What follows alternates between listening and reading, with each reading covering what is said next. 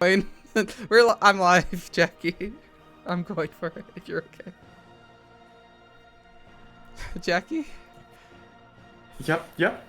Just answering a DM. Okay. Hi everyone, welcome in. I'm not gonna lie, Mono. You made me be like, fuck it, we're going live. Like God 30 damn seconds you. sooner. God damn you. Let me make Thank you you so much for the slightly bigger. sub, Sarah. Oh my gosh, 6 month streak. Thank you so much. I really Hell appreciate yeah. that. Yay, Civ Sub 6 to the indeed. Yeen. The Sub to the Yee. Yeen. And I don't mean lewdly, although she would enjoy it if you did it that way. I would enjoy it if you did it that way, but also, yeah, no, I appreciate any and all support. What in the hell? It is a wild statement. um, but yeah, Jackie, do you need to Yeah, do it was any? pretty wild. Do you do any stuff to Um, introduce your viewers and stuff first? Because I I can shut mean, up for a little bit. this is really just like, hi everybody, I'm Jarbles. Y'all know who I am, and you should know who this goddamned hyena is. Yeah. Um, But yeah, today she will be teaching me, to the best of my ability, how to play, or to the best of both of our abilities, Mm-hmm. how to play Civ 6 so that I can, you know, spend more time with my girlfriend, whom I love very Aww. much and want to be able to play video games with more. Aw, Because Jackie. our preferred genres don't usually overlap, but we some strategy games we do enjoy, Yeah. we do share an enjoyment of. Speaking of, we do need to organize a Stellaris game We do need to because we have organize a a star lot of alert. people. There's a lot of people. Um, We need to get like, I mean, once Nomad is stable, which I think it's starting to yeah, become, once then yeah, I think there's a beta right now. hmm. For another stability patch. Hi Slasher and hi Ari. Thank you Hi. for the 55 streak. Ooh. 55 stream streak. Oh my, that's crazy. Yeah, it's a lot. Yeah. Um, I don't know why you guys stick around, but thank you so much for doing so. Because you're wonderful, Um, hon. mm, You alright, the bunny is Hi wonderful. Rain. Hi. Hi there, Rakdos.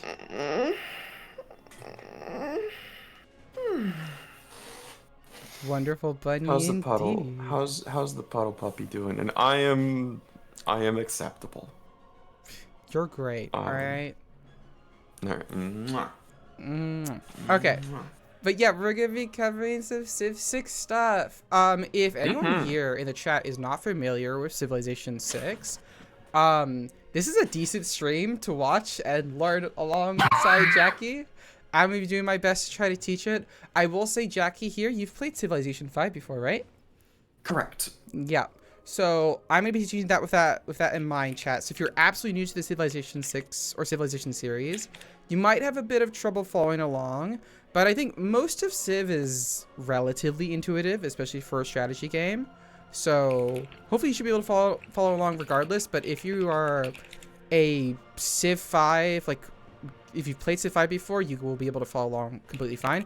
And even if you played Civilization 6 a decent amount, I will say that there might be new stuff here for you to learn or new stuff to learn about because there's a lot of mechanics, a lot of systems in Civilization 6. It's part of what makes it so much fun that aren't immediately obvious when playing.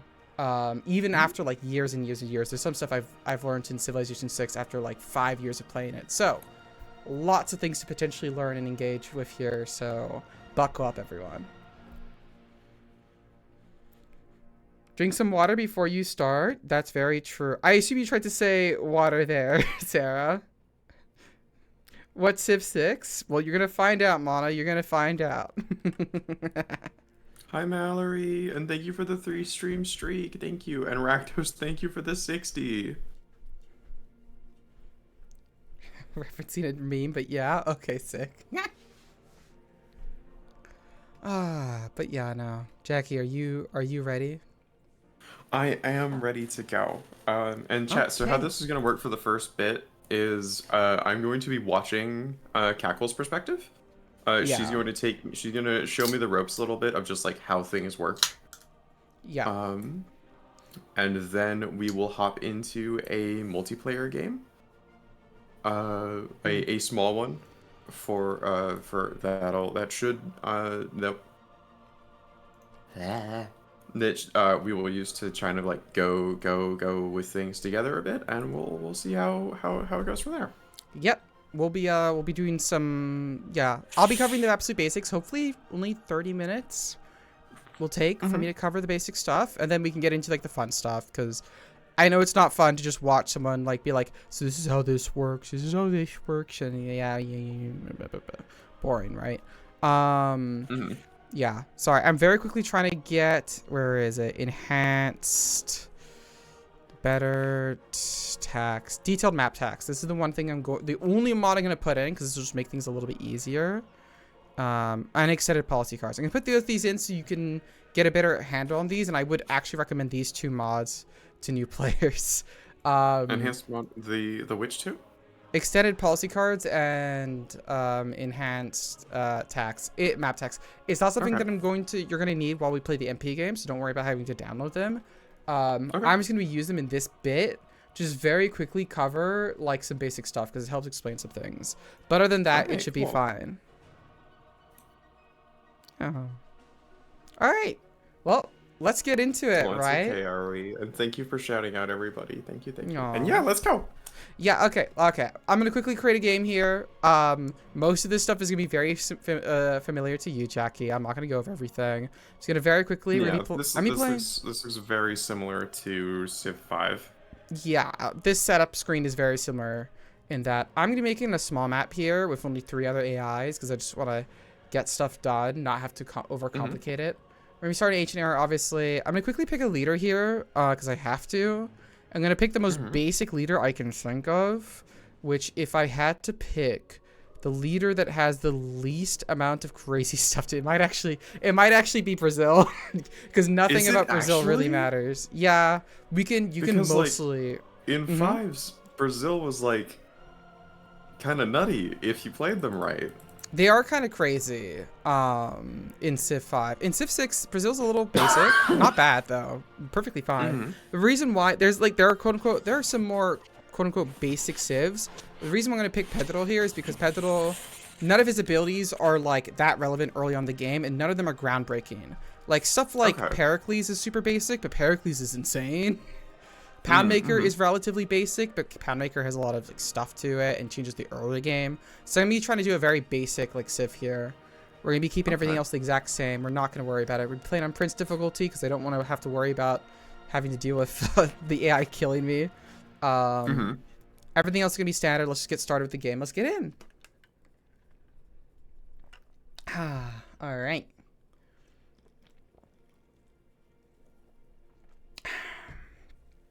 Okay. And I'm going to be focused on the very fundamentals. We're not going to be covering like different Civ abilities and stuff like that, because that's stuff that you can like learn as you play usually. So chat, if you see me like kind of get distracted at some points or take a little bit to pause, it's because I'm going to I'm alt tabbing to another screen where I can see the notes that I've taken down as to what I should cover. Because otherwise my ADHD ass brain is going to fucking go on a massive tangent. Yeah. All right. High five. Yeah. So let's just get right into the game here. So a lot of looks familiar so far. Yeah, a lot of this is gonna be very familiar to you, Jackie. So you've got your basic yields at the top left here. This is gonna be a little small on stream here, but you'll be able to barely see it. Some of this is already very different. You might see that this is a little purple thing called Code of Laws here below the choose research option. That's going to be new to you. We're going to cover that later. You do not have to worry about that right now. Another thing to think about is in any game, there are map options. These are basically like the regular map options in like Civ 5. Like, do you want to display yields at all times? Do you want to show resource icons? Stuff like that. I recommend basically having show grid, show resource icons, show yield icons at all times. It makes it a lot easier. Everything else is basically optional. So most of the terrain here is pretty normal. A lot of stuff is going to be very basic. But I'm going to settle in place. We're not going to do anything crazy here. This settler is going to settle here. and immediately stuff is going to be happening. This is right here. This is about error score, which that's one of the things I'm going to have to cover later. You're not going to have to worry about error score right now. We're not going to worry about it. Something you will have to worry about, though, is if you look at the bottom right here, you have the normal stuff like you do in Civ 5, where like where the next turn button, it will show like, hey, this is something you should do and get done. Over here, you'll see this is essentially like a notification screen. So whenever something happens here, you'll get a little notification. You can usually click on it and it'll tell you something. So here it says, we discovered a new continent. And by clicking on it, we can see the continent was Asia America. Absolutely wonderful. And then over this one, you can see your people celebrate a historic moment, which is the error score thing we went into. It'll bring it up again if I click on it. You can also right-click on these notifications to dismiss them and make them go away. So very basic. Okay. Also, thank you for the follow, Ed the Femboy. Yeah. One of the things you're going to learn, I will cover unit movement very briefly. This is not very fundamental, but it is important. Compared to Civ 5, you need to have the requisite movement to go somewhere. So in Civ 5, if you had one movement left, you could always go onto another tile, right? So if a tile had like if it didn't matter if a tile had a hill and then some forest on it, you could get there if you had one movement left. In Civ 6, that is not the case. In Civ 6, if you're let's say this warrior only had one movement here, right? And there's a hill in here. This warrior would not be able to move onto the hill because it takes 2 movements to get on a hill. That's something very fundamental. So there's difficult terrain. Yeah, difficult terrain. Terrain is a lot more egregious in this game, essentially. You cannot very quickly go over a bunch of hills, forests, and mountains. So the map is generally harder to traverse, and scouts in general are a little weaker. Scouts have 3 movement in this game, but they do not get to ignore difficult terrain like they do in Civ 5. At least not by default.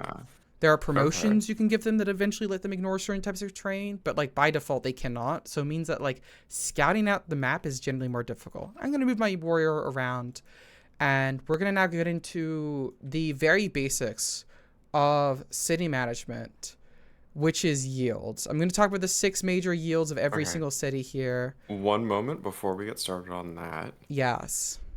One thing of like, when I would play Civ 5, I would usually just set my units and whatnot to auto explore. What is like proper strategy or proper thought in regard to like manually moving your units and whatnot at the beginning? Because my understanding is that is better to do. I just do not understand how. Yeah, Okay, I will answer the question. This goes into some side strategy stuff that like some of the stuff is not that I've not covered yet. But I'll say this: generally, you do want to manually explore, especially in Civ 6, because of the movement system, right? If you have one movement left and there's 2 difficult terrain, you can't get onto that tile until you have full movement again, and it will use all your movement to get on there. So like. Scouting around and moving your unit in ways that makes it like they can cover more distance faster, that's really important. There are also like places you might want to explore. So I'll say that like if like you look at the map and you're very south of the map, for example, we're close to the south of the map here. It's a small map though, so not surprising. But if you knew that you were like right here in the south map, you'd be like, I probably don't want to put my units on auto explore because you're probably just gonna explore like the tundra and the snowy areas, which are not gonna have almost anything in them. I probably want them to move around and discover other like civilizations and such, right? So there's that. There's a bunch of stuff when it comes to exploration, but that's the very basics of it. Gotcha. Yeah. I will also quickly say to the chat, if someone here in the chat wants to say something or ask a question, I will try to keep an eye on the chat as well while going through this. I apologize if I don't get to the question immediately or the chat message immediately, because we're just going to be yapping and going through the basics here, especially early on. But yeah, I will try. And also, I've been following along. Wonderful. I'm glad, Z. And also, of course, Jackie, you can always ask a question at any time. If anything ever confuses you or just want to ask, I will immediately answer. Yes, ma'am. Okay, let's go over basic city yields here. It's going to be a little bit difficult to see on the stream here, but when you click on a city, you'll get on the very top of it right here, you'll get the 6 basic yields that a city can make. Most of these yields are going to be very familiar to you and basically work exactly the same. Science does what you'd think it would do. It's science. You use it to research technologies. Culture is essentially like science in Civ 6. I'm going to expand on that a little bit later, but essentially by having But it goes for the laws tree instead of the science tree. Yeah, exactly. It goes for the civics tree, Okay. yeah. We have production here. Does the exact same thing as it does in Civ 5. Use production to make shit in cities. Faith is relatively similar. Religion is a bit different, and there are stuff with like faith. But generally speaking, you can think of faith as essentially the same. Gold works very much the same way. Really, gold is a little bit different though, and I have something to talk about gold. But the real big thing that changes in Civ 6 is food. Food and population in Civ 6 is quite different. Fundamentally, they're not that different, but in terms of like what is good, it is different. So just like in Civ, you start off your city with one population, and your city tile gets worked every single time. A city tile will at least have 2 food and 1 production. And then your citizen can work a tile for you. The more citizens you have, the more tiles you can work. Pretty basic. In Civilization 6, every single pop in your city consumes 2 food by default. I think that when you start off, food consumption -2 here. So you can see I have 1 citizen, they're consuming 2 food. If I have 10 citizens, they're going to consume 20 food. That would be 20. Yeah. Okay. And the speed of your growth of your city is dependent on how much of food surplus you have. All right. So, yeah, I can't give you the exact like numbers of how many turns, but essentially you want more food so then your citizens grow faster. And I will just say this right now. In Civ 5, you might know that production is king in Civ 5, right? Yes. Yeah, like it's so powerful. Thank you so much for this hydration slasher. But also, Mono, thank you for the 5 streak. Also, Mono, thank you for saying it doesn't hurt to be so cool. The answer is that no, it doesn't hurt to be so cool because I'm just that cool. It's crazy, I know. And hi, Azzy. Hi, Azzy. Nice to see you here. But going back to the thing about growth and food. Production is king. Yeah, in Civ 5. In Civ 6, population is king. Production is still really good, right? And population isn't as overwhelmingly important as production was in Civ 5, but it is very important. I would say population is the most important thing for you to focus on in your cities. You want your cities to have lots of population, lots of people, because you get yields from your citizens. You get, like, by default, every single citizen gives you a bit of science, a bit of culture, and those citizens can work more tiles. It's just generally really important. So, so maximize population. Yeah, generally speaking. Obviously, there are exceptions, like always. But generally, you want to have your cities to be relatively well populated. Which means we can now cover a really fundamental rule about working tiles here. And this is the only thing I'm going to talk about working tiles in general. Basically, now that you know that population consumes a certain amount of food, you can now tell at any point if a population working a tile is making you food for the city, is like making enough food to feed itself, making more food than it needs, or if it's costing the city food.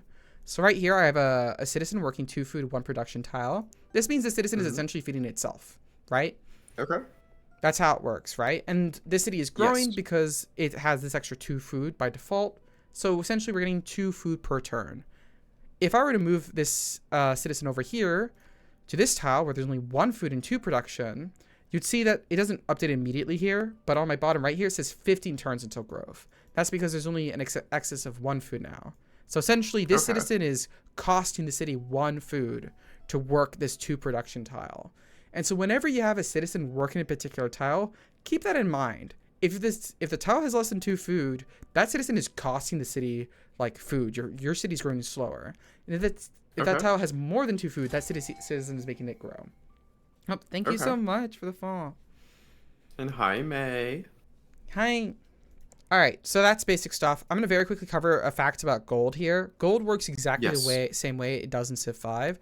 One of the things you should know about gold, though, is that, by the way, this is production queue. Should be very familiar, similar to Civ 5. But something important to know is that every single thing you can make has a certain production cost. And the direct amount of gold it costs to purchase that is equal to the production cost times 4. That's how. Okay. That's the calculation. No matter what. What that essentially means is that one production is equal to 4 gold and vice versa. So if at any point, Okay. let's say there's a tile, you're like, this tile has 3 gold on it, but is it better to work this tile than this tile that has an extra production on it? As a general rule, you can refer back to the 4 gold is equal to 1 production rule. It's something really good to keep a head on, and it lets you be able to understand how good is gold actually, right?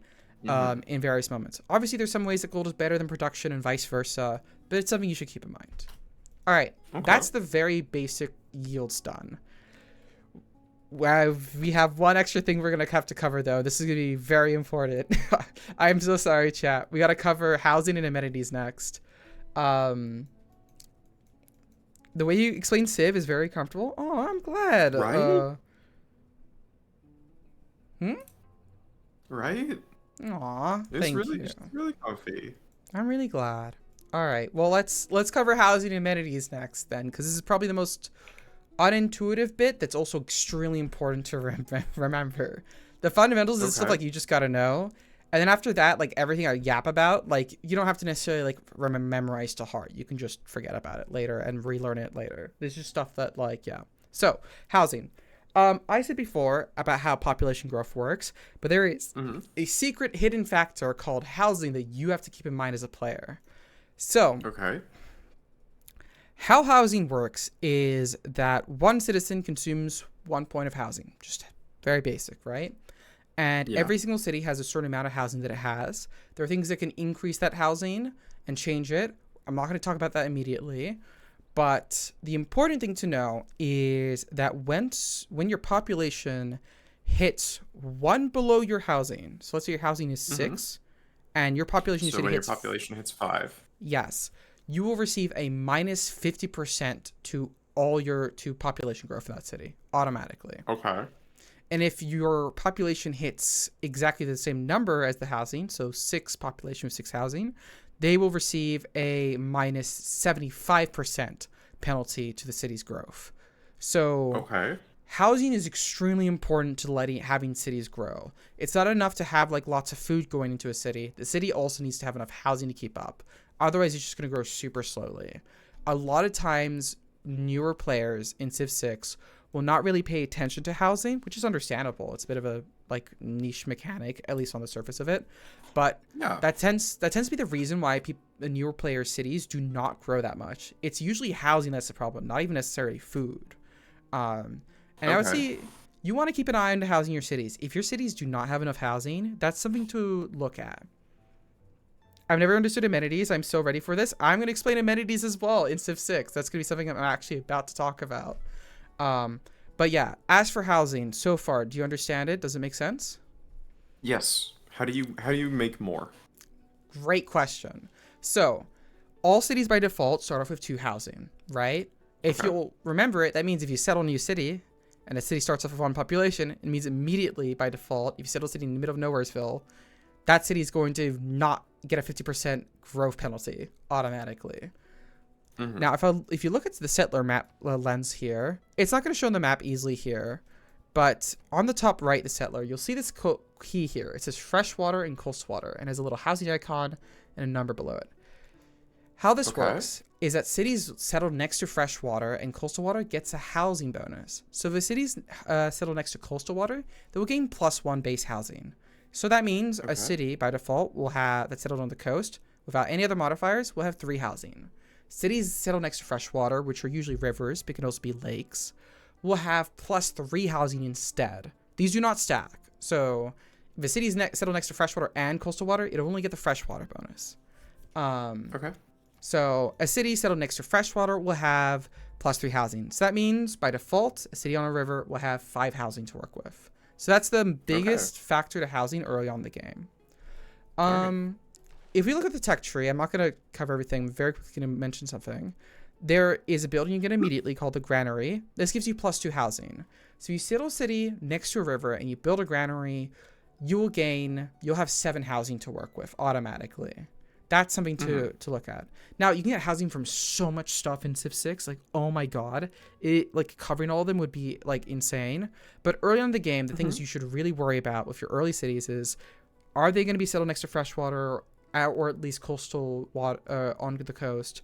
Get a granary in them. Get that housing up. I will also say that farms, certain improvements, like, for example, farms, will provide half a point of housing. Each farm provides half a point. Housing is rounded down. So with 2 farms, you'll get an additional point of housing. So if a city is settled next to freshwater and has some farms and has built a granary, has 2 farms and has built a granary, how much housing does the city have? So granary is +2, housing is, or the 2 farms is +1. It's on a river. 10? I did my mental math right? No, I didn't do my mental math right. It'll be 8 housing. 8, it's 3 from the freshwater and 2 by default. 3 from freshwater, 2 by default. 1 from the 2 farms and 2 from the granary. Yep. Yep, exactly. Awesome. I just did my mental math wrong. Totally fair. Hey, Jackie, you already, I'm not going to lie, you already know, like, knowing that is like half the battle for, like, understanding the basics of Civ 6. I'm not even joking. Okay. You're already, like, leagues ahead of, like, someone who doesn't know anything about the game and just goes into it. Last thing we're going to cover within this first turn, at least in the city screen, amenities. Let's talk about amenities, everyone. Amenities is really important. So if you're from Civ 5, you know what happiness is, right? That mechanic in Civ 5. Amenities in Civ 6 is kind of like happiness, except it's localized to every single city. Oh. Yeah. That's how it works. Okay, so it's not a global value anymore. It's not a global value. It's city by city. That's really important because of what amenities does.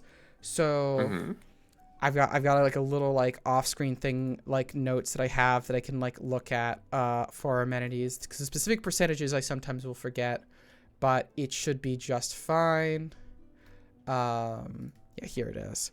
So as you can currently see in Rio de Janeiro here, we have +1 amenities here at the bottom. That's because of some stuff that we have that gives us amenities by default and takes it away. I'm not going to get into that specifically. But essentially, pops consume amenities. And if I remember correctly, it's every 2 pops will need to have an additional amenity. And that'll affect the amenity balance in that city. If a city has 1 to 2 amenities more than it is required for itself, all of its yield, all of it, will increase by 5%.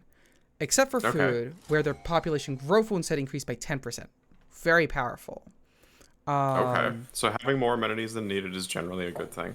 It is amazing. Actually, let me double check these stats here, because they might be incorrect, because I remember amenities being even more powerful than 5%. I remember it being even higher. Yeah, okay. It's not 5%, it's 10%. It's 10% for it. Ignore the population growth. Bonus amenities do not impact in population growth, but everything else increases by 10% if it has 1 to 2 more amenities than required. If the city has 3 or more amenities than required, or sorry, 5 more amenities. Sorry, I need to change my fucking thingy because I'm getting confused between Rise and Fall and basic stuff. Okay. Apologies. Take your time. That was my mistake. Let's reset here. When a city has 0 to 2 amenities, nothing happens. They're fine. If a city has 3 to 4 amenities, all of its yields will increase by 10%. And if a city has 5... And this is in total or more than needed? More than needed. So you'll see here, right now it has +1 amenities in my capital here. So that means nothing's happening. Nothing crazy is happening. If a city has 5 or more amenities, that city is static. All yields increase by 20% of the city. That's 20% more culture, 20% more science, 20% more production, 20% more faith, 20% more production, or gold. Okay. It is amazing, as you can tell. That's massive. Insane, right? But you also get similar negatives if you don't have enough amenities. So if you wanted 2 amenities less than required, all non-food yields decrease by 10%, and your population growth decreases by a certain percentage. I'm not going to go into specifics. 3 to 4 less than required, minus 20%. 5 to 6 less than required, 30% reduction. It is rough, let me tell you. Yeah, damn. This is why amenities is super important. Like incredibly important. And how amenities is distributed is a little complicated. I'm going to cover how amenities work early on in the game and where you can get amenities from. So I actually have a perfect example here. We have some dyes over here. This is a luxury resource. Like in Civ 5, where luxury resources give you happiness, in Civ 6 they give you amenities. How luxury resources work is that when you have one of the luxury resource, it'll give you 4 amenities. And those 4 amenities get split across 4 cities and is given to whichever city that needs it the most. That's how it basically works. Okay. It's not something you have to worry about. It's done automatically. You don't have to worry about it. But essentially, having a luxury resource will give you some extra amenities, which is awesome. The important thing, though, is just like in Civ 5, you will only get that amenities bonus once. If I had another dice like improved in my empire, I would not get more amenities for it. I would only get the 4 amenities from having one of them. Oh, okay. Yeah. I actually didn't know that about Civ 5. Yeah, Civ 5 also works similarly. Like every single luxury resource only gives you a certain happiness bonus. This is to encourage trading. You'll probably have a lot of one luxury resource in your empire. That way you can trade your excess luxury resources for other people's excess luxury resources. This makes like trading luxury resources really powerful, especially in Civ 5, where having excess amenities makes your city super happy and super productive. So it's like luxuries is really, really helpful. There are other ways to get amenities. I'm not going to get into it. Just know that amenities is really powerful, and you want your cities to, at the very least, be content. If your cities are not getting enough amenities, they are going to be really held back. So make sure your cities are at least somewhat happy. Okay. Yeah. Also, little side note of how... Yeah, thank you. Has Gecko played Endless Space 2? I have not, but it is something that's on my list of the Endless games. 10% luck, 20% skill, 100% concentrated growth. Yes, Azzy. Ow. Oh, you okay, hon? That went down the wrong pipe. Went down the wrong pipe. Okay, let's hurt. I'll take a second here, Bert. We can wait. I'm alright. We can go. We can keep going. Okay. Let me just do that. Okay. Very side note about luxury resources and spawning. This is a hidden mechanic in Civ 6, kind of. Every single continent in Civ 6 will only spawn 4 unique luxury resources on it. So okay. And those luxury resources will only spawn on that continent. So I have dice here, and that dice is on the Asia America continent. Those dice are not going to spawn on any other continent now. And there are 3 other luxury resources just like that. This essentially means that different continents will have different luxury resources. This is to encourage the player to trade with other AIs on different continents, or conquer their cities, or settle cities on those continents. All right. So far, any questions?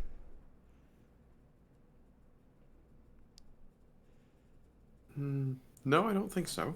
Okay. Thank you, Cackle Frontier. No problem. Yeah. I'm entering the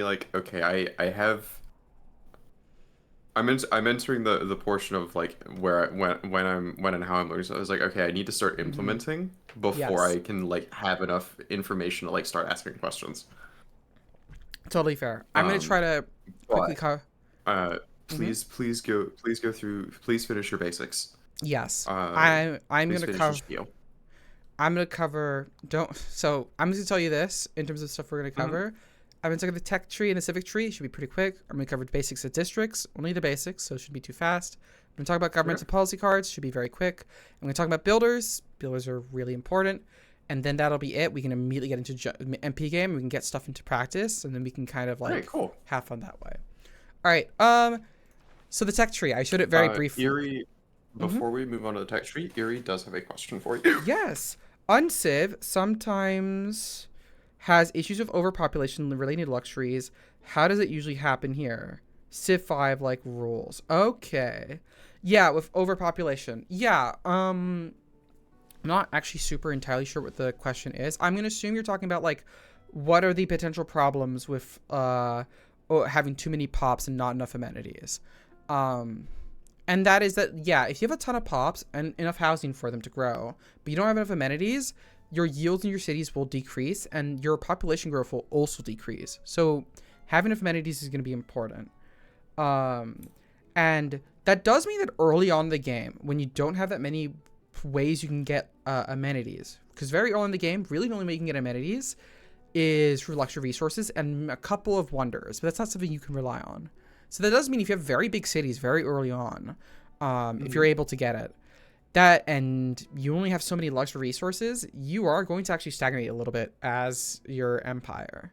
I will say that generally speaking, it's still worth it to go for more pops, even if you don't have necessarily like all the amenities resources in the world. But if you do start seeing your empire is like really struggling on amenities, you should probably stop focusing on growth, population growth. You should start focusing on amenities. But generally speaking, still prioritize population growth.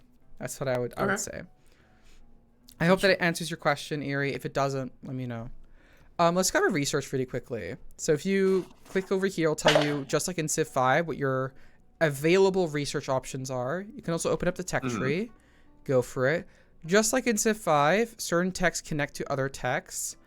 So you need to know certain texts to be able to get it. For example, for celestial navigation over here, you need to have both sailing and astrology here. And you can see that through the dotted lines that are available here. If you right click on any tech, it'll open the Civilopedia. Very useful resource here, Civilopedia. Any point you're confused in the game, this is a good general thing to know, the Civilopedia exists. So a decent amount of time if you right click on something, it'll pop up in the Civilopedia. If I right click on pottery, it'll give me the little description. If I right click on the granary here in the pottery, it'll give me the little description for the building. And the tech tree in Civ 5 essentially does what the tech tree in Civ 6 does what it does in Civ 5. If you research a tech, you'll usually be able to get like new buildings or new tile improvements. Over here in mining, lets you chop woods if you get it. It might let you build new wonders. So if you have masonry here, you can build pyramids. If you over here bronze working, you'll be able to discover a new resource. And you'll be able to chop rainforest. Stuff like that. A lot of it should be pretty similar to Civ 5. From what I remember. Just like in Civ 5, all texts are divided between what era they're in. So we have ancient era texts. We then have over here with like mathematics, construction, currency. This is classical era. Over here with apprenticeship, education, machinery. You have medieval era. Then you have Renaissance, etc., etc., etc., etc. You get the idea. So a lot of it should be relatively similar. Is there anything though with that doesn't make sense? Nothing that doesn't make sense, but is there a strategy in regarding to picking techs? I will say, yeah. In terms of the very basics of tech, I'm not going to go into super specifics, but generally speaking, something to keep in mind is in Civ 6, there is a penalty to rushing down techs. So if for example, if I were to go ahead and just go for buttresses here, so I would just research pottery, writing, sailing, maybe currency, mathematics, you're building then a buttress. Hell, let's go, say I go all the way to cartography here. So even square rigging. There's only 9 techs in between that, right? I could get it all the way to square rigging without needing to research almost the other techs in the tree. But there is an increasing tech penalty for doing that. So if you rush one part of the tree, anything else in that era will start becoming more and more expensive down that tree. But stuff in early eras will get a little bit cheaper. So generally speaking, you don't want to rush only one bit of the tree. You do want to space it out a little bit. There are some times where you want to rush specific tech, like as fast as possible. But generally speaking, you're going to want to focus on that. I'll also say this. There is also like a general focus in how you can focus in terms of where in the tech tree of techs you're researching. It's very generalized, but techs in the top generally tend to be relatively economy focused and focused on like building up your empire. Currency here is technically in the top. Apprenticeship is here. This gives you the industrial zone. You have shipbuilding that's really important. You have shipyards here, and eventually you have industrialization here in the top part of the tech tree. So focusing on the top part of the tech tree is usually going to give you like useful stuff in terms of your economy. Focusing the bottom part of the tech tree will give you stuff for warfare, generally speaking. A lot of the most powerful units here, for example, the crossbowmen, as good in Civ 6 as it is in Civ 5. Noted. Fuck yeah. The crossbowman over here is all the way at the bottom of the tree. So that's something to keep in mind. If you're doing mostly top techs here, you might need to keep in mind, like, I might not have very good units actually, because if you only focus top part of the tree here, your most advanced unit will be a pikeman, which is an anti-cavalry unit, which isn't very useful.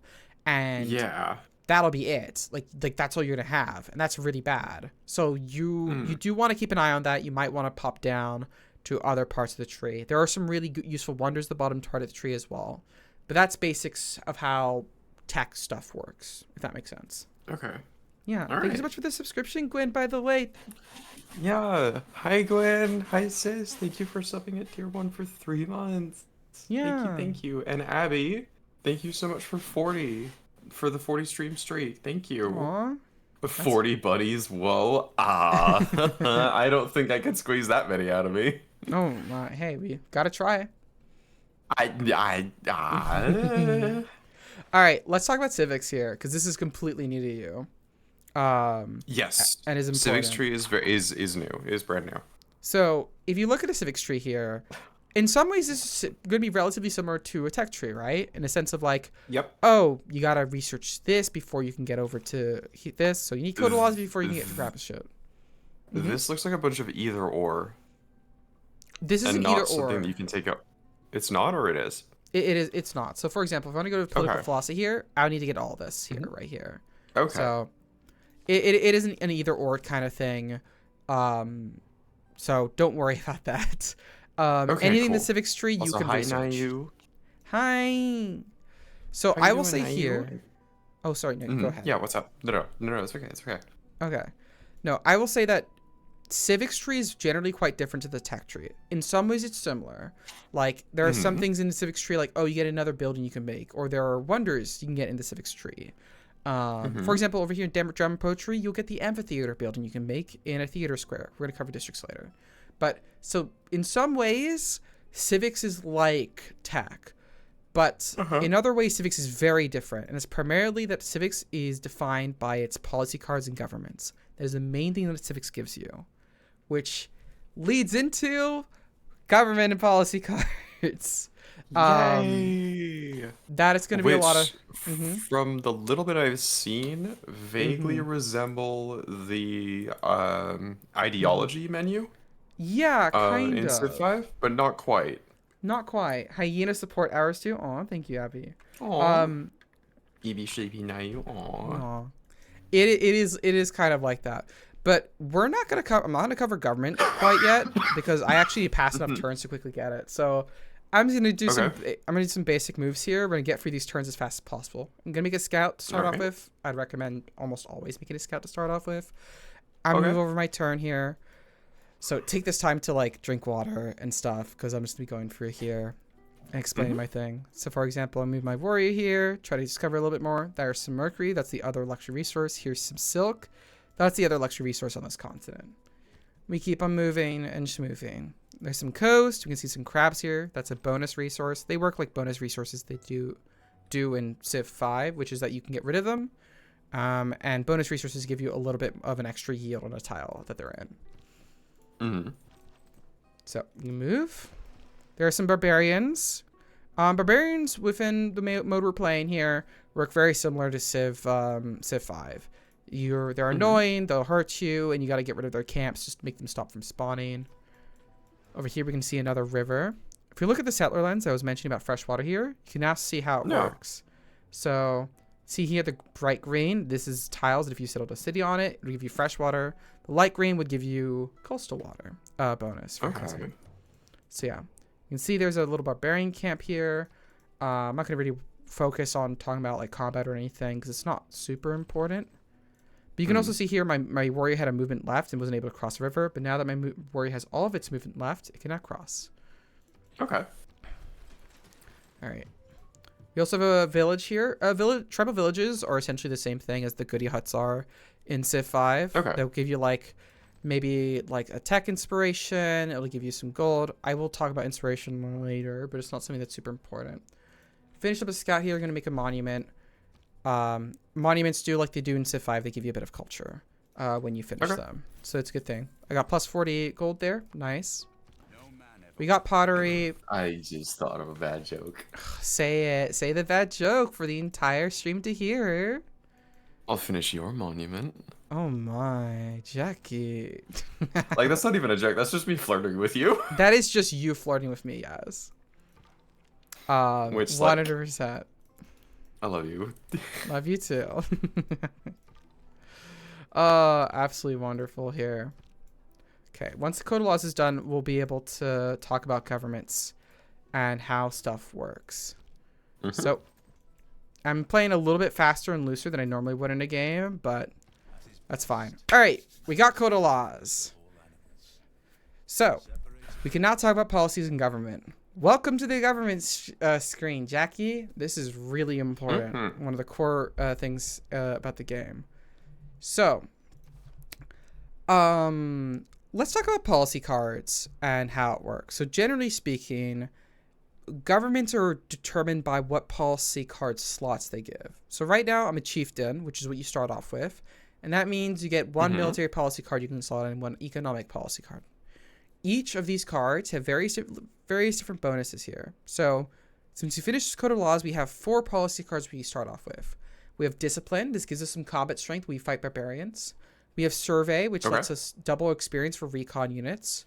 We have God King, which gives us +1 faith, +1 gold in the capital, as long as we have these policies in. If you've ever been planning, +1 production in every single city you have. So, yeah. Okay. And then, if you want to, you can slot these policies in. And when you slot them in, let's say I went for Discipline and God King, and then you press confirm. I'm not going to hit confirm quite yet. Those policies would then come into effect. And they would continue being in effect until you would slot them out. So... Okay. Is there a limit on how often you can slot in and slot out? That's what I was just about to cover. Good question. Okay. Though. Whenever you research a civic, you can slot in or out policy cards for free. So if I were to slot in policy cards here and then research craftsmanship right afterwards, I would then be able to swap out my policy cards for free. If I didn't do that, I put my policy cards in and then I hit confirm and I'm like, shit, I actually want to change it. You can change them, but you'd have to pay money for it. So, okay. Yeah, you do want to avoid that generally then. You want to be changing every single civic, so you have to keep in mind that. Yeah. And so, in the civics tree, all these little cards are all little policy cards you can put into your little empire here. So, as I covered before, there are military policy cards, economic policy cards. There's another kind of policy card, and technically 2 more. I'll talk about it. We have diplomatic policies, which we don't have yet, but these are policy cards that usually let you change stuff with city-states, with other people, with alliances, stuff like that. That's what it generally has. And you have wildcard policies. There are some specific wildcard policies that are almost never relevant, so you don't have to worry about them. But generally wildcard policy slots let you put any kind of policy card into it. So it could be a military policy card, an economic policy card, or a diplomatic policy card. If you have a wildcard slot, you can put them in. So wildcard slots are obviously very powerful. If you want to have an idea as to how good an economic policy, military, diplomatic wildcard is, wildcard's the best economic, best slot. Then you have economic, then you have military, then you have diplomatic, generally speaking. Economic policy cards tend to be the strongest in the game. Being way better than military policy cards, generally speaking. There are some good military ones, and diplomatic policy cards tend to be the weakest. It's not usually the case where you have to focus on them. There are some really powerful diplomatic policy cards later on in the game, but for most of the game, it's not something it's like, whatever, I just put in diplomatic policy card, who cares? Move on. The core mechanic of the game is bullying your friends. That is true. Especially when you play. Yes, I do tend to bully my friends. Mono. Yeah. So I'm gonna very quickly hi, Sylvie. Hi. I'm very quickly show this in action, by the way. I put in Discipline, God King. I say, is your policy agenda set? Yes, it is. And now, if we go back to the government screen here, which has this little tab here, it's a little building. Yep. It'll tell you what policies are slotted in. And you see here it's grayed out. Next turn, if I want to change it, it'll say like, hey, pay X amount of gold if you want to change it. But these are now in effect. So you can see I'm not getting 1 faith per turn from God King and additional gold.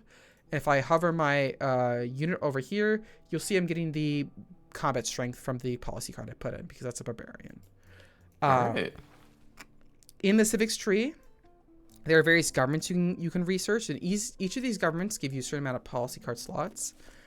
So you have autocracy here. This is one of them. This gives you 1 military slot, economic, diplomatic, wildcard, etc. All governments also have an inherent effect as well that they give you. These are bonuses the governments have beyond their slots. For example, in Classical Republic, all cities with a district receive +1 housing and +1 amenities with it. And then you also get +1% great person points on it. And you have 2 economic slots, etc. You get the idea. As the game goes on, you generally want to adopt more advanced government types. So these are tier 1 governments.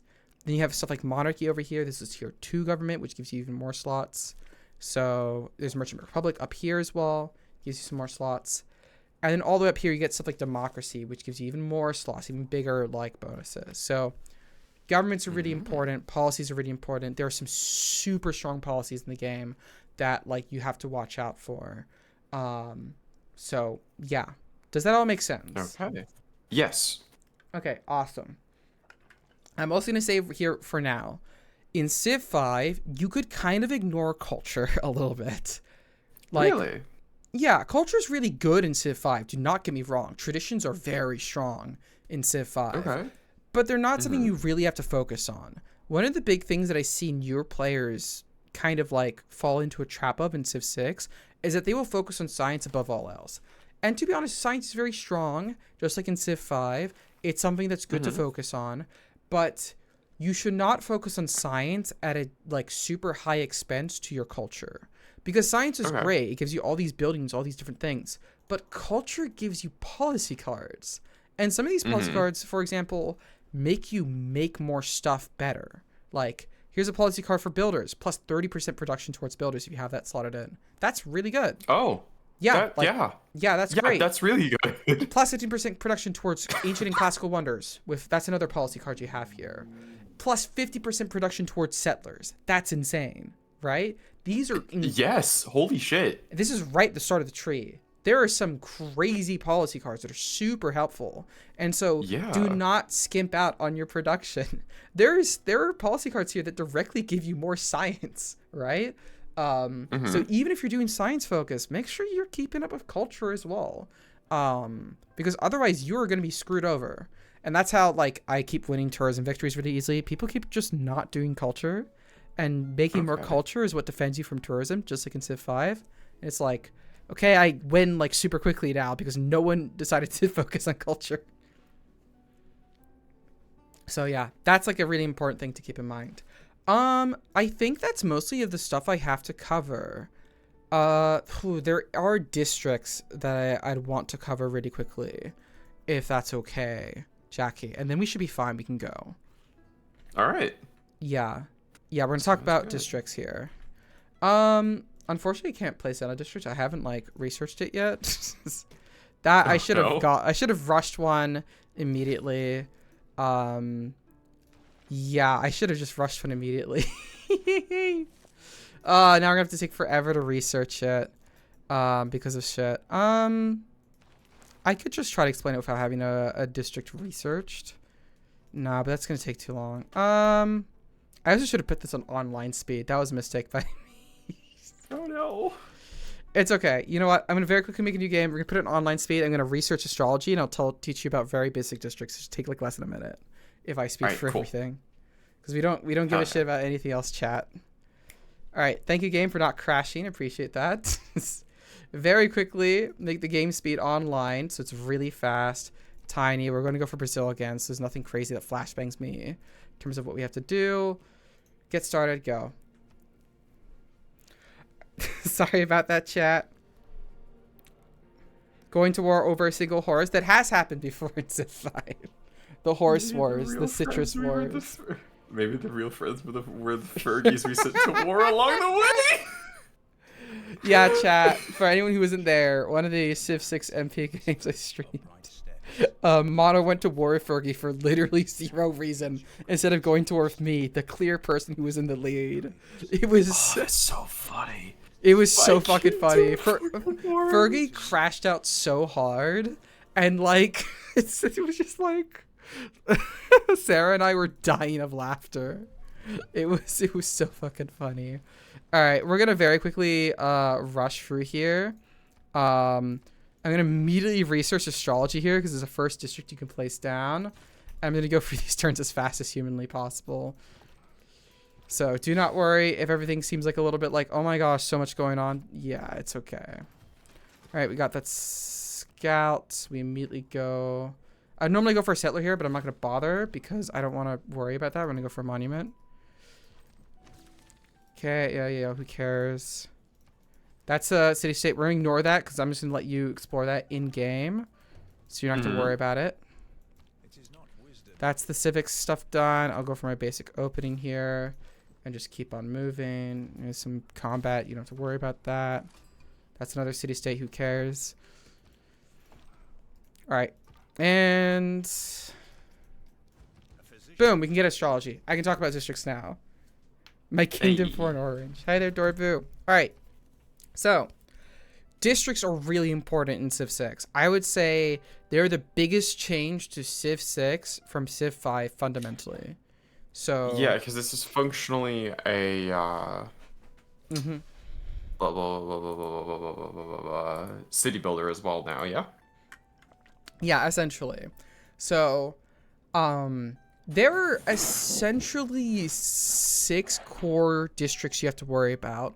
And these 6 core districts, 5 core districts to worry about. And these 5 core districts directly associate with what are the yields in a city, right? So I'll give you the really basic one. Here's a campus. Campuses give you science. And that's how that works. If you look at the, let me find it here. The industrial zone. Industrial zone gives you production. There's a commercial zone. It gives you gold. You get the idea. Most of the districts in the game work like that. They give you the yields that are associated with them. Each district gives a certain amount of base yields, depending on its adjacency bonus, which I'll cover soon. And each district can also have buildings built in them. So unlike in Civ 5, where everything's built in your city center, right? If there's a building of research, built in your city center. Most of the buildings in Civ 6 are built in districts. So if you research, for example, writing here, and you get the library building, you're not going to be able to build the library in your city center. You need to first build the campus and then build the library in that campus. That's how all of it works. So let's talk about placing down districts here. So here's the holy site. This is the district I have. This gives you faith and also eventually lets you get a religion. If you look here, you can see that I can place the holy site in various different tiles here. I can't place them in these forests or rainforests because I can't crush those yet because I don't know how to chop down forest yet. I don't have the tech. If you see here, you can see various yields popping up as I decide to place it. I'm going to place my holy site here when I have a +2 faith bonus. This is coming from the rainforest tiles. That is because every single district in the game, or at least the 5 core districts I'm going to cover, 6 core districts technically, whatever. Don't worry about it. We're going to cover that later. Have an adjacency bonus. Most of these adjacency bonuses are relatively easy to understand. So for your holy site, you gain more faith for each adjacent natural wonder tile, +2 faith if you have a natural wonder next to your holy site district. +1 faith for each adjacent mountain tile. That's also really important. And you get +1 faith for every 2 adjacent woods tiles, for example, on a district. There is a universal district adjacency bonus I'm going to very quickly cover, which is when districts border each other. Every 2 districts that border a district will give it +1 of that extra yield that it provides. So if I have a campus that's adjacent to 2 other districts, that campus will gain +1 science to its base yields. So if I place on this holy site, I'll say, yes, I want to build a holy site there. That holy site is there now for the rest of the game. It is there. When you're just placing down the holy site, we'll put it there. Even if I stop producing this holy site, it's still here. It's not going to go away. If I finish building this holy site, it will give me the yield, that +2 faith. That's how it works. Any questions so far? Okay. No, but I can feel that I'm starting to lose grasp just of okay, this is a lot of information and a lot of stuff that I can't touch. Yeah, I completely understand. And so it's yeah, I am hearing words, I'm watching you do it, but it's also okay, this is starting to be less less tangible. Into it. Yeah. No, totally get it. This is why also, thank you for the follow, Swedish Nukes, and hi, Annie Pop. Hi. Do not worry. This is this is it. This is all I'm gonna talk about districts for now. Okay. Just, that's all you gotta know about districts so far. There are districts, you place them on tiles, different tiles can give them more bonuses. There are different districts. That's it. All right. The last thing, this is the last thing, do not worry. We are almost done with this bit. We're gonna talk about builders really quickly. I'm gonna make a builder here, and it's just gonna be 2 seconds of like, here's how, like, very basics of how builders work. So I'm very quickly build a builder, and you'll see how they work. I think you're gonna like how builders work, because I very much prefer builders in Civ 6 and in Civ 5. All right, we got a builder. Okay. So, in Civ 5, you might remember that builders just kind of like, would just do shit forever. Like, Yes, I do remember that. yeah, if you wanted to build an improvement, the builder would build an improvement over like 3-4 turns, and then you could send the builder to do something else. And usually at some point you'd be like, I have like 5 builders and I've improved every single tile in my city or in my empire, and I don't know what the fuck to do with you.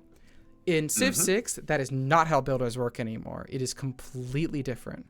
Builders in Civ Okay. 6 have builder charges. By default, builders have 3 charges. Each charge you can use to build an improvement or chop something down.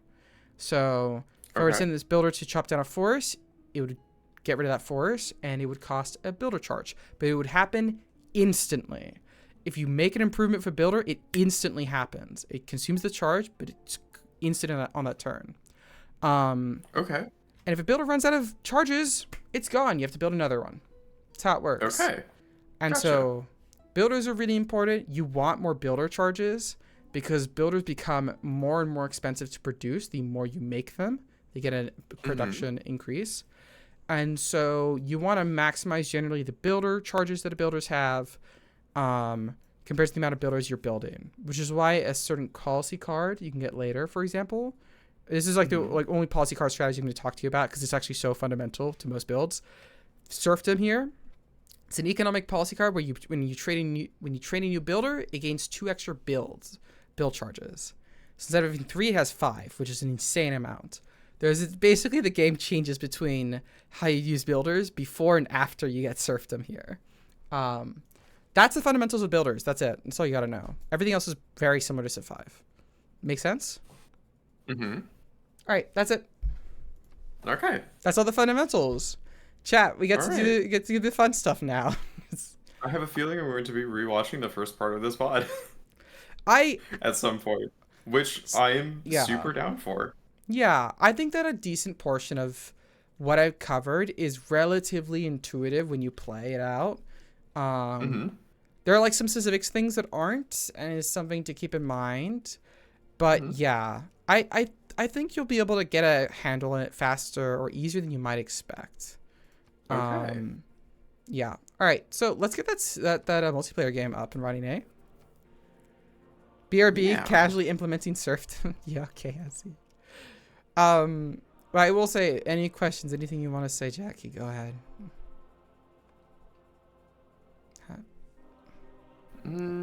Quick check-in. Is everything, you know?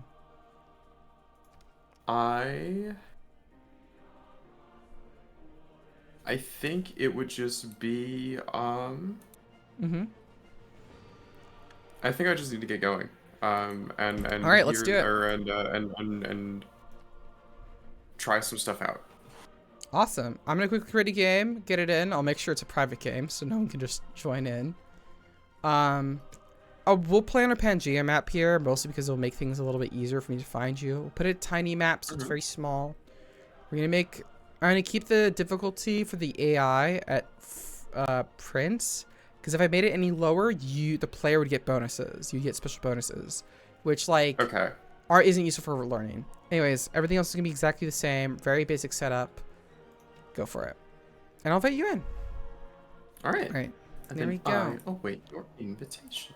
Yeah. Oh wait, I was technically invisible on Steam by accident. Let me get you in here. Where are you? Where's the bunny? Where's the bunny? I should be on. I am also offline.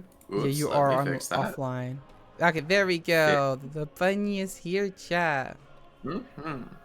Invite to game. Let's go.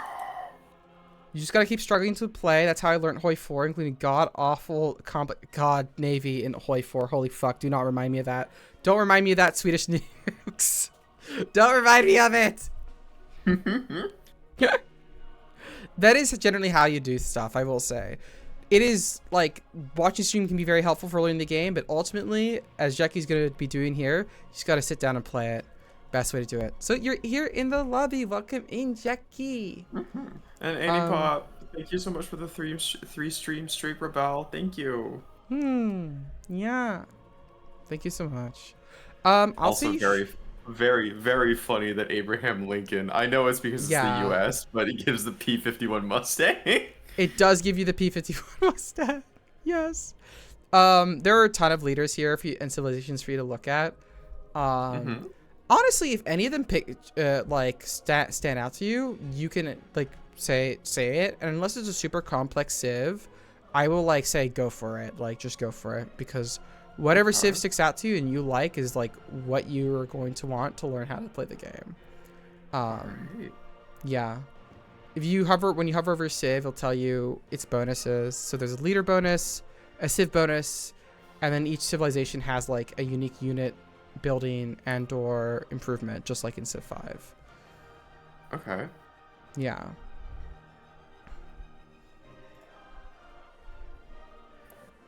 So what is the deal with city loyalty? Yeah, so I ignore that mechanic because it's not something you have to worry about. I'll quickly tell you how it works though.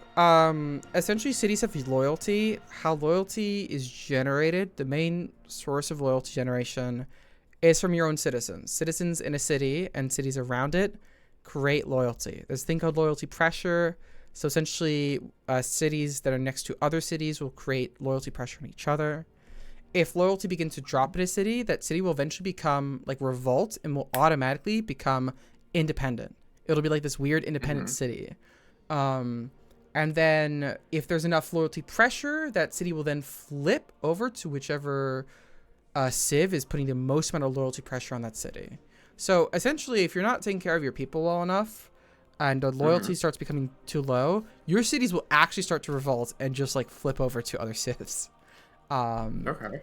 It's kind of like how in Civ 5, if your happiness is really low, your cities will revolt and then just swap over to other players. Except in Civ 6, it's a lot more like specific.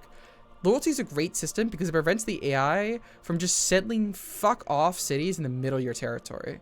Like in Civ 5, the fucking AI could just settle like a tiny ass city in a shitty little location and ruin your entire empire setup, and you have to go to war with them and then raise it or some bullshit.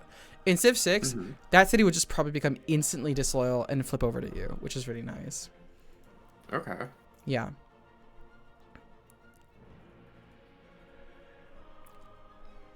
But yeah, is there anyone that sticks out to you that you want to play? I'm looking through them right now.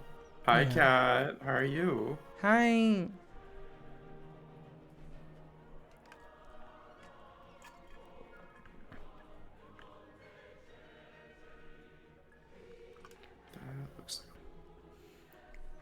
If you want me to pick someone for you, I can, by the way, but I just want to give you the option to pick someone if you do want to.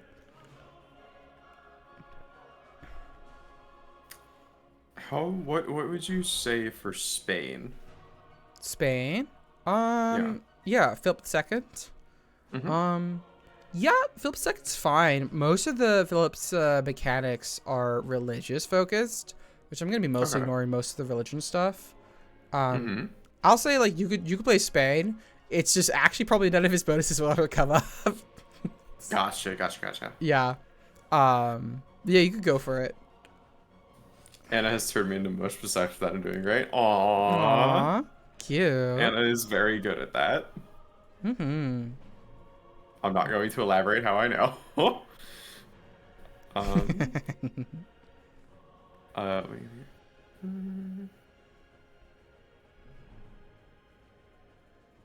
Yeah, chat. By the way, while this is happening, chat, I'm here to yap if you want me to.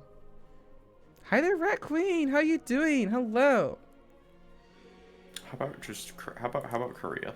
Sure. Big favorite, just like in Civ 5, does science. So yeah. I'm gonna pick someone who's pretty basic and nothing crazy. So I'll probably pick let me quickly pick my thing. I'll pick Pound Maker here. Pretty basic Civ as well. And ready up when you're ready.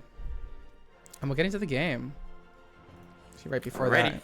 I'm going to make sure that I haven't fucked up with the step. Yep, game speed is online. All right, Maybe we'll get you into the should go game. yapping for a better excuse. Oh my god, Mono. Oh my Hi, Rat gosh, Queen. Mono. I am Aw.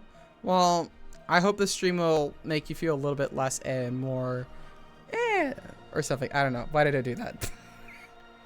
Yeah, no, I mean, I understood what you meant. Yeah. All right, we'll get into the game chat.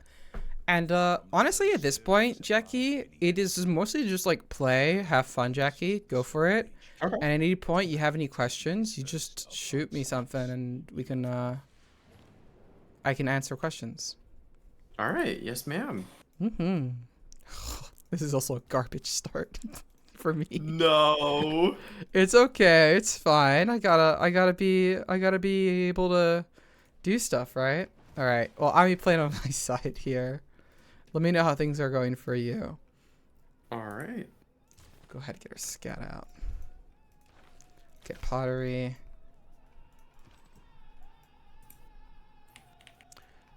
I will say that. Hmm? Oh my god, it's Swedish Dukes. Manhwa. Oh my gosh. I also say for something to keep in mind in terms of like growth and tech research and stuff. We're playing on online speeds. So that means essentially everything is happening twice as fast. It's like how game speed works in Civ 5. So, yeah. Okay. Yeah. So just something to keep in mind if you play on standard speed, you will see that everything's going to take a little bit slower than as it currently stands right now. All right. But yeah, other than that, this should be a pretty basic, normal game for you.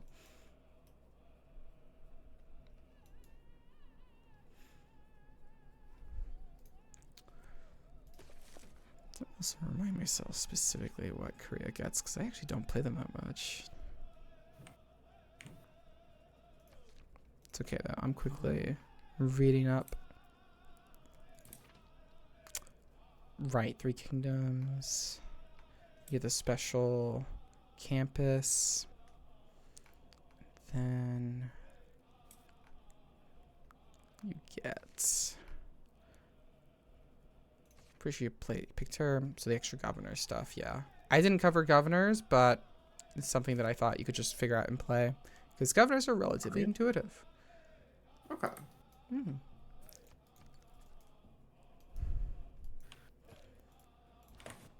All right, awesome.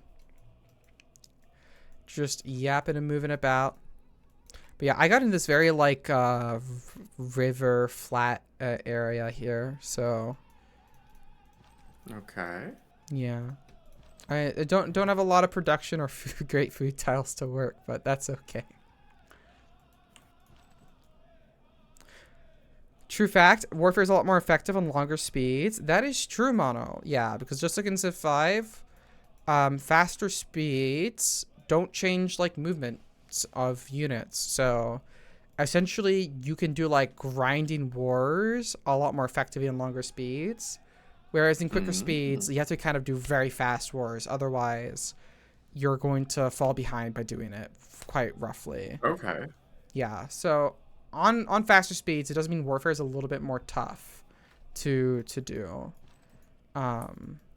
Ooh, that's an actual wonder for sure. I have found tea. Tea is great. Oh my goodness, Jackie. Let's go. Let's go. Yeah.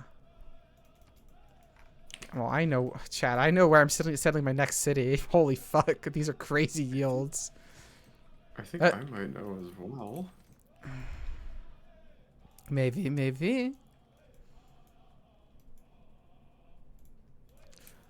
After that, we're gonna go for... Mono, you are not allowed to teabag me. There it is. I found the Paititi. Absolutely wonderful. One of the best splendors in the game. Gives you golden culture on tiles next to it. Damn. It is in the desert though, so it's not as good. But that's still great. Yeah, because just like in Civ 5, desert tiles give you fuck all. Hi. Gosh. Inside Bun's reactor, right? Oh my, Anna. Wait, what? Sniper. Go for ranger this. We're gonna go for second scout, actually. Bit weird on the size map, but I will still go for it. Oh my gosh. Reese. Oh my god, you couldn't have saved that for a Destiny stream? All streams are God Destiny damn it. streams, apparently. Do you have to say it out loud? I guess so. Yeah, that's what made me say anything, Redeem. Okay, go for it, Jackie. Alright. So, Reese has redeemed a Make Me Say Anything redeem, with which I say, you just never quit, do you? Took out Gaul, woke up the Traveler, and now half of what I hear in the streets is how much you and your clan are making a difference. And that's why I started this whole clan thing in the first place. People are still waiting for the Vanguard to lead the way, but it's time for a change, and Guardians like you are making it happen. No pressure. Thank you, Reese. Oh my goodness, absolutely wonderful. Here's the thou are maidenless. Mono, I'm literally playing Civ with one of them right now. I am, yeah. That Mono. This is you Although- are incorrect in your statement. Although it may be the other way around, in which I am your maiden? Question mark? Aw, yeah, you are, aren't you? Ooh, I met Hong Kong. Yes, please. Nice. I Love it. Oh, jeez. Mercury, cattle. Ah. Hi, Corvid. How are you doing? Hi. I may have found my next 2 city spots. Good lord. Jackie is a princess. I do agree with this. This is a correct statement. No. Oh, Cahokia. Okay, damn. Very close to each other here. May have gotten heat damage to myself at a parade getting pictures. Oh, chick, Orvid. Rest up.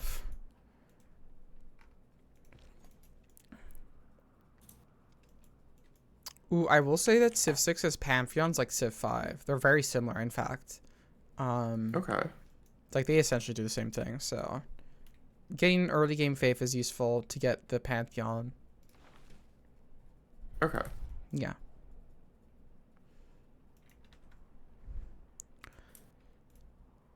Yeah, okay.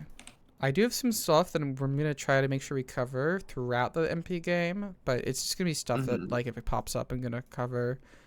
So do not worry. But yeah. Crab religion supremacy? True.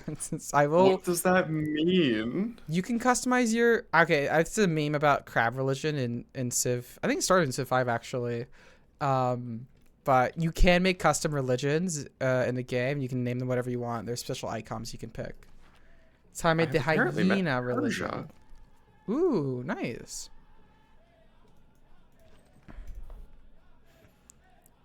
The AI is on Prince difficulty, so they probably shouldn't be hostile to you, but... I would hope. Yeah. It would suck if you actually got attacked by fucking Persia. Because Persia's a little bit of a warmonger. I see. But you'll probably be fine. It's on Prince. They shouldn't be too aggressive. I personally prefer Cal difficulty, but that's just me. Well, it's a big surprise, Sarah, that you'd prefer Cal difficulty. That's crazy.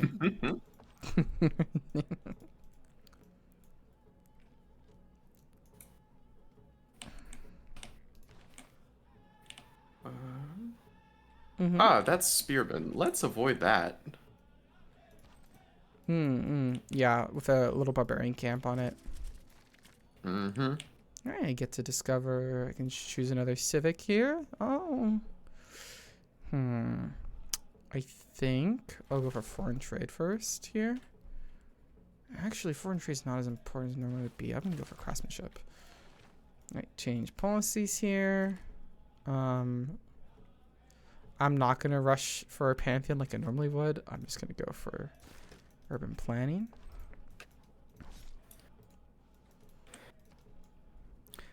Oh, damn it, typo. I meant to say cow religion. No worries, no worries. Cow religion is quite cute. I do like cow religion. Jackie, you can make bunny religion. What? Yeah, bunny. Bun. You just want more prey. Yeah, of course. All right, I'll grab I'll grab astrology. I'll make a religion. Game is waiting on me. Yeah, I know. There's Yeah, Persian don't feel Scout. pressured by it if the game's waiting on you. Take your time. Okay. I'm totally fine. Ah, there's Persia. To my Hmm. south. 1, 2, 3. Oh yeah, small little thing I forgot to mention about how cities work. Cities can't be more than 3 tiles apart. Sorry, more than 3 tiles close. So you need 3 tiles Okay, between cities to settle so them. just like 5. Yeah, just like Civ 5. So pretty normal. Okay. And I would say that just like Civ 5, the workable tiles around a city can only extends up to 3 tiles away. So cities can get tiles beyond that, but they cannot work them. Okay. So this does lead to a little bit of a strategy where it's like, do I want my cities to be maximize the amount of tiles they can work, which would mean 6 tiles apart in a specific pattern? Or do I want my cities to be as close together as possible, which means you'd have your cities with it 3 tiles apart. And there are like reasons to go for one or the other there. So yeah. Okay. Yeah.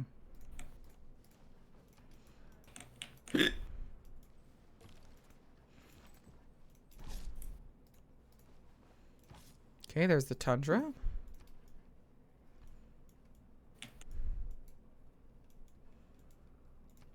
And I think knowing that I can put a city like up here, maybe a city up here as well. 1, 2, 3. I have to put the city right up to the next to the mountains for that though.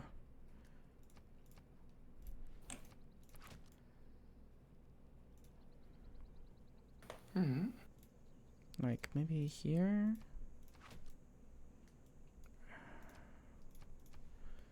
I'm gonna try to maximize the number of cities here. Oh, I have found a city-state. Oh, nice. Nice one. Something like that. I think this is decent for city placements.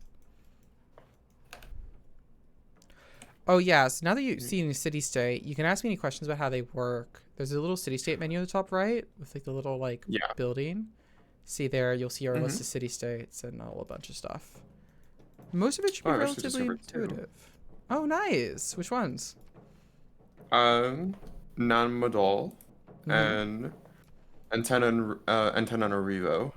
Oh, nice. Okay, yeah, no, that's sick. Antananarivo's really good. They are the same color. Why is that just because they're city-states or? The color determines what kind of city-state they are. Every single city-state is divided between science city-states, culture, gold city-states. Okay, and then these are both culture. Yeah. There's also military city-states and then faith city-states. Okay. And the type of city-state determines... There's like a little envoy system, if you see there. If you hover or look over the city-state screen. A certain number of envoys gives you certain bonuses. So for a culture one, it gives you culture in the capital and amphitheaters. If you have just one envoy in there. And if you have 3 envoys, and those at least 3 envoys and more than envoys than anyone else, you will gain the suzerainty bonus of it. So it'll be like in Civ 5 when you ally with a city-state, when they're your ally. Except each city-state in the game, so it's so much fun, and it's about Civ 6, each city-state has a special suzerainty bonus that's unique to that city-state specifically. Okay. Yeah. Gotcha. Yeah. If you want to see it, if you go over the suzerain thing, you hover over it, it'll tell you what the unique bonus is. It'll also tell you the basic stuff you get from being a suzerain of a city-state.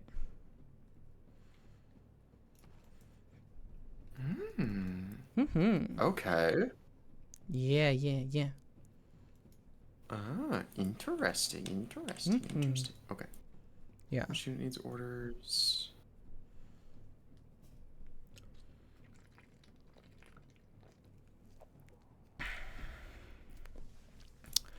Hyena.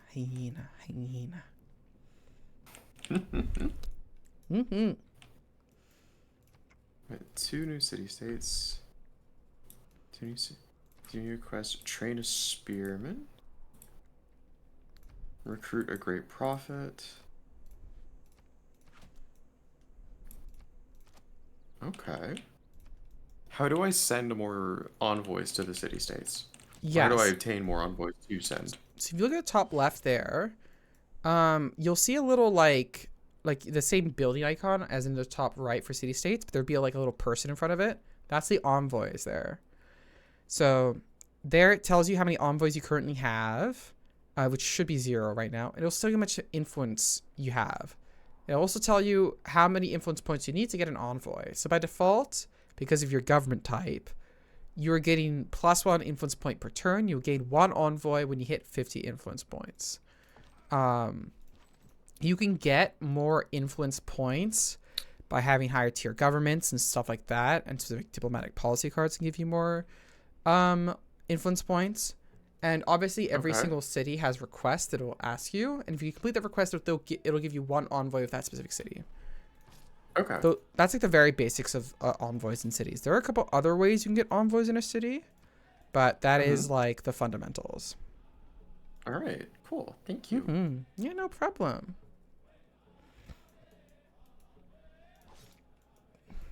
Why can't I build that improvement here? Ooh, you got a builder. Nice. Yeah. After this, I think I'll go for mining. Because I got a bunch of stone next to me, and those might be the only tiles I'm going to be able to easily improve. I do have a lot of horses around me, though, actually. I got like 3 nearby. I have a lot. I have a lot of wheat and a lot of cattle. Ooh. I've been a maize too. Maize. Nice, nice. We like that. We like that.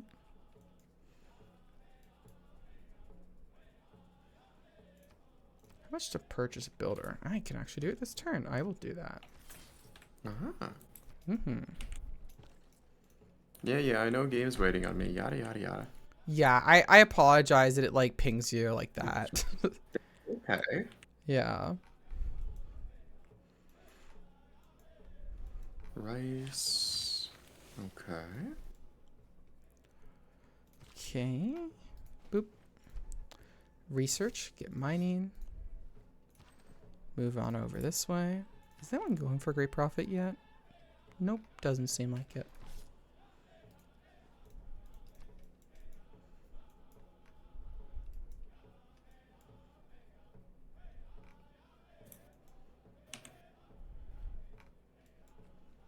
I have a lot of rivers. At least a decent amount of them. I should probably go for River Goddess then.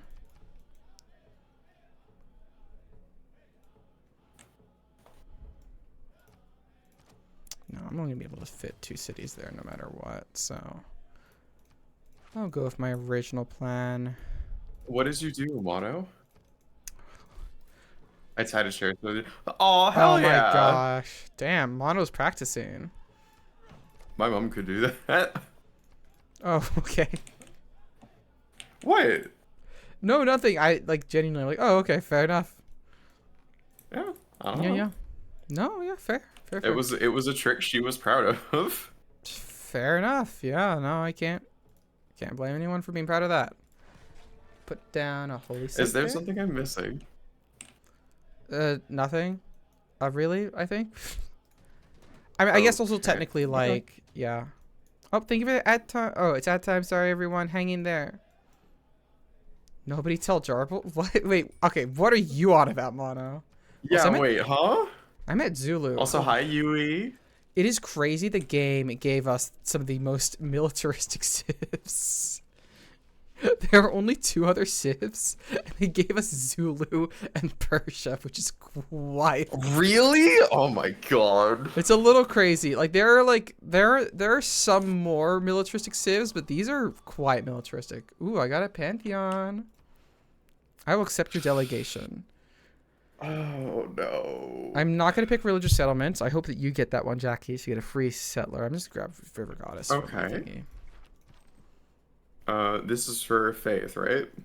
This is for a Pantheon, just like in Civ Okay. 5.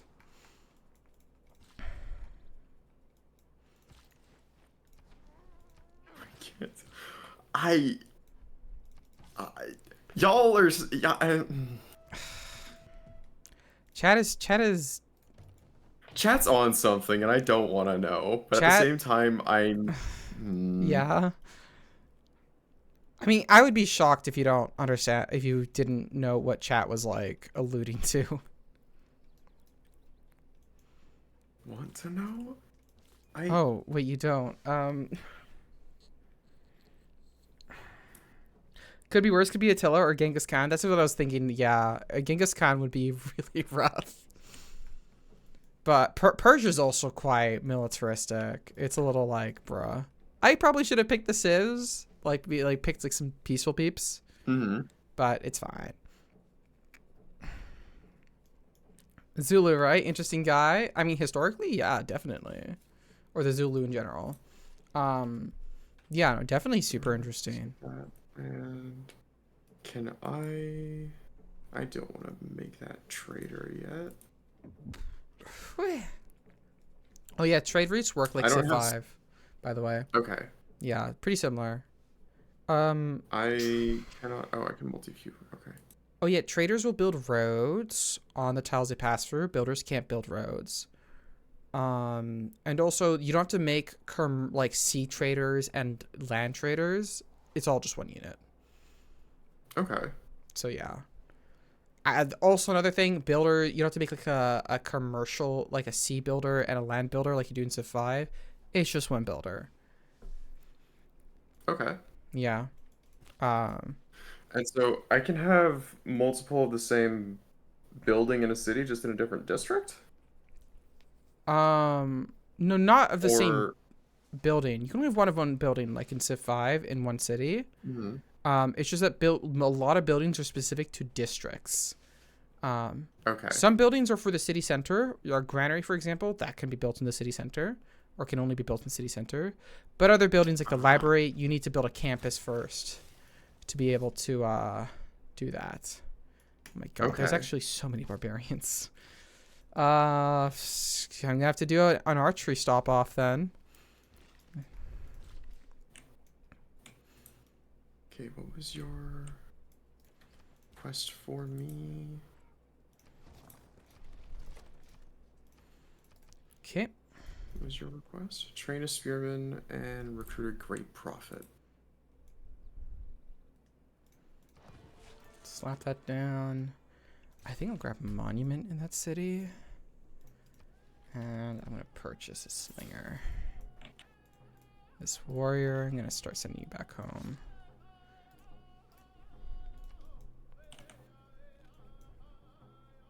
Thank you for hydration, Swedish nukes. Love the username, by the way.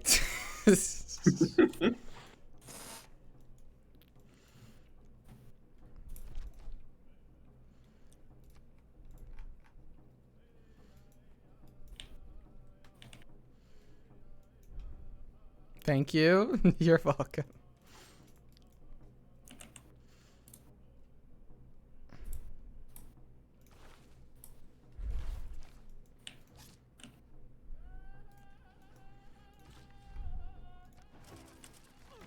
Okay, nice.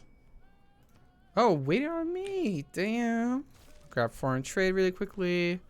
Keep all that. Start moving that slinger around. Move up. I will take that fight.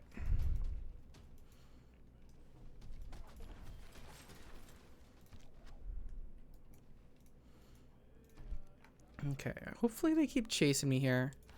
Is anyone going for that great prophet yet? No one is still going for the great prophet, so I do not have to rush for it. How do I'm gonna I- grab a monument. Mm-hmm. How do I set to be going to a great prophet, or is it just because I am behind and I'm not at that point yet? Oh, okay. How do you get a great prophet? This is great people, Yeah. actually. I can cover great people right now if you want me to. Yes, please. Okay, so if you look at your top of your screen, like it should be next to the religion and the world climate I see button. it. You see great people. Yep. Click on that, and you'll see all the different kinds of great people here. all the great Okay. people are the same as they would be in Civ 5, essentially. You've got great generals, great admirals, engineers, merchants, great prophets, scientists, writers, artists, musicians. Unlike Civ 5, one of the biggest differences is, first of all, how you get great people. So you get great people by generating great people points that are specific to that great person. So Okay. every single great person, great people, has a specific district associated with them. So if you put down a campus district and you build it, that campus district will start making you great scientist points, right? And buildings will also give you great scientist points. If you build a campus and a library, you'll get 2 great scientist points per turn. If you can see in every Okay. single one, you'll see a recruitment progress there and a certain amount of points. Right now it's all at 0. Mhm. But for example, for a great scientist here, for getting Euclid, you need to get 30 great scientist points. The first person who gets 30 great scientist points will get Euclid. Everyone else's great scientist points won't be removed, though. It'll be kept. And then the next great scientist that's in this era will pop up. Once all this great people of that era pops up, it'll then move on to the great people of the next era. As eras go on, those great people become more expensive. Does that make sense? Yes. Okay, yeah. And so right now, you have the great prophets. I think only 2 religions can be available in this game because there's 4 civs. There can be more religions, more civs that there are. And yeah, if you want to get a great prophet, you'd need to build a holy site, which would give you 1 great prophet point per turn. And then you could build a shrine, which would give you another great prophet point per turn. Okay. Kaki, you should name all your cities to maximize Fluster and the bunny when you eventually meet. That is a good idea. I'm gonna. No. Mm-hmm.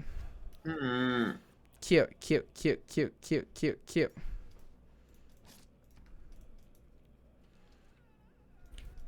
Pouting. Yeah, I know you are, cutie.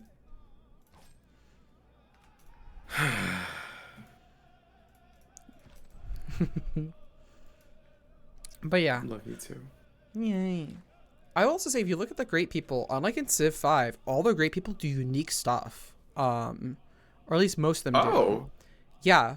So, Euclid triggering that... Yeah, exactly. They all do unique stuff. So, like, other great scientists will do something different. Euclid gives you an Eureka for mathematics and a technology for the medieval era. Other great scientists will do different stuff. Great engineers will do different stuff.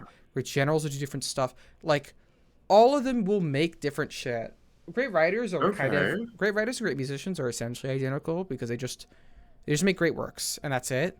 And you know, besides the great works being named differently, they don't do anything differently. Great artists do make different kinds of artwork, and that's important for theming bonuses. That's not a thing that you have to worry about though. But yeah, every single great person is different and is unique, which is really fun. All right. Yeah.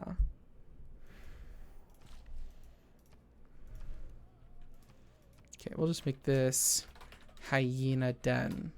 It's my capital. Okay, I need more amenities in my capital.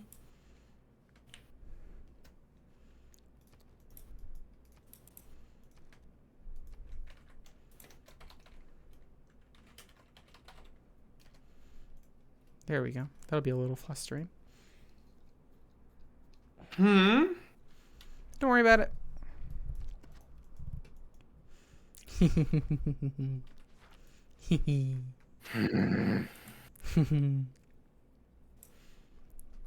I do agree, though. You do deserve compliments, Corvette. A lot of people do that. Bun deserves so many compliments, for example. Right, Isn't that right, Bun Bun?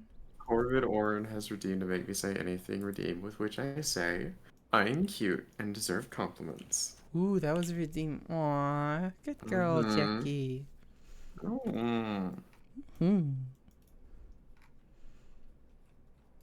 The buddy's being very pouty, chat. Creating clip. Eerie, oh don't my clip gosh. that. No. Hell, I'm in support of this. I'm in support.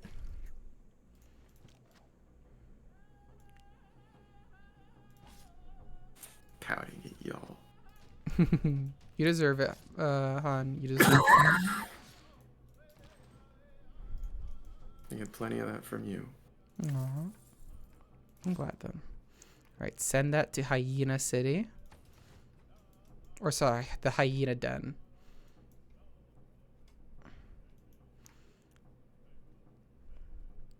It was sharp. No. It's the bot doing it. Oh my gosh, Jackie, I can't believe you made that clip after saying you didn't want Oh my to. god. Oh wait, I forgot about Eureka's. That's something Okay. yeah, let me quickly cover you. And yes, please do explain that because I did see it in Babylon, but I ended up not picking Babylon. Okay, good. Babylon would have been really bad for you to pick. I would have told you to pick someone else. Okay. Yeah, so here's how Eureka's work. Eureka's are essentially like bonuses to researching a tech or a civic. Technically, inspirations and Eureka's are different. Eureka's are for science and tech. Inspirations are for the civic tree and culture. Below every single civic and tech, except for the very first ones you get, you'll see like a little thing called to boost. It'll tell you. So for sailing, it says to boost, found a city on the coast, right? And it has this little like bar outline in the little circle of it, if you see it. Yeah. And it's roughly corresponding to 40%. Go back to it because Yeah. That bar, basically what will happen is if you do this, that bar will fill up and the tech will become cheaper. So by default, if you do that Eureka or inspiration, that's a 40% discount on getting that tech or civic. Okay. So that's pretty powerful. And all of these are like very specific. Babylon. Oh, okay. Because it said Babylon didn't get normal, so you have to do all those little quests in order to get it. Yeah. Period. So Babylon is broken because Babylon, you do the inspiration, you get the tech immediately. Some of these inspirations are not that difficult to get. Like for example, if you want to get an apprenticeship, for the boost for it is to build 3 mines. Now, normally, if you do it like a normal save, that just means, okay, eventually when I get up to apprenticeship, which is a little deeper into the tech tree, it'll be a little cheaper for me. As Babylon, it's like, I get it immediately. Now. I can now start building industrial zones immediately. It's broken. It's fucked. It's why Babylon has a minus 50% production to science. So Babylon is objectively worse at researching stuff normally. You're supposed to just do all these inspiration boosts constantly, which actually makes Babylon a bad science civ. Because the late game science techs that you need to get into space, the only way you can get an inspiration boost is by using a spy to steal the tech from somebody. That's the only way you can get them. So it's like Babylon's actually really bad at that. Babylon's actually the best thing that Babylon can do is a domination victory. Because Babylon will get like a big science advantage early on and then it will fall off later. Babylon is like the only civ in Civ 6 that like actually breaks the game.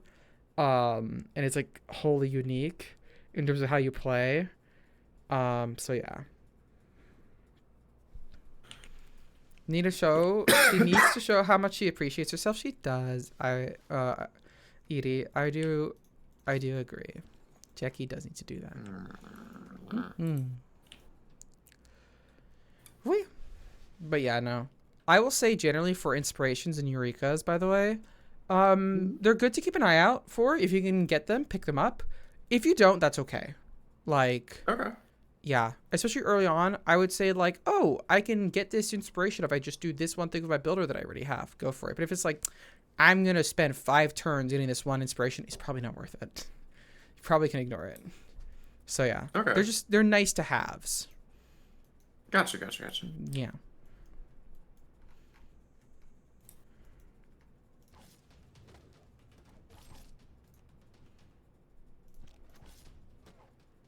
Damn. Could have gone that Eureka there if that had gone differently, but that's okay. Hyena Den grows further. Oh no. Ooh, yeah, that's part of the climate stuff. Most of the stuff you don't have to worry about with climate, but like floodplains, which are right next to rivers, can flood and like deal damage to stuff that's placed onto it. But whenever they floods, they can also improve yields in those tiles. Similar things can happen with forest fires and snowstorms. Droughts don't improve yields. The only one that doesn't improve any yields when it happens. There's also volcanoes that will erupt and stuff like that. Yeah. That's about that. Not much else you need to know about that at this current moment, I would say. But yeah. Okay.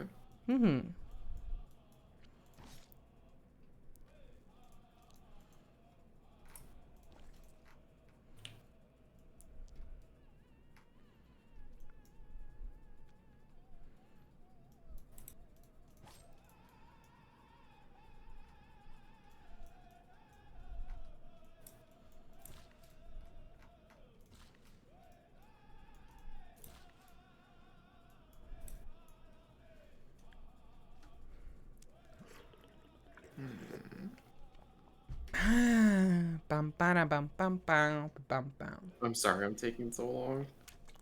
It's okay. You're learning the game. Plus, I just get to like yap about random shit in the meantime. Fair enough. Yeah, yeah, yeah, yeah, yeah. Whew. But yeah, no.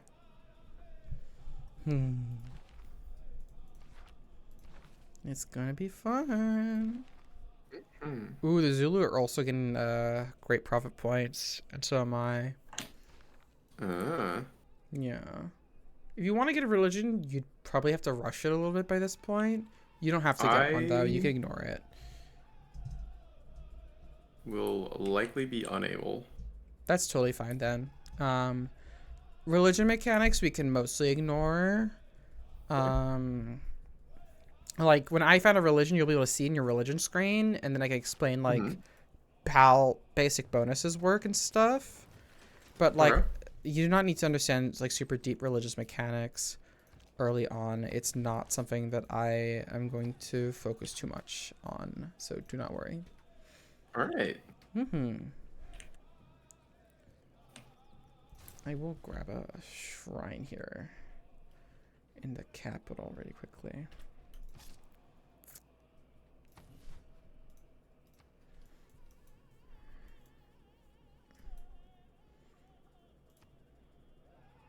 I am back. Burrito and burger wraps are in the oven. Ooh, nice. How's the sieving? Sieving's going well, I think. We're going for it.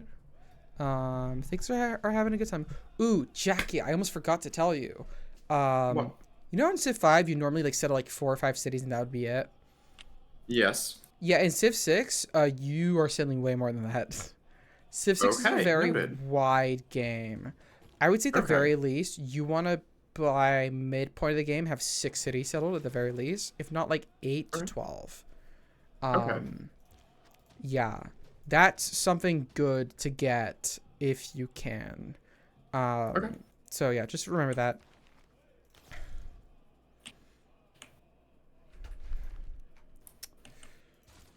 I'll go for that.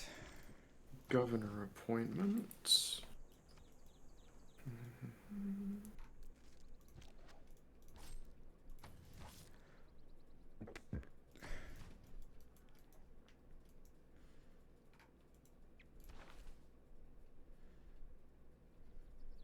CPU civs also love to rush Stonehenge. Trying to great profit early can be kind of necessary. A lot of times if you want a religion. Yeah, true. Civs love to go for it. Getting religion, even in Prince difficulty, is a bit difficult as a new player. You definitely have to rush for it. And very high difficulty is just like you have to rush for religion if you want it. Religions can be very useful. They can be kind of whatever. So when to or not go for religion is kind of like a little varied. So yeah, it's why I'm like, it's not that big of a deal if you don't get a religion. Yeah. And a lot of ways it's like Civ 5's religions. They give you like various bonuses and stuff. You can convert cities and shit like that.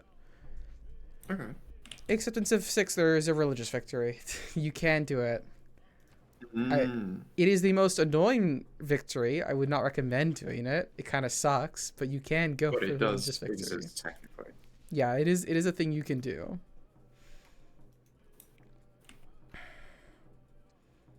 Yeah.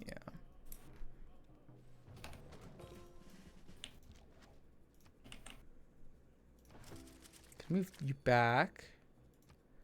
Have you promote. Take that hit there.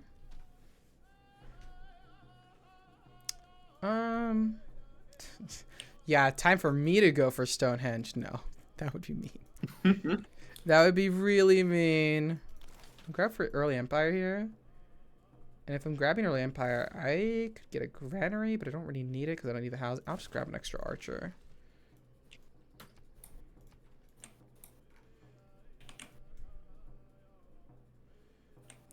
Abby. Oh, that's a cute emote. That's very cute. Yeah.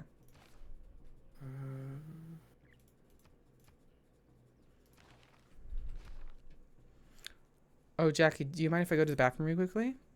Yeah, go ahead. Yeah, right, chat. I'll be right back. Take care of the bunny for me.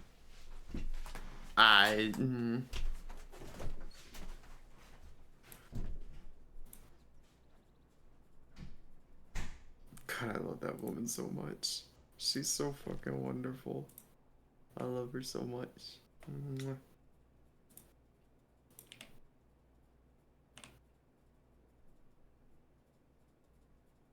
Builder use capture barbarians. Oh fuck.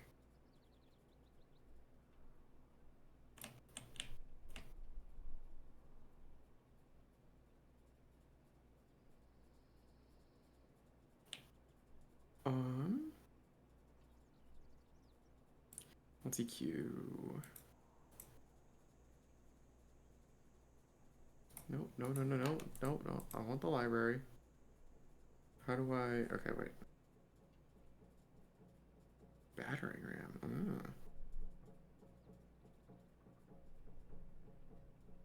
And a slinger. This will have.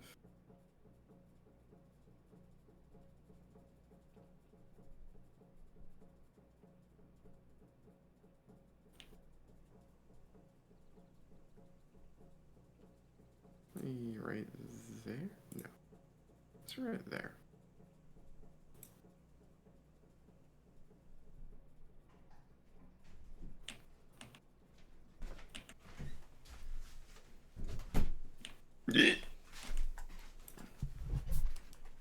I am back. Hi.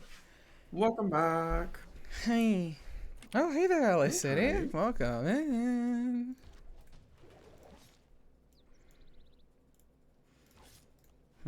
I'll retreat you.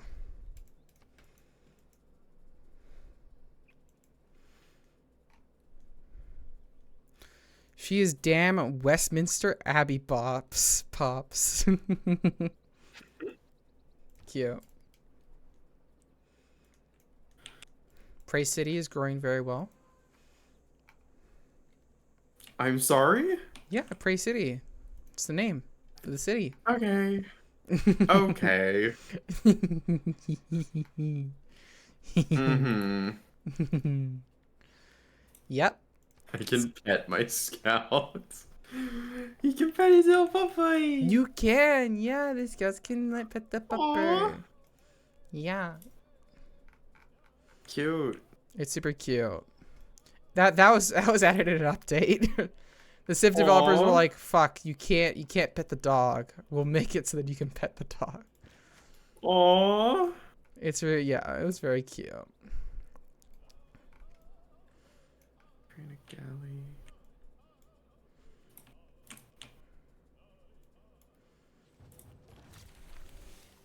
That's a lot of fucking barbarians. Yeah, the barbarians are going kind of crazy. I ain't gonna lie. A little bit. They can be a bit of a bitch early game, Civ 6. You do have to be a little careful around them. We'll grab currency.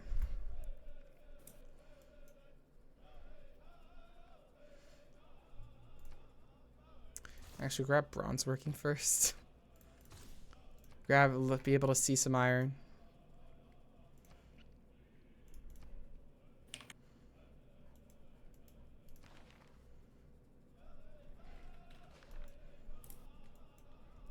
I haven't missed much, right? Not for the MP game, no. You did miss the first, like, hour of the stream. It took an hour. I'm so sorry, Jackie. The first hour of the No, stream it's where I was okay. like, yeah. Where I was like, here's how everything works fundamentally in terms of mechanics in Civ 6. But for this, you're, like, right in here for this little MP game we're having just to learn stuff. Yeah. Hmm.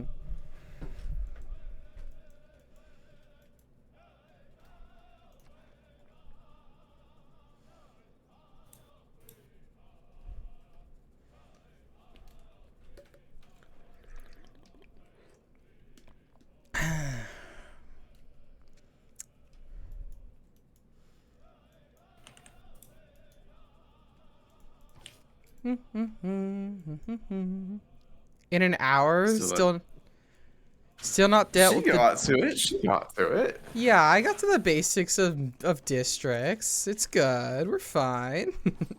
Yeah. I didn't go into the full depth of districts because I'm not gonna lie, districts is one of the most complex mechanics in the game technically.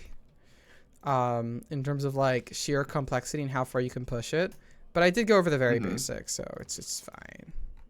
Good luck, Charles. I'll do my best. I'll do my best. I have a good teacher, but also Yeah. No, but I. also this is a teacher who Yeah. Huh? wants to ruin me. Well, that's not incorrect. I'll tell you I'm that. going to let chat take that as they will. Thank you for the hydrate, Abby. Ooh. I'll build a trader in this city. Yeah. Traders are. For both of us. Okay. Aw. Sarah, Okay. make Hydrate. sure you do. Yep. Will do. Thank you, Abby. You good there, hun? Yep, just a lot of fucking barbarians. Yeah. Hey, nothing's changed.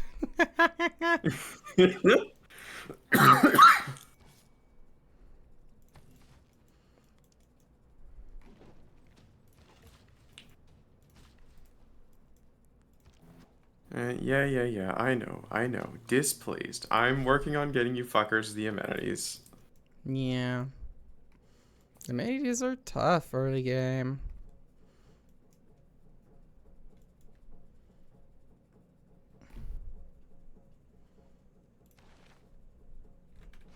Ooh, my river flooded. Oh Darn. no.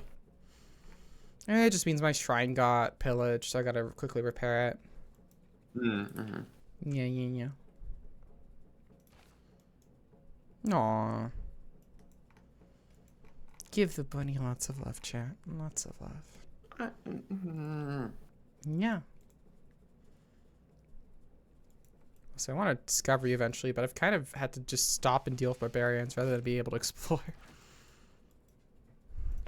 So a source of iron. Ooh.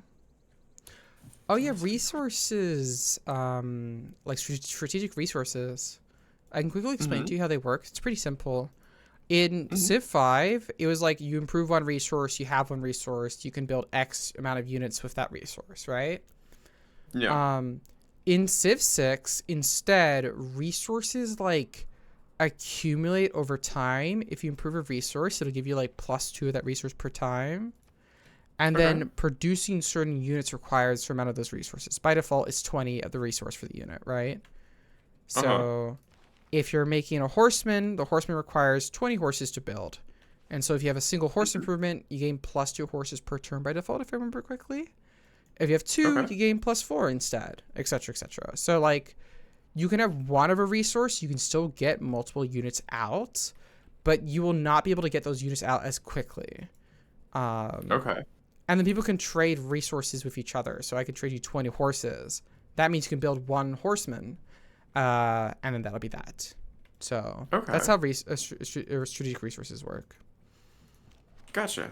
Yeah. All right. Yes. Age era transitions. That happened.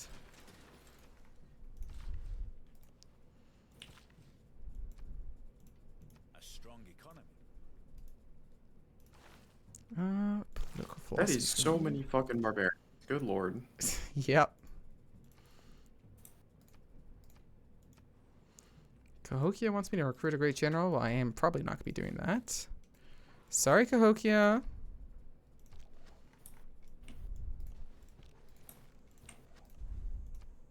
Dedication. For me, I'll actually do that because I know I'm going to be getting this. And we'll grab currency here. And promote surplus logistics. Get that done. Oh, it's that time hanging there, chat. Okay.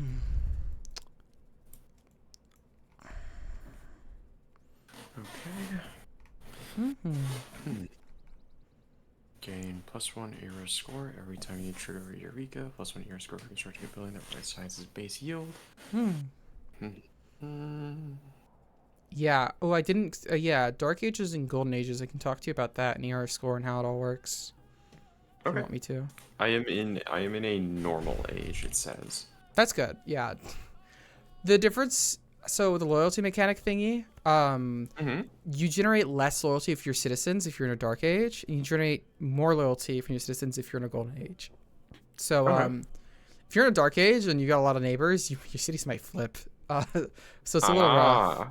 What determines whether or not you're in a dark age or a golden age is determine your era score. You get era score from a bunch of different stuff. Like, but generally speaking, if you're exploring, if you're recruiting great people, if you're building wonders, you get like era score from that. So that's something to keep in mind. Yeah. What else is there to consider about that? No, actually, grab that shrine. Actually, no, grab that granary. Yeah. Oh yeah. Also, if you are in a golden era, those dedications you pick that give you like extra era score, they are instead replaced by special like bonuses for that era, which can be very powerful. Gotcha.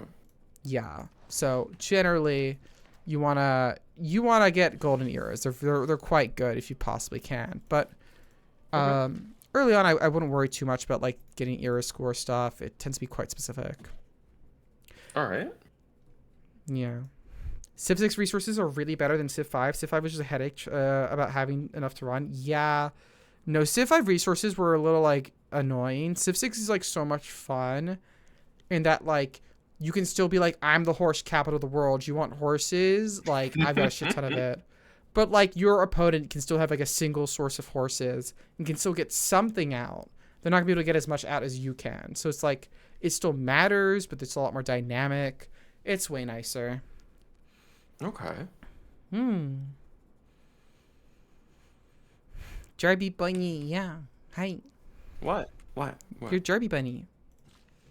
Hi, Taki. Happy happy Independence Day to you too. I do hope that I don't get contacted by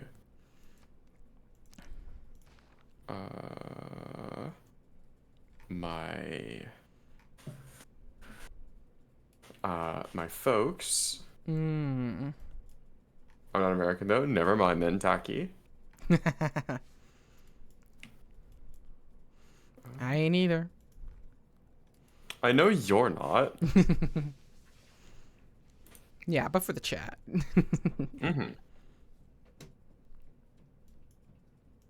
But yeah, it was Canada Day the other day here in Canada on July 1st. Oh, yeah. There was a torrential storm. That was the day my power went out. Oh no. Yeah, all the celebrations in the city I live in got canceled, so that was fun. Yeah. Independence Day for me is tomorrow. Ooh. Wait, that means I actually don't.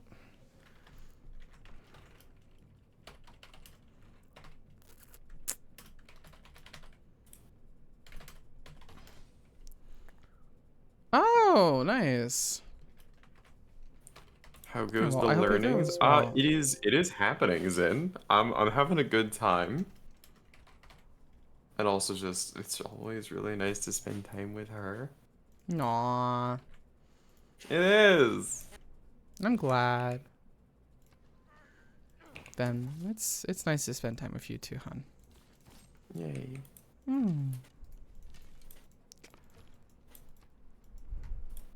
So many fucking barbarians.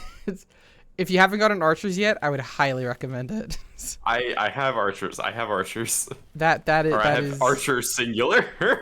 That's good. You probably want to get another archer, but yeah, archers are great. Promotion available. I don't need irrigation really. What would I normally get here? Mathematics is a little slow. Masonry, yes, we'll grab masonry. Sure, that works. In my country, Liberty Day is the 8th, and our actual big day is May 17th. Nice.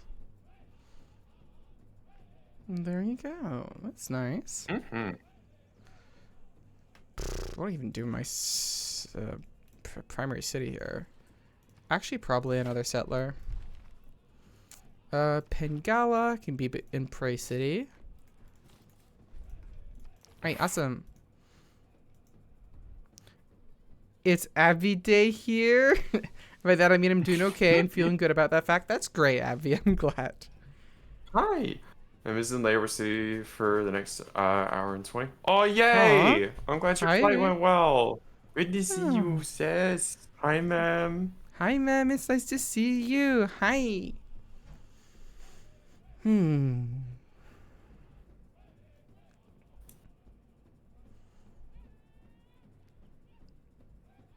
Mm.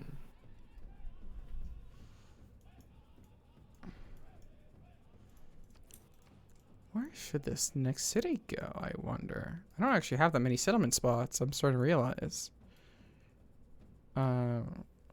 Could go... Probably north here is the best point. And spot. Jesus, so many fucking units. It's gonna be really weird, though. Wow, I actually have a bit of a tough spot. That's a reef there, isn't it? It is. Oh, no. This is not even a good harbor location. Okay, that's fine though. I can still make that Hi, work. ma'am. Jarby Mar. Oh, that's cute. That is cute. You know what? Just start moving that scout. It's just been killing fucking barbarians all being fortified.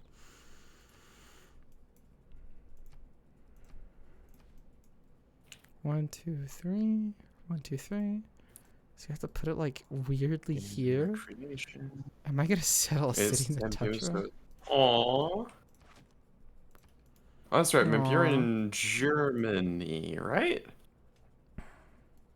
Ooh. You're Well, Central. yeah, you're Europe. Central Europe? Central European time. It could be. It's a lot of countries. Yeah. Yeah, that's fair. Yeah.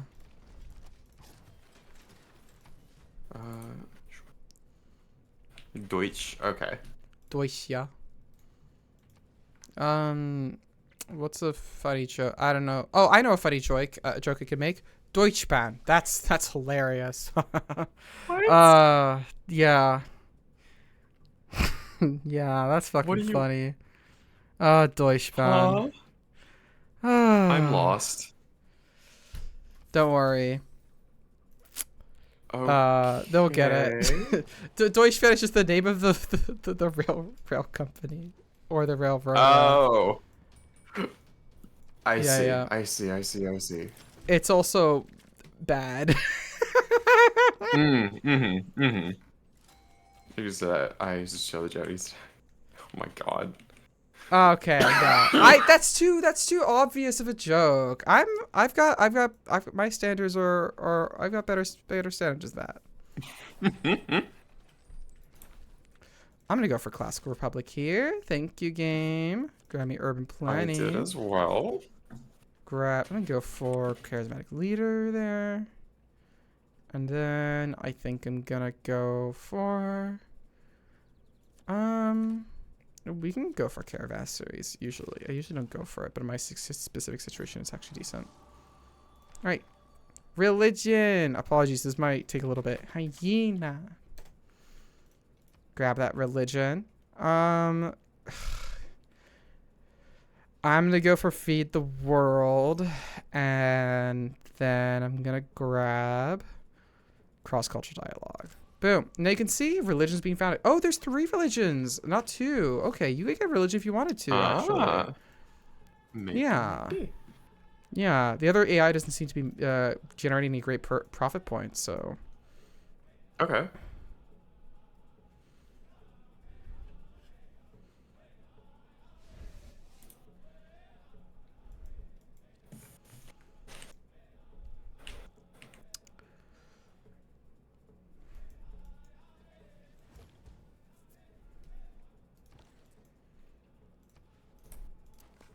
Hyena Den is so powerful. I love it.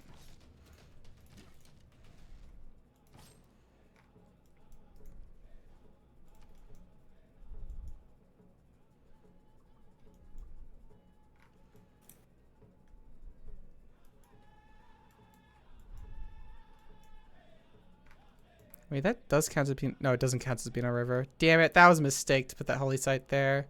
I have river goddess and everything. No. No. Have you got a pantheon yet, by the way? Yes, I have a pantheon. I do not have I don't have a religion yet. What pantheon did you go for? Fertility rites. Yeah. Wow, chat, what a surprise. The bunny went for fertility rites. It's a good one, though. Fertility rites is good. The free builder Yeah, is it is a good one, but also, I didn't want to say anything because you would do the thing. I don't know what you mean, Jackie. Okay, Kako, get to it. What do you mean? What do you mean, Vic? Get to what? You should never seek a land war on my I'm not intending to. Bro.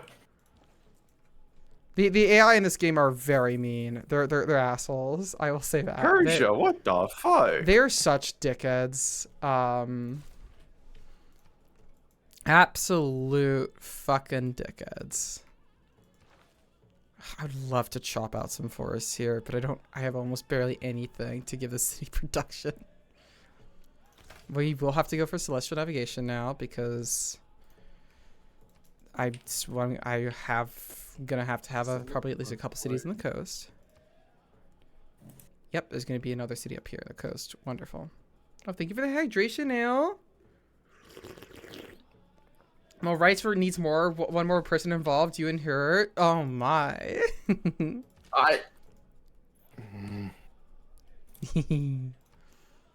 What is generating tourism right now? Oh yeah, the Fae. Yeah, because there's religious tourism. I'm not gonna. We're not gonna get into religious tourism. It doesn't matter. It's not needed.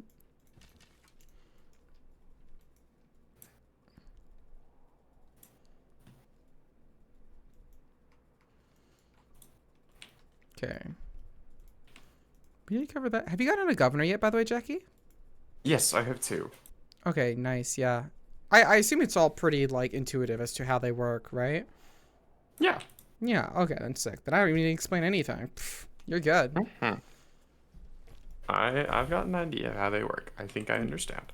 Yeah, that's good. That's good. No. Playing I great assume so as person. well. I can Oh, Mogadishu. I mean, yeah, sure, fuck it, why not? Just don't turn down that great person. You can't. There are situations where you want to pass on a great person, but they're pretty specific, so you're fine. Generally speaking, you want to take the great person if it pops up. Don't think too hard about it. Okay. Oh, what's his name? This new city, right? That might be a little too strong.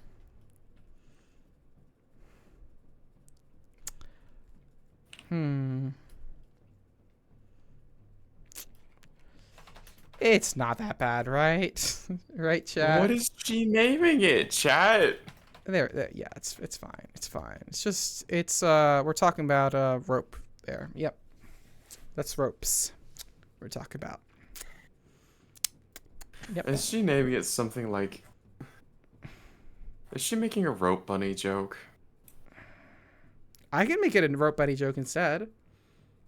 What do you mean instead? What is it now? Just in the chat. I understand. I understand. I'm gonna be saying it the entire time though, so I'm gonna rename it because that'd be kind of crazy.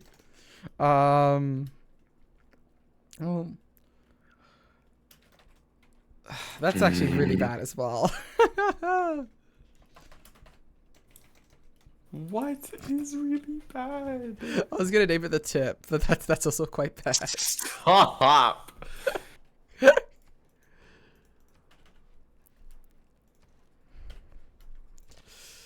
Oh my goodness. Civilization 6 is so much fun.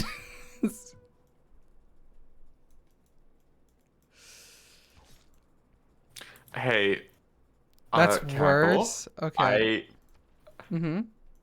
I have so there a deal has been proposed to me, Yeah. and I need you to help me understand. Okay, yeah, yeah.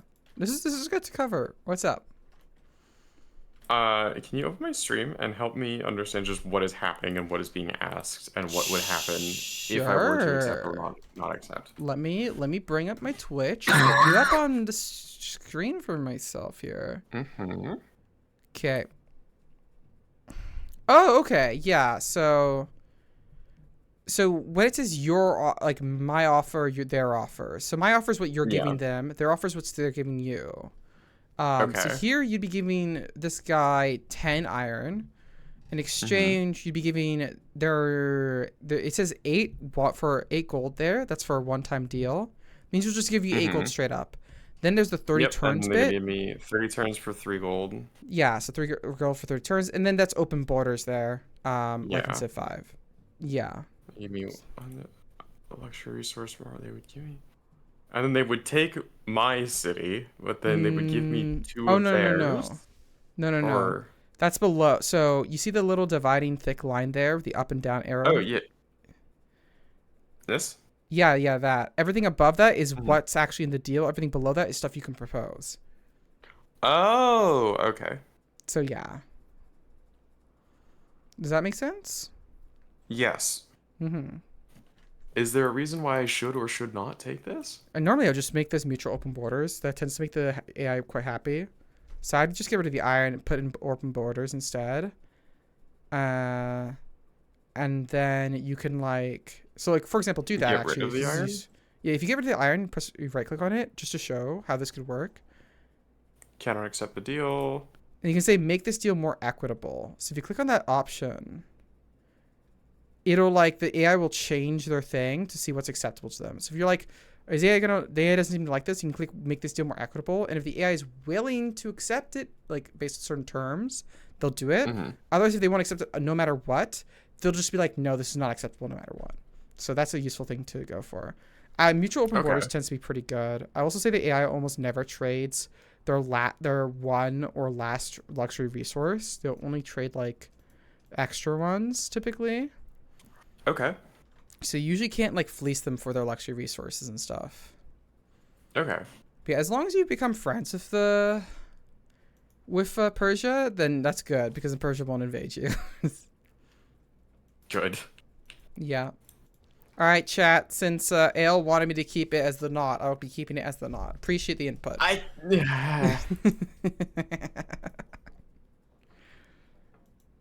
Woo. You. Yeah. Yeah. Mm.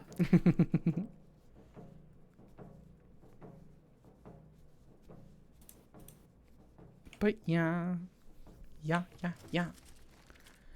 All right, I got drama and poetry. I'll get games and rec, sure. I got an irrigation boost that from that village. That was kind of pathetic, actually, but sure. Military tradition civic boost, also kind of pathetic, but sure. You live by the bit or you die by the bit. Persia won't invade you. That depends very much on the difficulty. I haven't played this. Is what they backstab? Ah. Yeah. They can backstab you. If you can declare friendships with the AI or players, and if you're a declared friend, they cannot attack you no matter what. Like they have to wait until that friendship is over. The AI can denounce you in this game, which basically is like, hey, I hate you. But also denouncing you makes so then they can like after 10 turns declare a formal war on you. This is attached to a whole war grievance system that I didn't cover because it's not super important. But essentially, Okay. like, it's usually better to declare formal wars and not surprise wars. But you can declare surprise wars. It's like there's nothing that would stop Okay. you. So yeah. They're also much stingier about trading gold per turn than they were in Civ 5. So it's not easy to build up a gold lead that way. Yeah, no, you can't fleece the AI out of their money as easily in Civ 6. You can still do it. It's just not as easy to do so. Mm-hmm. Oh no, he's speaking to me about the beauty of horses. I don't like this. Well, like, you know, if it's positive, like, is it positive or negative? I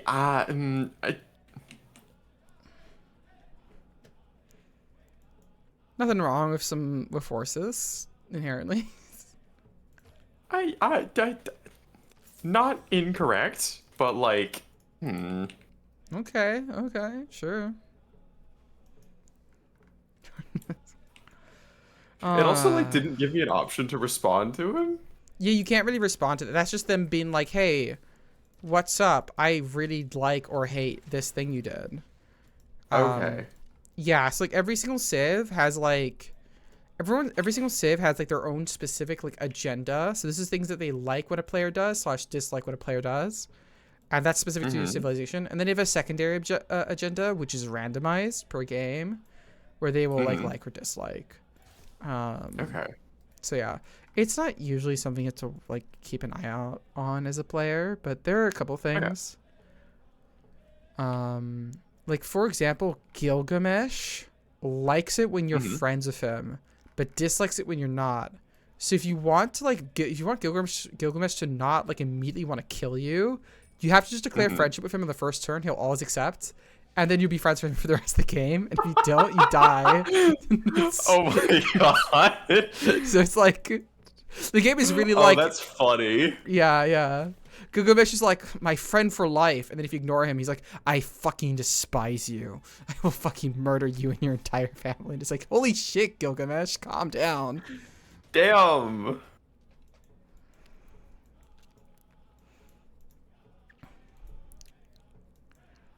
So yeah, that's how that works. Noted. Yep.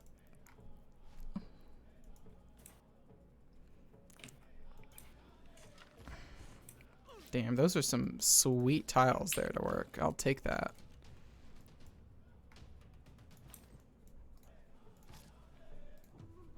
Ooh, I will take a free recon unit. Sure, I don't mind that at all. Grab a hill movement. Go over here. Yandere Gilgamesh. You're not incorrect, and I dislike that fact, but you are not incorrect. Oh my goodness.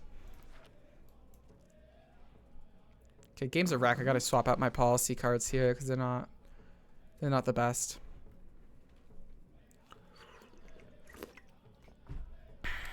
Oh, I forgot something about districts really quickly that are basic and important to know. Yeah, what's that? The number of specialty districts you can make, which are most districts in a city, is dependent on the city's population.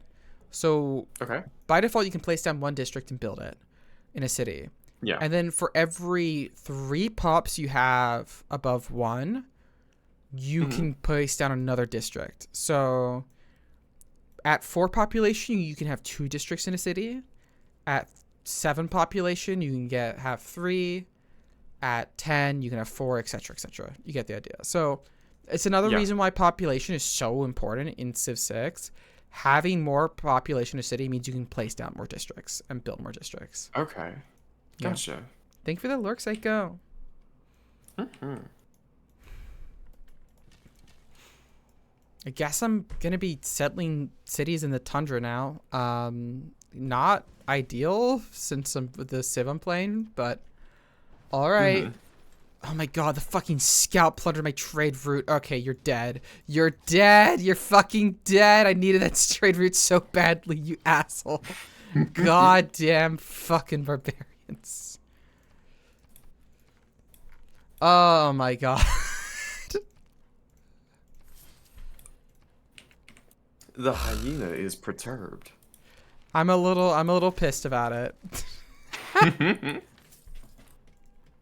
He's gonna have to spend some more money. God damn it.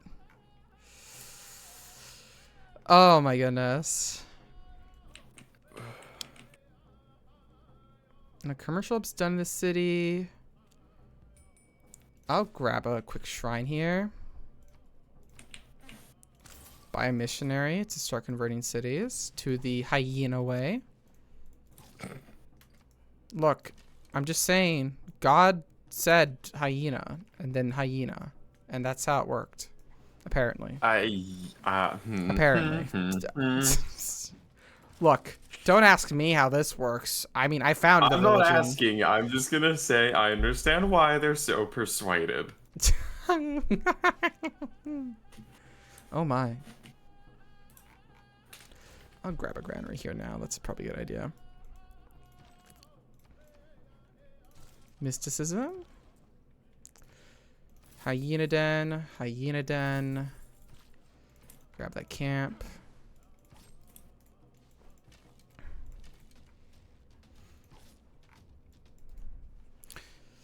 Huh, where are you, Jackie? I'm a representative of Hong Kong and Cahokia, Oh. Cahokia.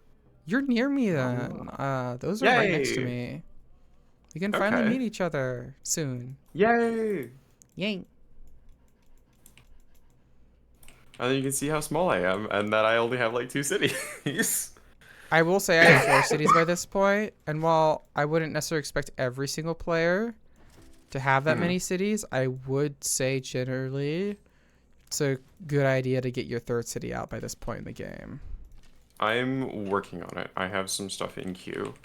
Nice, nice. All right, well, But I have also been behind. that's totally fine. It's first game. You're figuring stuff out. It's totally normal. So Yeah. don't worry too much about it. I'm not. Good.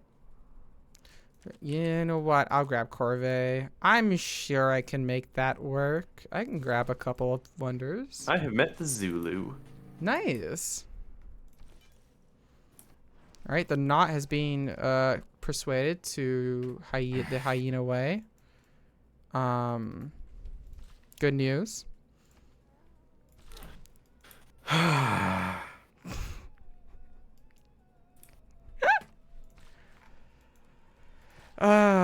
You gotta love it. You gotta love it. Or something. Maybe. You don't have to you don't gotta love it, but it's nice if you do. No comment. Mm-hmm.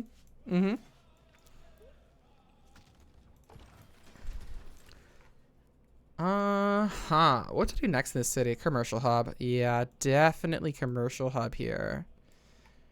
I will crush that stone. No, not that stone. That's actually a really important stone for me. Farm triangle here. Okay, then we crush this farm I literally just made. That was a bit of a mistake by me then. Oh well. It happens. And I will grab a little theater square here, I think. I could probably do a preserve strat there, but I don't like preserves. I will harvest this stone. We'll slap it into commercial hub for the city. So just, no, not commercial hub. Holy site. Yes, we really need a holy site in the city. Got that.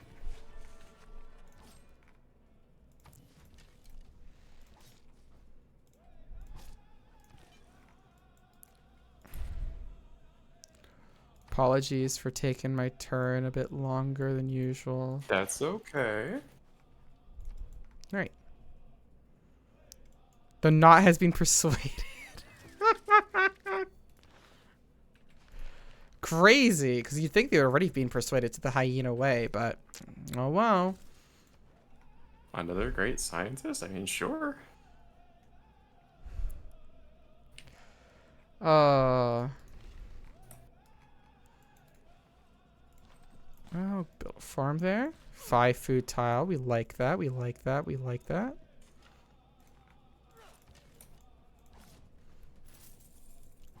Nice. That encampment's gone.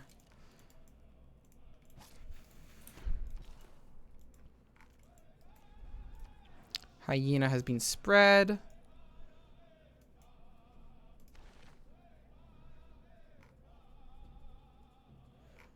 Zulu's about to get their great profit. Woo! Hey, finally, I have enough amenities in my capital. Yay! That's great. couple of luxury resources here and there, and yeah, no, you get to do a lot.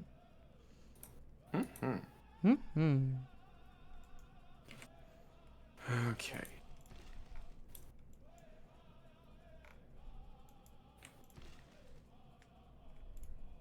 Ad break's over. Thank you for sticking it. Fruit chat. Welcome back, everybody. Welcome back.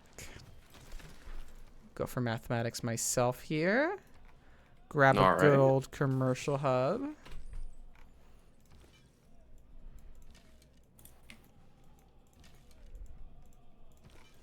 I guess this missionary, I can convert Hong Kong to hyena, I guess. Why not? Didn't mean for that. Okay. Didn't mean for the pun there.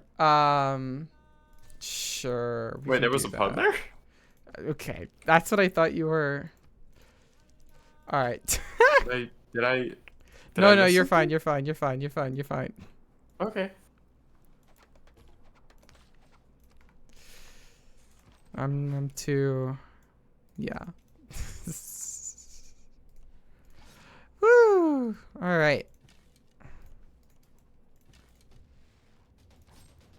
Classical year ends in 10 turns. Oh no, I'm behind. Oh no. Woo! So I can cover. Me? Oh my I shouldn't have goodness. said that. That's wow.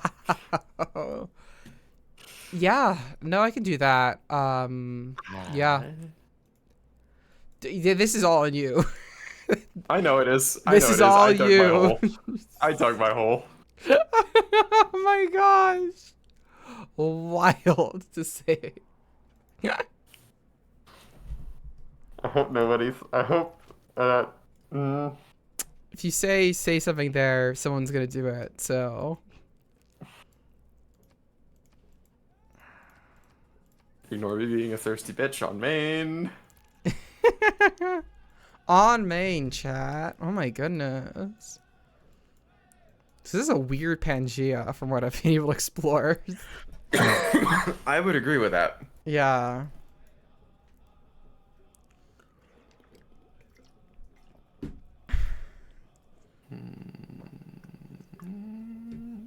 Yeah. Coin firm. Did you go have fun? Oh, thank you, Ale. Aw. Thank It's you. been fun It's nice so having far. you I'm having here. a great time. Yeah. Bye bye, Ale.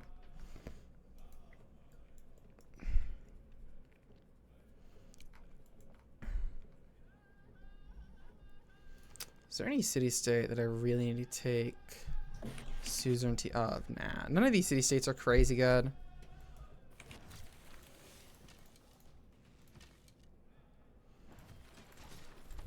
Yeah, there's like no like auto win city states. There are a couple like amazing city states in this game, but everything I can see here isn't great, or like insanely good. Oh, I'm sorry. How do you pronounce it? Oh yeah, sorry about that. Ale? Isn't that instead? I keep saying ale. I apologize.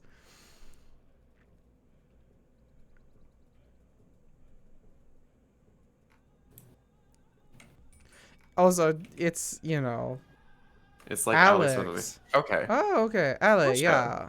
Yeah, okay, gotcha. That makes a lot more sense. Yeah, sorry about that. That's on me.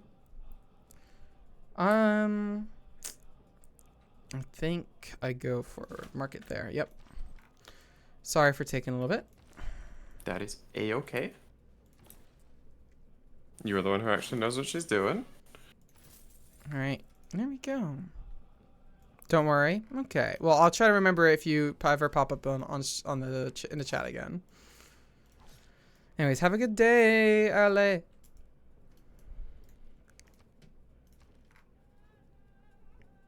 I think amphitheater, that one.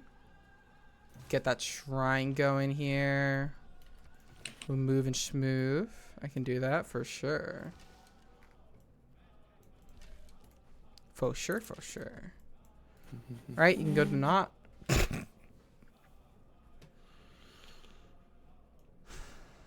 innocent things being said here. Very innocent. Definitely, 100% innocent Yep. things. Super, Nothing at super all. cool. Yep. There is Nothing crazy. there are no other. No other ways to think about Mhm. it. Yeah, and how I'm None, saying not at it. all. No, zero. Yeah, it's all super basic. Nothing crazy.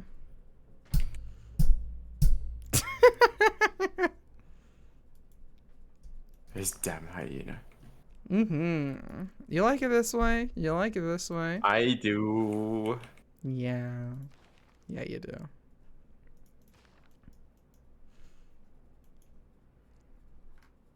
Jesus. These barbarians want to siege me. What the fuck? Damn. They can They do that. brought a battering ram. I will say if barbarians do surround your city and get it down to 0 health, they will take it and then delete it. Noted. Yeah.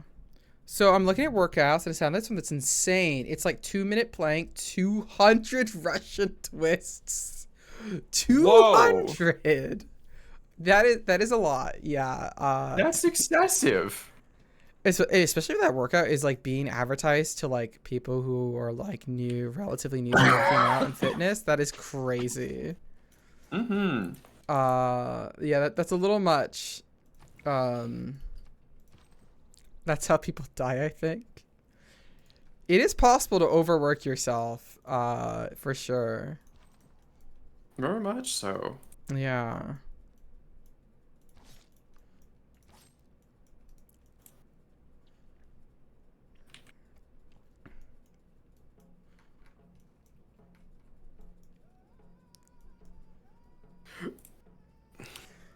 Oh, so another thing to know about how districts work. Districts scale in cost and production cost as you go through the tech and civic tree. Okay. So, with the So species they of get more expensive as time goes on? yeah, that's exactly it. Except the production cost of a district is locked in when you place the district, not when you build it. So Okay. if you place out a district and then start working on it, or even if you just place out a district, you don't even start like working on it, that cost is locked in. Which is why you'll see players like place out some players, like advanced players, they'll just place out a district and then do nothing. They'll like immediately start working on something else. And that's just them locking in the production cost, the cheaper production cost early on when they place down a district like that. So yeah, it's not something you should have to worry about too much, but it is something important to remember about how that works. Okay. Thank you. No problem. I get a free luxury resource here. Can you embark it? I do have shipbuilding. All right, I'll just have you go over to this amber. All right, let's get serfdom. Yay, chat, we got serfdom. Yay. Hooray. This is a great day for everyone or something. I don't know. Okay. Yeah, no. Well, thank you for the hydration, Z. Thank you for the stretch as well. Let me do that.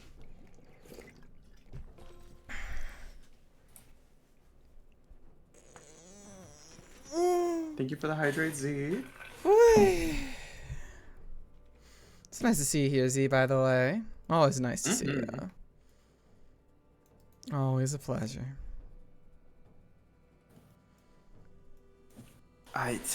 Yeah. You good there? Z. Mm-hmm. Z's comment. Oh. Stretch the yin, stretch the bun. Aww. Cute. Builders, builders, builders, builders. Another little piece of advice I'm going to give, since you're a new player, is that generally players do not build enough improvements with builders. Okay. It's like it's really important generally. Like you want to get builders out, you want to get improvements out. It's usually one of the biggest things a player can improve on is just like build more builders, get your stuff improved. Done, done, done, you know? All right.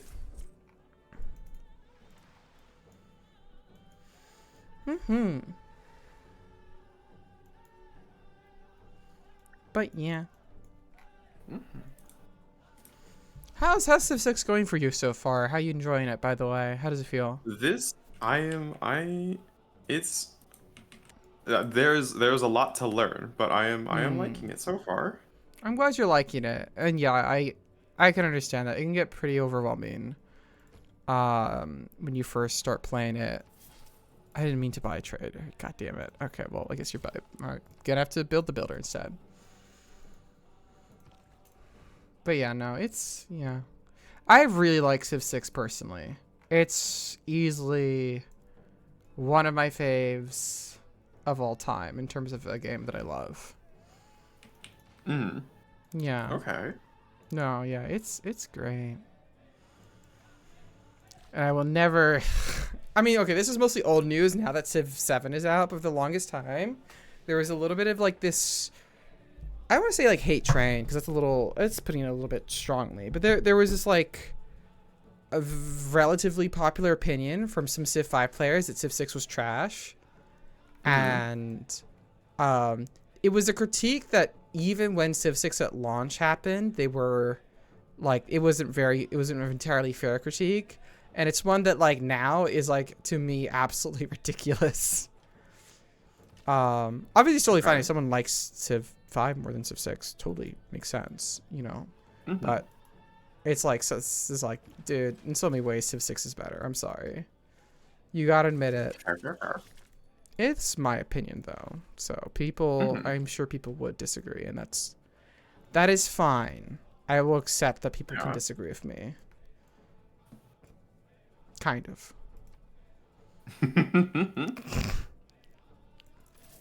Begin that route. Grab that rice. We like that. Lots of potential growth.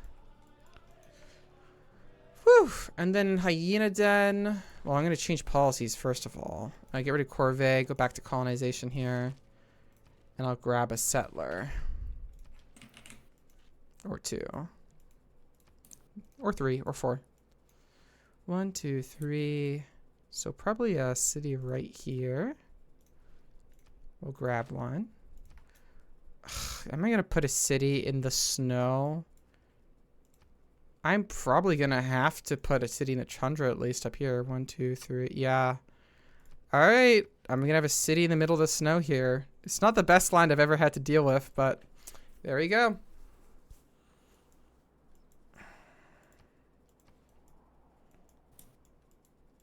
Could settle city down here, actually. That'd be a really tight city, though. It's not a bad place. 1, 2, 3. I could get a city out here as well. City right over here. Yeah, we can get like a little harbor there. Yeah. Okay.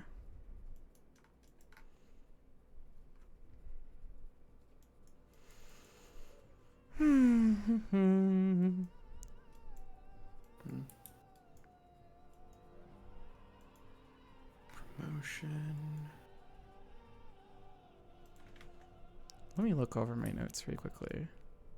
I've covered most of the things I wanted to cover in terms of mechanics. There's one mechanic I haven't covered yet, though. That's because it hasn't become relevant yet. And what mechanic is that? That is Diplomatic Favor and the World Congress. It's something that's like it's not gonna come up in this game until a bit later on. But it is something that's good to know. So I will be covering it when I can. All right.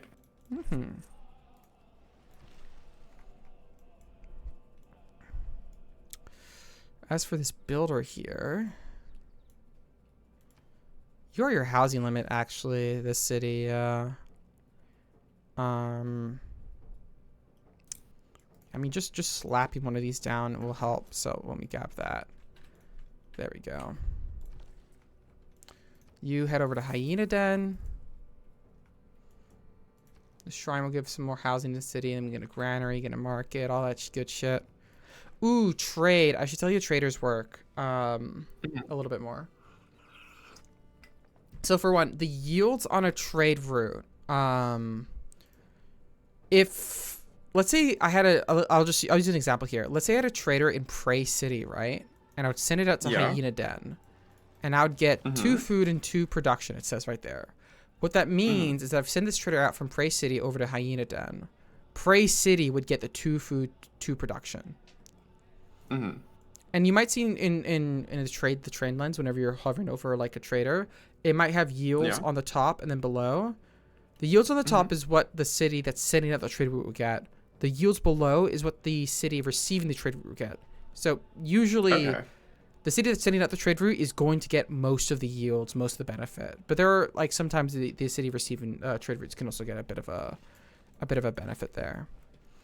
I will also say that what yields you get at cities you send out to your trade routes are by default determined by the districts in that city.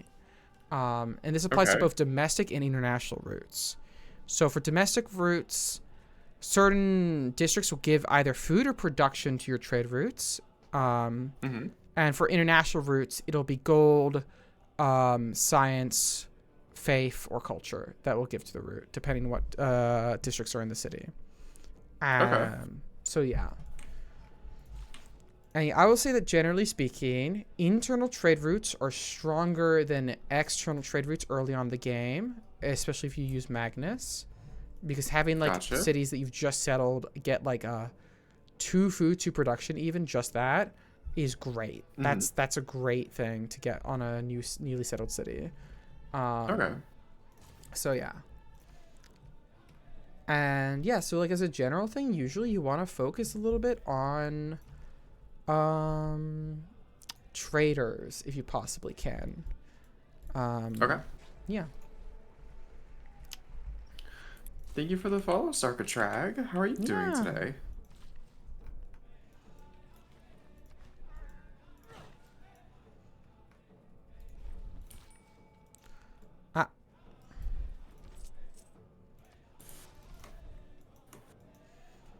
Hi. Aww. That's a cute emote. Yeah. Letty's emotes are really cute. Aw. Yeah, super cute. Still pretty happy? Heck yeah. Awesome.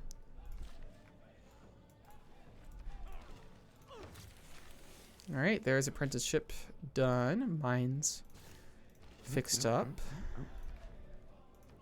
The knot has more housing. We like that. Okay.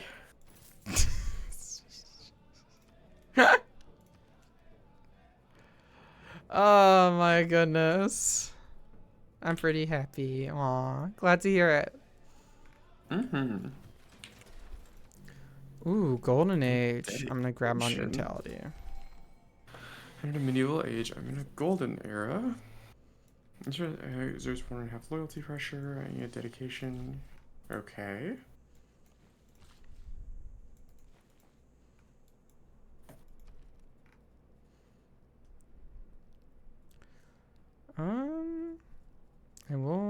I've been spamming theater squares a little bit. I will do something a little bit not super efficient. We'll grab a campus instead. Yeah, my boyfriend's here. Oh, fuck yeah! Oh, that's hell awesome. Yeah. That's sick. Yeah.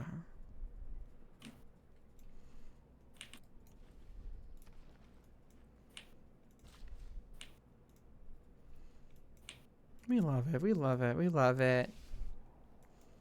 Yeah. Shaka has sent me a warning? Yeah. Oh, okay. He's mad because I'm in a golden era or golden age. Yeah, that's one of those secondary things, or secondary agendas. Sometimes they can get an agenda where they don't like it. Oh, here it is, World Congress. So let me explain this. Hey. So you will get these World Congress sessions every once in a while. They're kind of like World Congresses in Civ 5, except it's a little bit more streamlined and simplistic. Every single time 2 random resolutions will be put forth to for people to vote. And how many times you can vote is directly equal to the amount of diplomatic favor you have. So you look at the Congress members here. You can see each person has a certain amount of diplomatic favor, and every single time you can spend more and more favor to get more and more votes into something. So this is what diplomatic favor is used for. Yeah.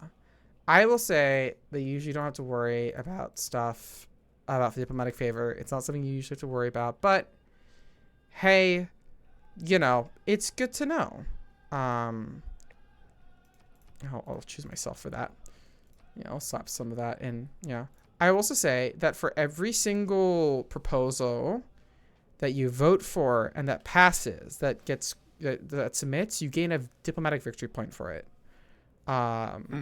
So diplomatic victory, you get it by having 20 diplomatic victory points. And so a good portion of your points is just going to come down to like winning World Congress sessions.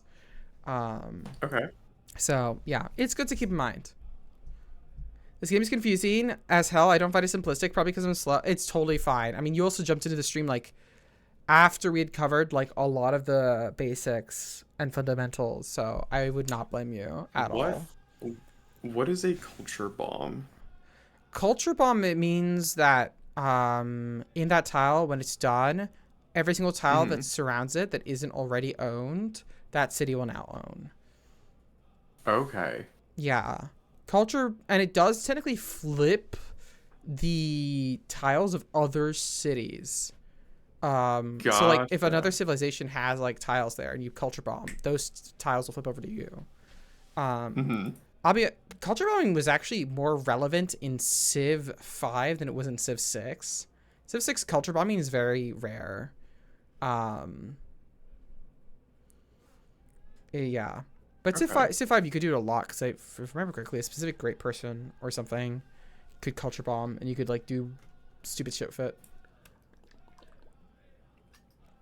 Okay. Yeah.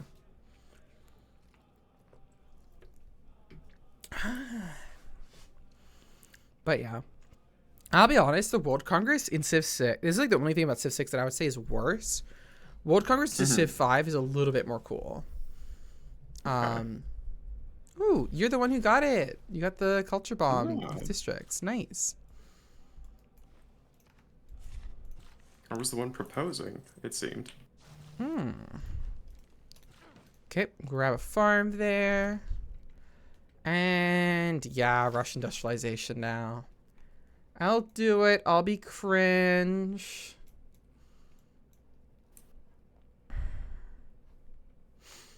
Oh, Temple of Artemis has not been taken yet.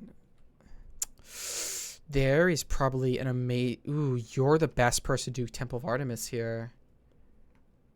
For sure. I am? No, the specific city I was thinking of. Adjacent to a camp owned by the city. Oh, but fuck. I need the camp. Yeah. I mean, it's still pretty good. Oh, because the camp got destroyed. That's why. All right, we'll purchase some builders there. Prey City, yeah.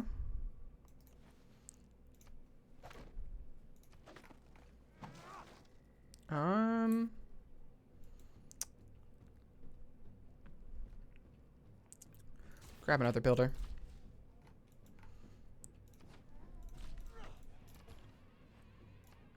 Sorry, whoops.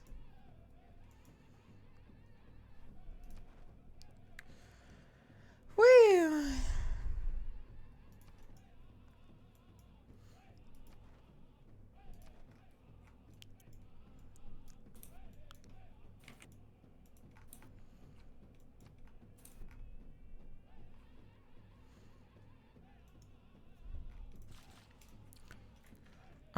Okay. That's all the basic stuff actually covered, really. Mostly, yeah. All right. Yeah. I can, yeah, basically the rest of this is just going to be some universal strategies, some like fundamental questions you might have to ask yourself as a player. I'll go over combat and combat strength briefly. And I'll talk about fun like little mini strategies you can do that can be helpful. All right. Yeah.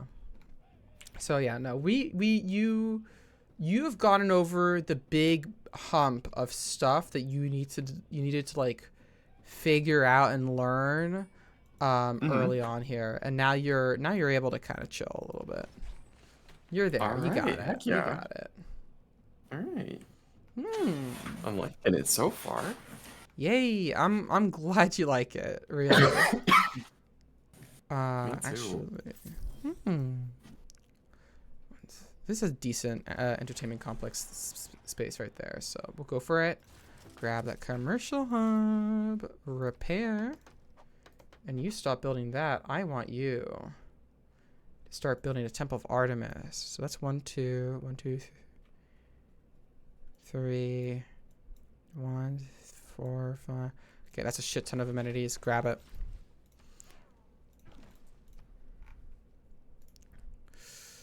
Grab that, and I will grab Monarchy.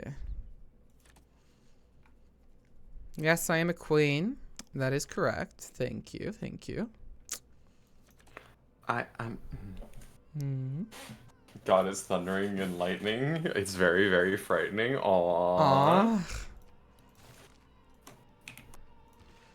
I'm doing sorry to okay, hear that, Mono? Mono. Hope it Like- calms down there a little bit. Mono, what are your pronouns today, by the way? Ooh, yeah, would be nice to know.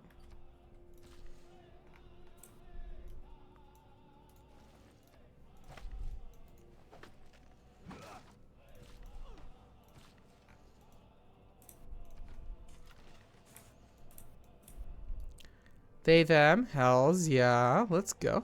Ah.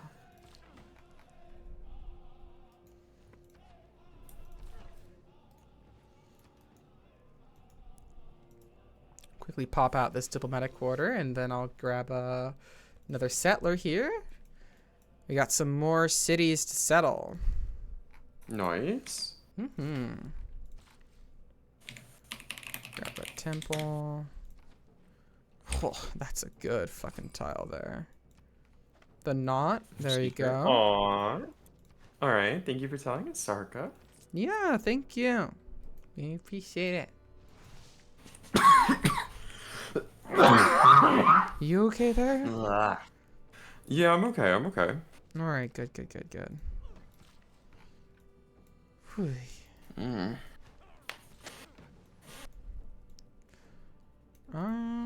Sure. I need Can I actually count the improve other? the capital here. Aww. Aw, congrats. Hope coming out went well. What do you want, Shaka? Right, yeah, yeah. Hi there, Jackie. Let me send you a little delegation there. Yay. Yay. Hi, hi, hi, hi, hi. Hi, hi, hi, hi, hi. Grab a farm there. There she is. Yeah, welcome to Hyena Land or something. Where is she? You know, just hanging about. You would let it hang. Comes in, puts some cold iced tea next to the bun. Aw. Hi, Lance. Hi, Lance. How you doing? How you A feeling? lot of people were more supportive than I thought, including my friend. Aww. Aww. Really happy. I'm really glad to hear that. That's wonderful. Yeah. Absolutely wonderful. I'm really happy for you. I'm glad things went well. That's awesome. It is awesome. So I'm okay. Hot as fuck here. Everywhere. My God, right now. Yeah. It is insane how fucking hot it's getting. You know what? I will be suzerain of Hong Kong. Give it to me. It's finally cooling down over here. Aw, lucky you. That's good. I'm glad to hear that. Over here, it's probably going to still be hot for a while. Up here in Canada. I'm more concerned for you, Jackie. You're in a pretty rough area for that. I mean, it hasn't gotten like too far above Okay. 80 degrees, which is like 35-ish, I think. That's good. That's good. A little less than that. Thank you for singing for the ad break, everyone. Hi. Temple of Artemis, give it to me, give it to me, give it to me, give it to me, give it to me. Of course, Mono. Of course, that's what you would think. Oh my goodness, Mono. You're such a fucking... Yay, Temple of Artemis. One of the best wonders in the game, I'm not gonna lie.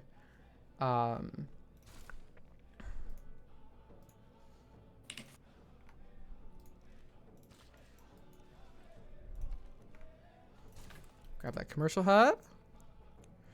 Medieval fairs. I can now dam. Fuck yeah, dam strategies are a go, chat. Production.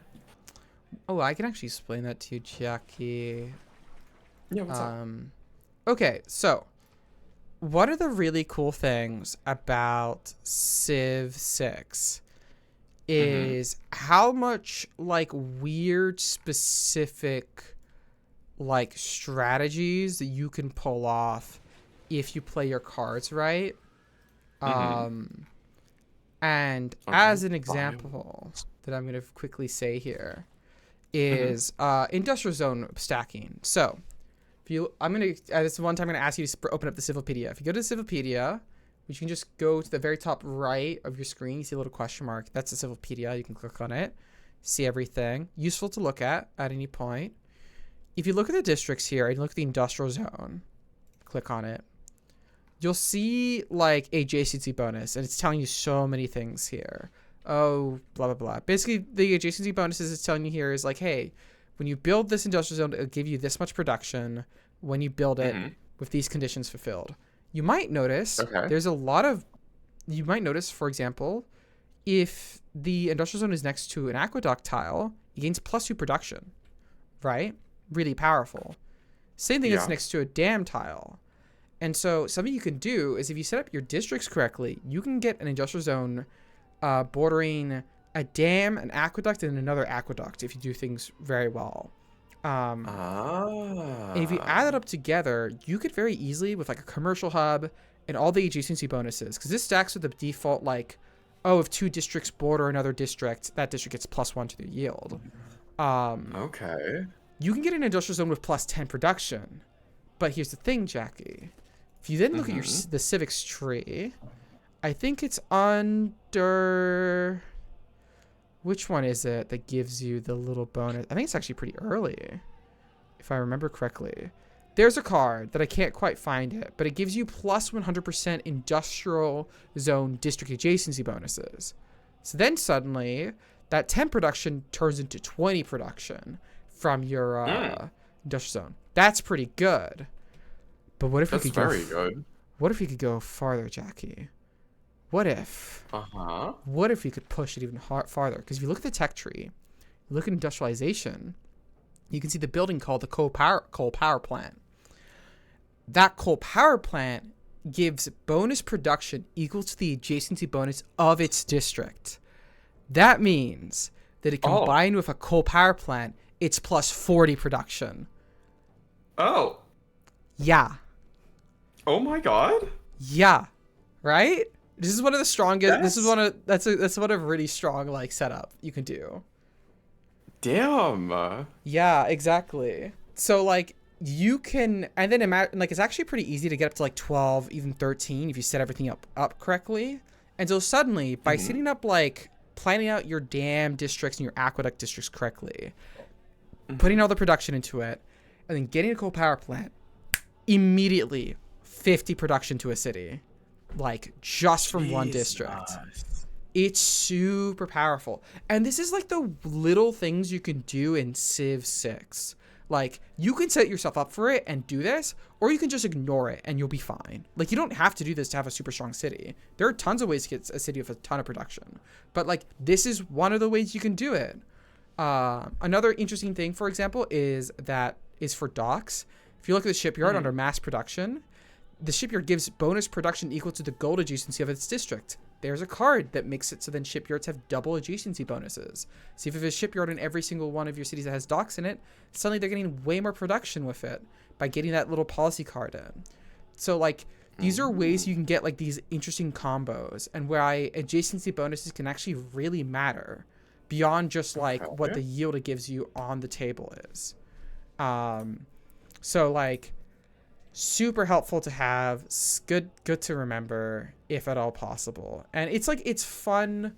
It's also like fun to look out for as a player, in my opinion. Look at those little like bonuses and little strategies. I will also give like a very quick other strategy that people have done that can be quite powerful. That's the strategy where, how to explain it? There's a pantheon that makes it so then your holy sites gain faith or have major adjacency bonuses in tundra tiles, for example, right? So that means you can if a holy site's completely surrounded by tundra and some forests, plus 10 faith holy site, right? That's great, but faith isn't like directly that useful, right? But then if you found a religion, there's a religious belief called work ethic.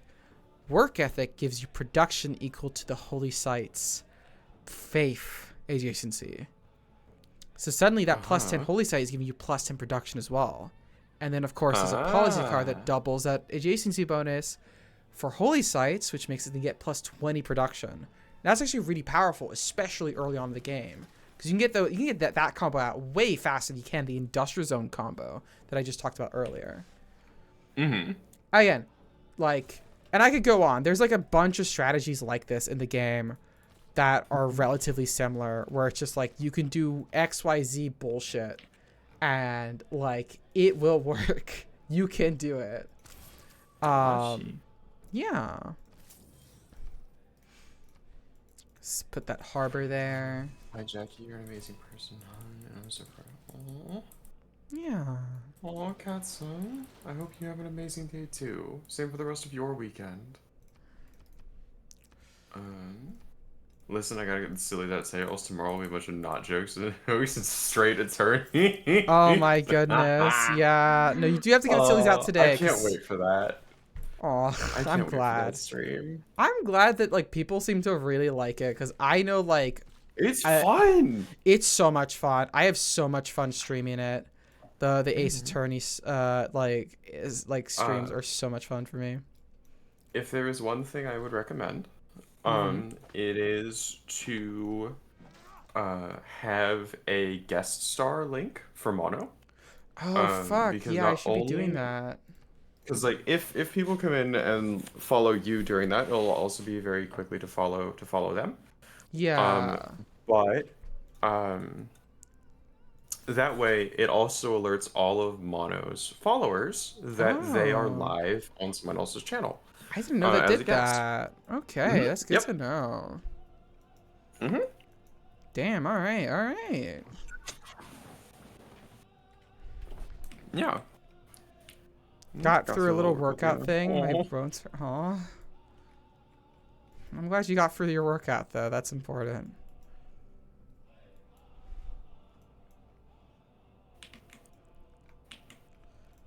But yeah, no, I don't do that.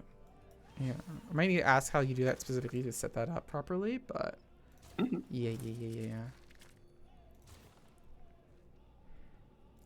Okay, I will now place this industrial zone where it needs to be. Someone give me their body parts, I'll trade. Vic, you don't want my body parts. My body parts are not good.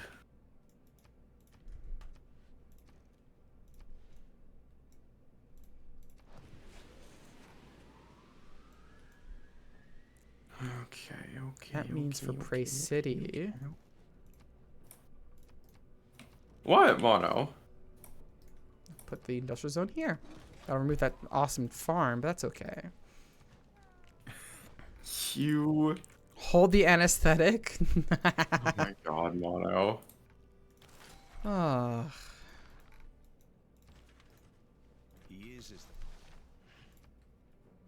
I'll grab Reyna here.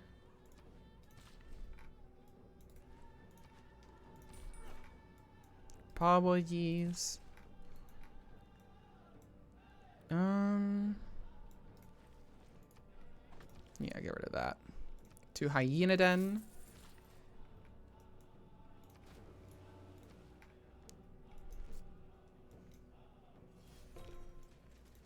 Dibs on the femurs. Oh my god. Wow, I'm just That being, that's kind of crazy. Oh my goodness. I'm being dismantled for parts. Apparently, it's kind of wacky. It's a little wacky. Not gonna lie.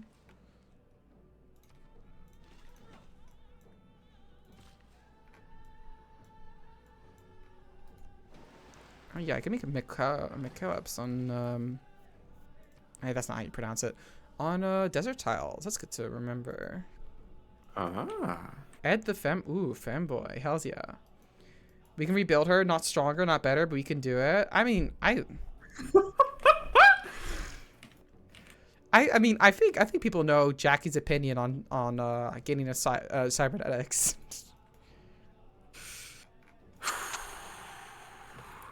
Yeah, there it is. I crave the strength and certainty of steel. Hells yeah.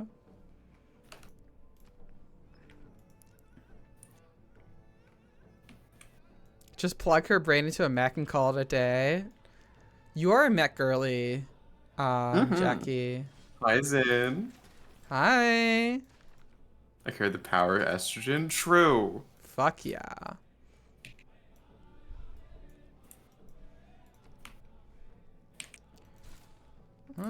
Sure. We can slap down that industrial zone here. Nice. Build that aqueduct.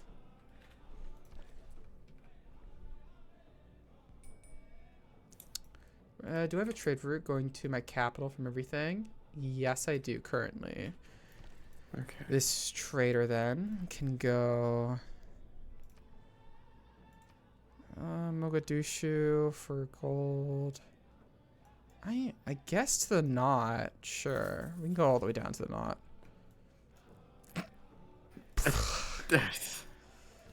Wild stuff is being said here.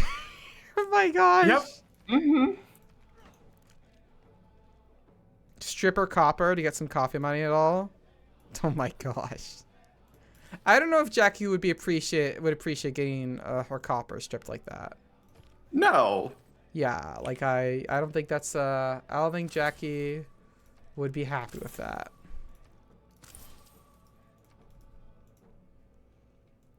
I'm making it not lewd for once. God damn it. God damn it. You okay, Mono? Mono, what is going on? Holy shit, you okay? You alright? You alright, little mouse?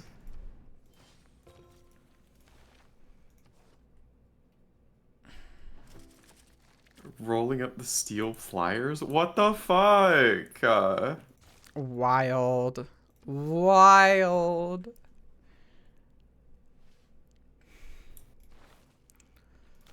Sure, I'll grab humanism. We like that.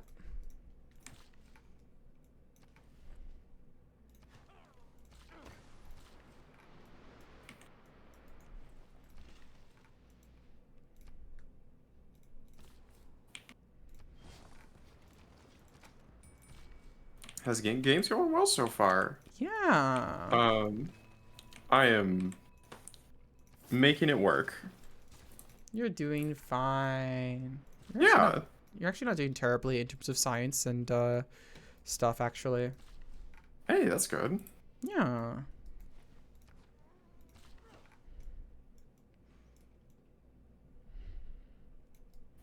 You're actually doing doing more than fine. Like, do not worry. Okay. I'm just kind of winging it, to be perfectly Yeah. honest. You're keeping up with the AI. I'll say that with your yields.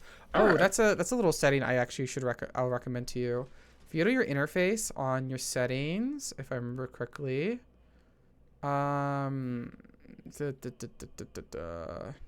show yields in hub ribbon. You're probably gonna want to do always show here.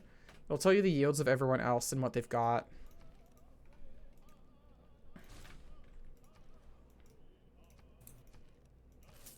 Ah, okay. Yeah. Yeah. It makes it a lot easier to compare and contrast. Be like, am I falling behind? Am I not? Like, etc., etc., etc. Gotcha. Yeah.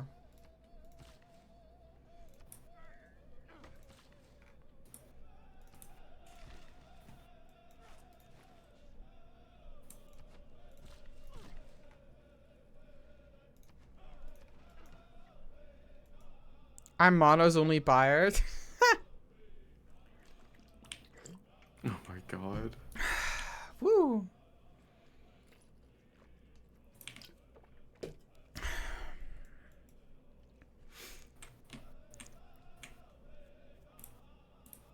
Ah.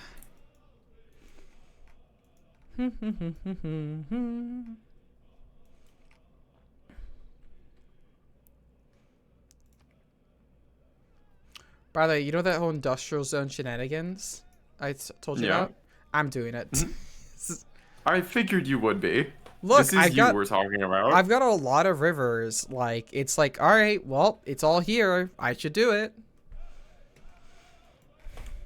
I got a lot of floodplains of rivers. It's also a great way to make a city that normally would have shit production, which is like a city that has only floodplains, flat tiles, few forests, right? So, like, that's not a great way to get a lot of production. That industrial zone strategy is a great way to make those cities actually super productive. Okay. Yeah. Because otherwise it's like, well, this city's just going to be doing nothing for the entire game. No production. So, yeah. It's awesome. Oh, you want to know another very strong thing you can do? What? Kiwa Kisawani is a wonder under machinery. Okay. If you hover over it, I'll quickly read it out, actually, if you're okay with it. Here's what it says. Yeah, go ahead. +3 envoys when built. When you are the suzerain of a city-state, this city that builds the Kiwa Kisawani receives a +15% boost to the type of bonuses provided by that city-state. If you are the suzerain to 2 or more city-states of that type, an additional +15% boost is given to all your cities. It must be built on a flat tile adjacent to the coast. So, Okay. here's how it works, because the description is a little bit confusing. Mm-hmm. When you are the suzerain, aka the like ally of a city-state, you get +15% to whatever yield the city-state provides. So if it's a scientific city-state, this city that builds the Kiwa Kisawani gets a +50% boost to science if you're the suzerain of that city-state. If you're the suzerain of 2 scientific city-states, every single city in your empire gets that +15% boost. And the original city gets an additional +50% boost. So a total of 30% in that city. Oh. It is one of the most powerful wonders in the entirety of Civ 6. It is S tier. It is dependent what city-states you have in the game, right? Mm-hmm. So, for example, in this game, we have like a bunch of gold city-states, which is like not that useful, right? But like, if you see a game, you're like, there are 2 or more culture city-states, 2 or more scientific city-states. Kiwa Kisawani is so strong. And even without that, Kiwa Kisawani is still an amazing wonder. So, yeah. I think Persia is about to attack me. Ooh, Persia has 108. Well, Persia is behind you scientifically, just from the numbers. If yes, but they have like triple my military might. You should probably build a couple units. Probably. If you look at your government policies, there are specific policies you can get. Like, I think it's either a GOG or feudal contract, depending how deep into the culture tree you are by this point. That gives you extra production towards melee, anti-cavalry, and range units. There's an equivalent for cavalry units as well. So you can swap those in to quickly pump out some units a bit faster. Yeah, stuff like that. I will say that while earlier I kind of trashed on all the military policy cards, they are great if you're going to get into a war. If you know you're getting into a war, a lot of the military policy cards are actually really, really impactful. Yeah.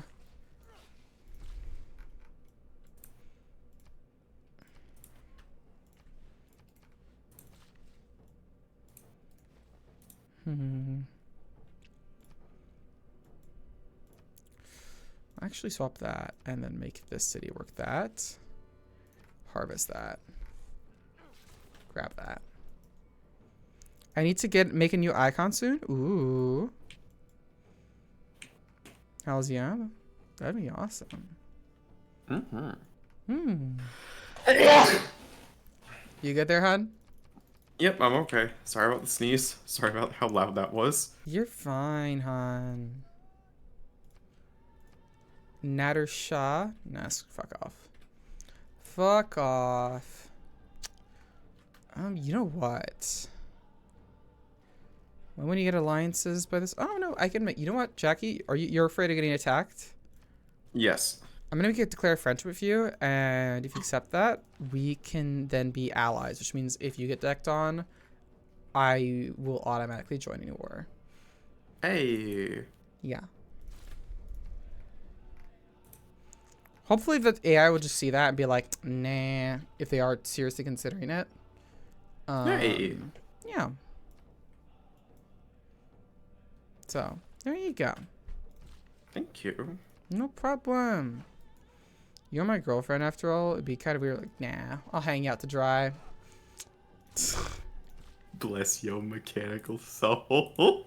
Thank you, Sid.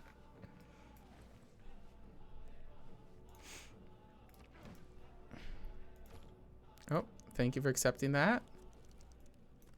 Ooh. Oh, you also need to research the Civic that lets you get alliances. Whoops, never mind. Ah, fuck. Well, us being friends will maybe help a little bit as well. So, yeah. I hope so. Mm-hmm.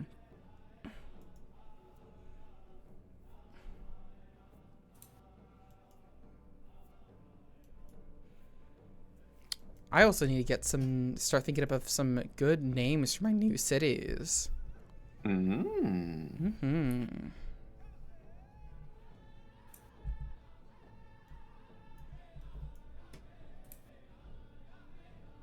Oh, by the way, are y'all scared of the ocean? I am not.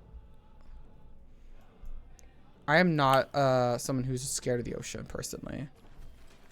I understand why people would be though. But no, not me personally. Yeah, oh, I'm sorry, Corvid. Aw. Bye-bye, Corvid. I hope you feel better. Yeah. I fucking hate the ocean. That's very fair.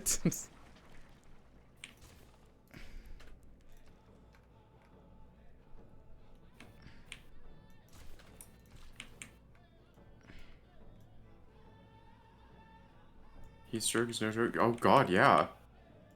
Oh, yeah. Yeah, lie down, drink plenty of water. Make sure you're in shade. Yeah, no, heat stroke is rough.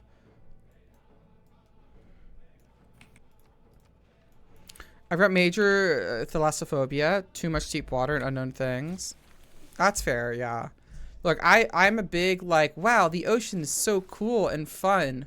But, like, I totally understand why, for a lot of people, it's like, get that shit away from me. Yeah.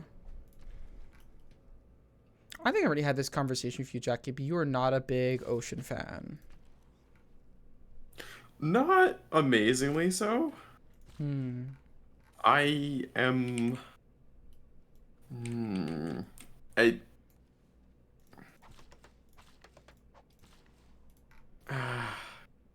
Because,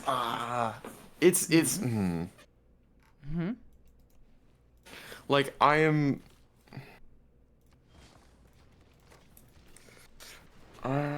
like, I'm not... I don't hate it, but I don't like it. Gotcha. And, like, just being out on a boat in the middle of nowhere and it's just that boat. Like, being out in the... like, far out in the ocean on just, like, a tiny little boat, nothing else around. That makes me feel simultaneously both trapped and stranded, and nuh-uh. That's fair, yeah.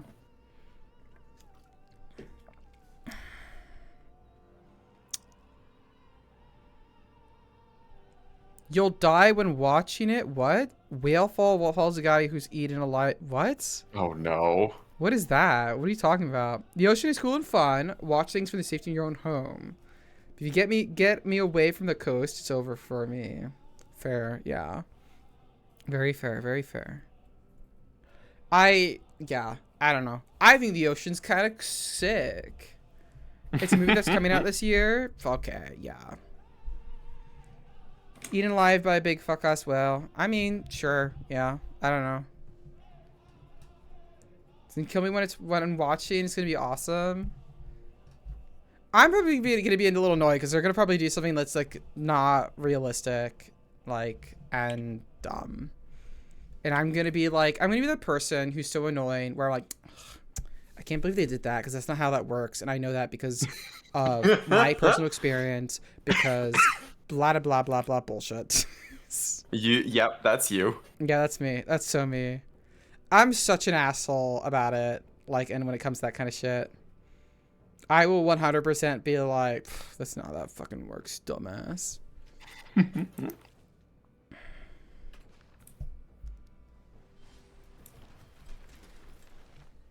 Tech boosted gunpowder. Nice. Good old gunpowder. We like it. We like it. Mm-hmm. Grab ancient walls there.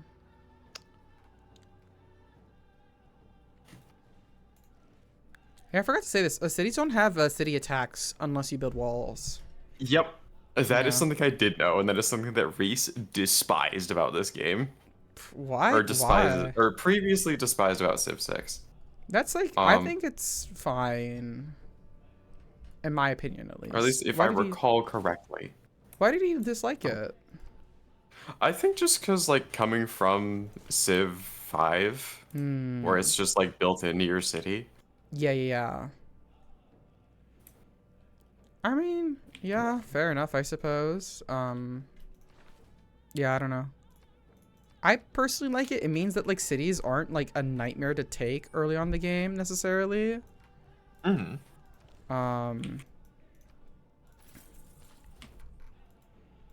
Because, like, that's, like, a thing in Civ 5. It's, like, early on in the game, like, oh my god, taking cities was already a nightmare.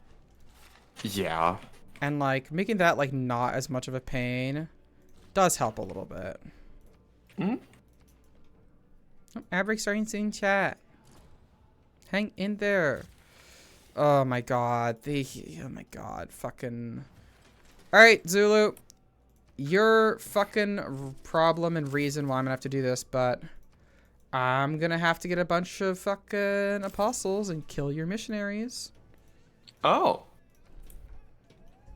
Yeah, there's religious combat in this. I forgot to tell you this because I kind of like skipped over it with religion. But yeah, there's such a thing as religious combat.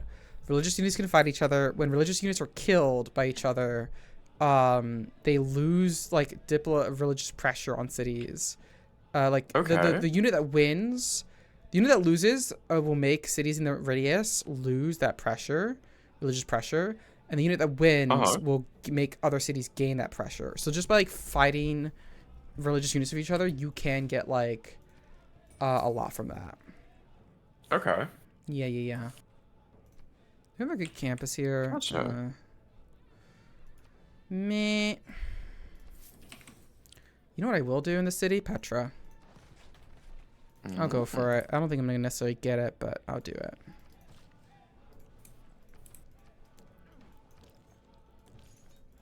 So yeah, you can. There's a whole religious fighting mechanic bullshit thing. Gotcha. Right, launch the Inquisition here, evangelize, and buy some Inquisitors.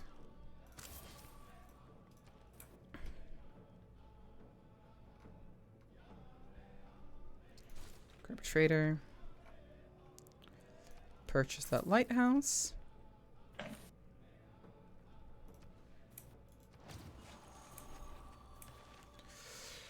I'm thinking Gurdwara here. Maybe Holy Order. I'll grab Holy Order. For the Hihayin.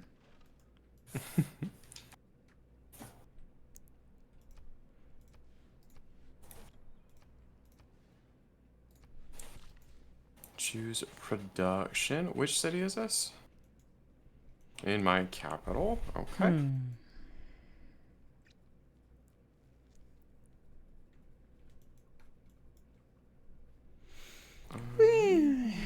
I think the caffeine is worn off a little bit for me. I'm not gonna lie. I can tell. Yeah, I've slowed down a little bit my ramblings. I'm a little bit more calm now. And that's okay. And if you want to slow down or halt, we can absolutely do that. I can swap for something else.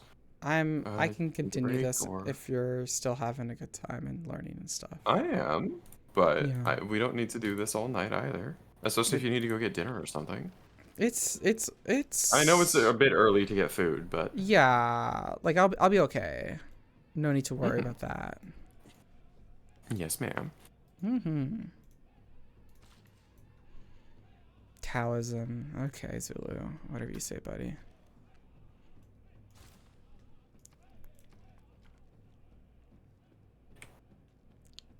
Another trader wouldn't hurt.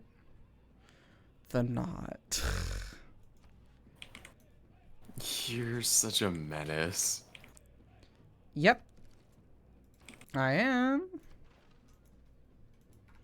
And you like it that way. Damn right I do. Mm-hmm.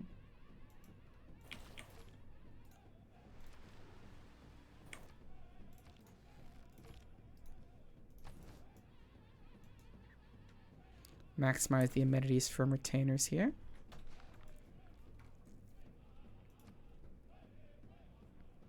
That's how you're able to get population 16 cities without having any negative amenities.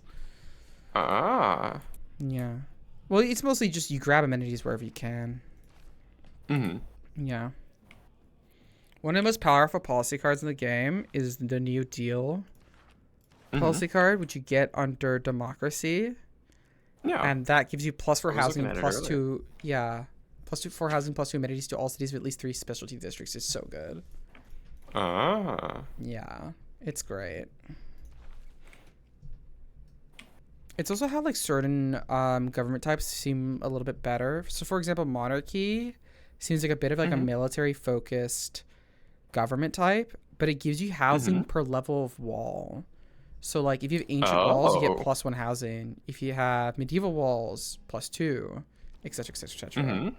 So it's actually really good, and it's actually kind of more of a diplomatic focused government instead of a military one for monarchy. So it's actually really good. I am so down for us to get double points towards that, and I am so down to do that.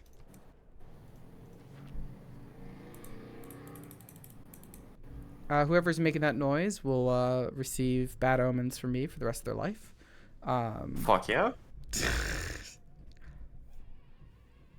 Like I just hear that shit. I'm like, you fucking asshole.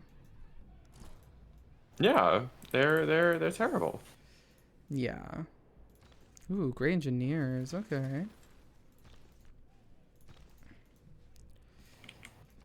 I will purchase. I haven't seen one of them yet, so. Inquisitor there. University's done here. Grab that theater square. Move over here. Grab industrialization, or we'll start moving towards it. Ooh.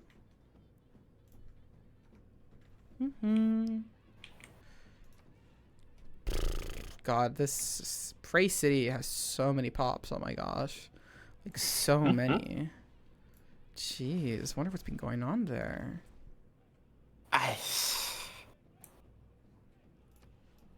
Chat, you can't see my face, but I got a big fat smile on my face right now.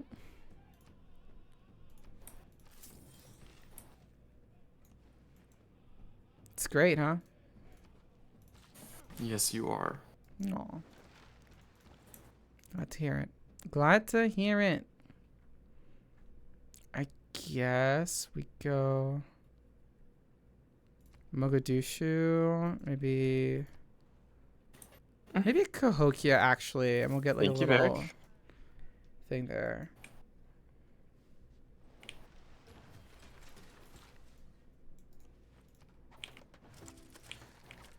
Colonialism, we will have to research, unfortunately.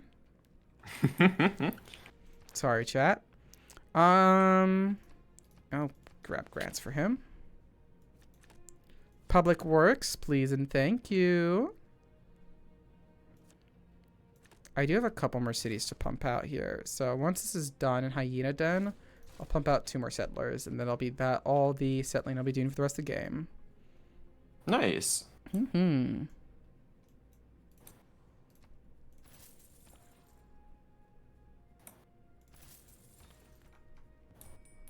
I'm back from doing my thing and a nap. I'm a totally responsible streamer and didn't visit while I was being. Aww. Aw. Hi, Sniper. How are you doing, hon? Yeah, Sniper. Hope you're doing well.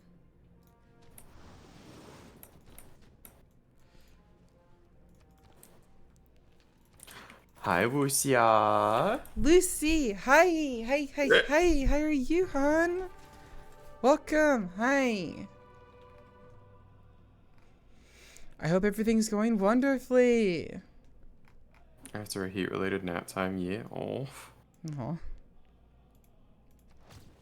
Oh, thank you for the hydration. Hi there, cutie dragon. How you doing? Love you both. Love you too. Mm-hmm.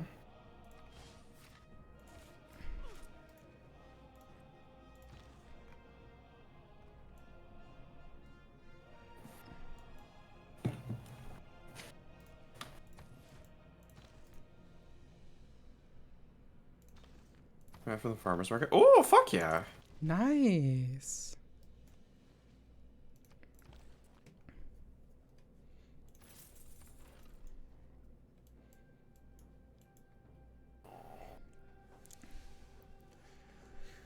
Whee.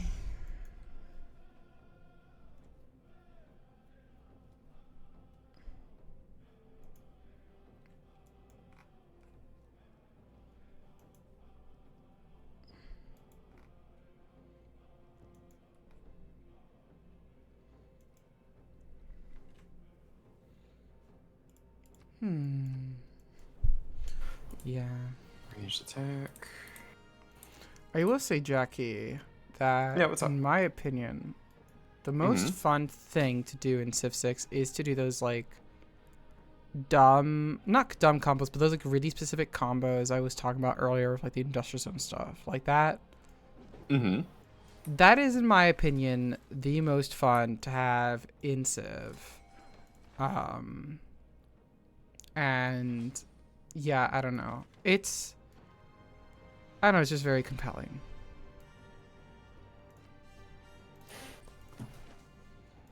Yeah. Okay. Yeah. Noted. So yeah, if like at any point like you're like, I don't know if I'm having a ton of fun with Civ, it like might just not be the game for you. And when I say you here, I mean the chat. Might genuinely like not. It's okay if it's not the game for you, but also I'd recommend like try to just do something funky or different in terms of how you pursue things. Don't just stick to one strategy every single game. Try something new, and you might be surprised as to the kinds of interesting things you can get out of like certain combos if you build for it. Oh, we got a woof. Aww. We got a cute woof. It needs orders.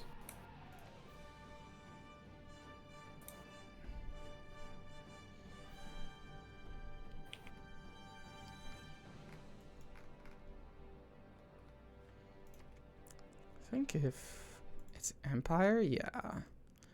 It's a +9 industrial zone there.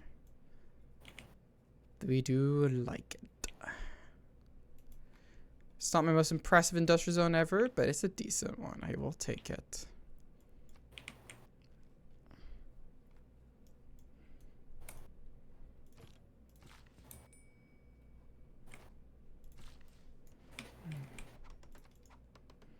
Hello, friends. Hello, Anna. How you doing? How you feeling? Hope you're doing well. How's the sniper?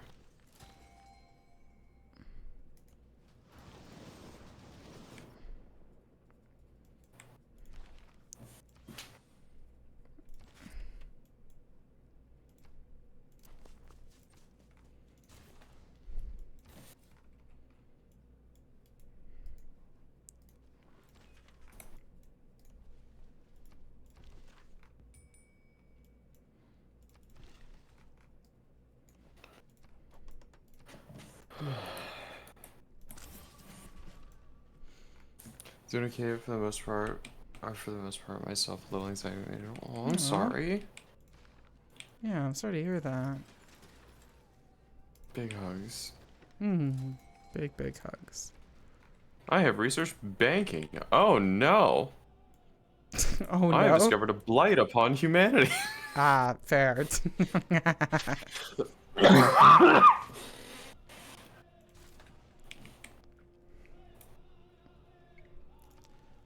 Banking do be a little crazy. Yeah.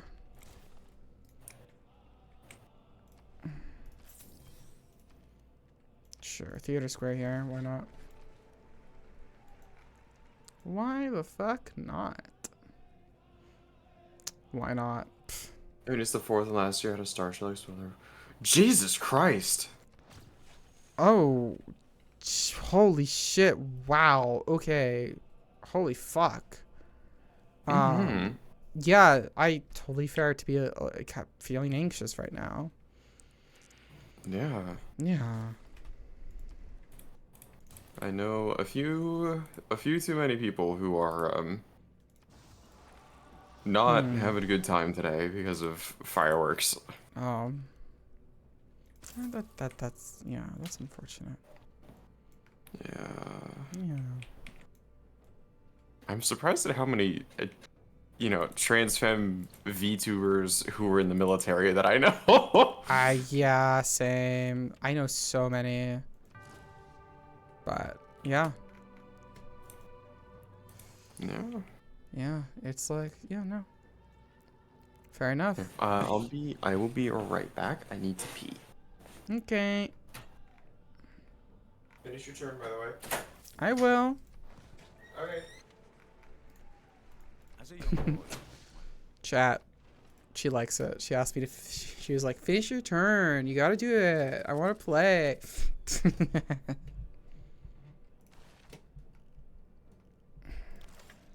Which is good news for me because I like Civ 6 and I like having more people to play it with.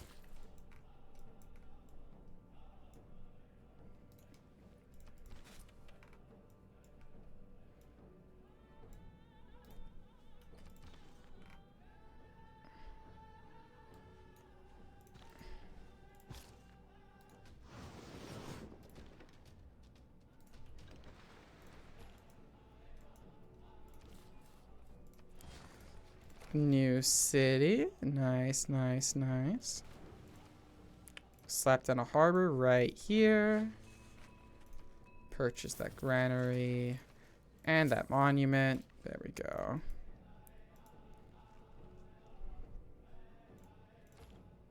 Oh, and you know what? I should grab a trader. Woo! Civ is a good series? Hells yeah, it is. It's a lot of fun. Yeah, no, I always have so much fun whenever I play it, in multiplayer especially. No. I have been in this weird spot where I'm like, I want to ask people to play with me, but I have begun to get a reputation of being like really good at Civ 6 that like, I always feel like, damn it, are people just gonna like have to play against me and then just get like, just see me like run away with the game every single time? So yeah, I don't know. I do hope one of these days I meet my match in Civ 6 eventually. Though I have fun no matter either way. But yeah. You think Medina quarter? I don't really need that. Silver Siege isn't that good. Honestly, logistics, sure. You can invite me to Civ 6. I'll find a way to annoy you enough. Thank you, Z. I believe someone who underestimated me and built a naval army and threatened their island capital after the AI threat was on my side of the map. Nice. Hells yeah. No, yeah, Civ's great. So much fun. Especially with the right setup and, ugh, God. There's a lot also with like Navy stuff. I feel like Civ players underestimate Navy a lot, typically. And to a certain extent, it makes sense because it's like naval mechanics aren't like super in depth, but like they are important. So yeah, you can typically like make someone like take someone off guard just by like going navy and hitting them if they've got coastal cities. It is a little unfortunate that your navies in Civ 6 are like a little bit just way too constrained to the coast though, so yeah. Also, like, there's this weird like idea, I'm not sure why, like, there's this idea that most Civ players like to play on Pangea maps, but like every single time a poll has been done, people seem to like playing continents instead. But there's like prevailing idea that people like to play Pangea maps. And it might be just because of multiplayer games, people always play Pangea maps. But because of that, because most people play Pangea maps, like naval stuff barely comes into it because most of the map is just land-based. You're not going to have that many coastal cities. You want to take my oil field? I was playing America. Yeah, okay. That was a mistake. You don't take America's oil. Had to go with the bit? Hells yeah. No, totally.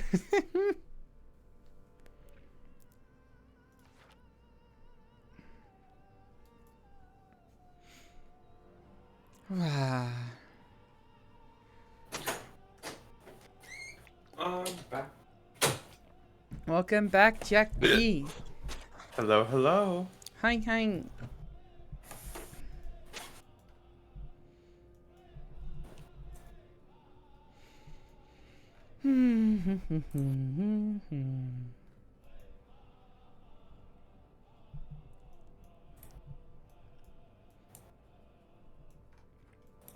All right.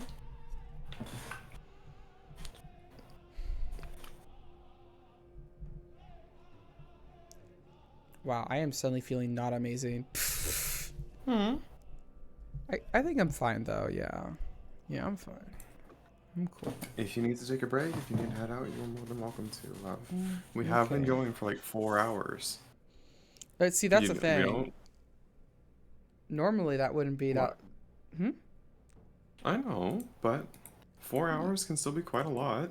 Yeah. And if you're not feeling good, we don't have to continue. I'll sort of something else or know. hop off entirely. I know. Don't worry. I'm not gonna push myself too much. Don't worry. I'm actually gonna skip this You'd one. better not. Pass on that great person. Yeah, no, but don't worry, hun. I'm gonna worry regardless because I love you. I know, but still. I don't want you to, you know, get too worried there. I won't be too worried. There's Antananarivo. I'm not going to steal Antananarivo from you, Jackie. It's very tempting for me too, because it's amazing. Please don't. But I'm not going to. I What will. do you mean by steal?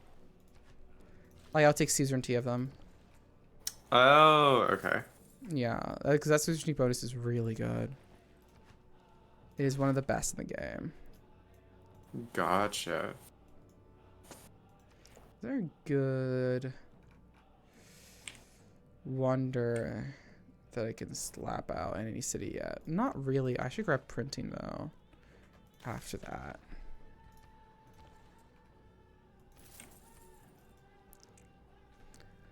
Get a Sippa and a big stretchy. I had the same feeling today. And it's also a lot of, that's true. Honestly, a bit of stretching. You know what, Jackie? I'm gonna stretch. You're gonna have to stand up from the desk. I'm still gonna be able to talk and yap, but take your time in your turn. Yes, ma'am.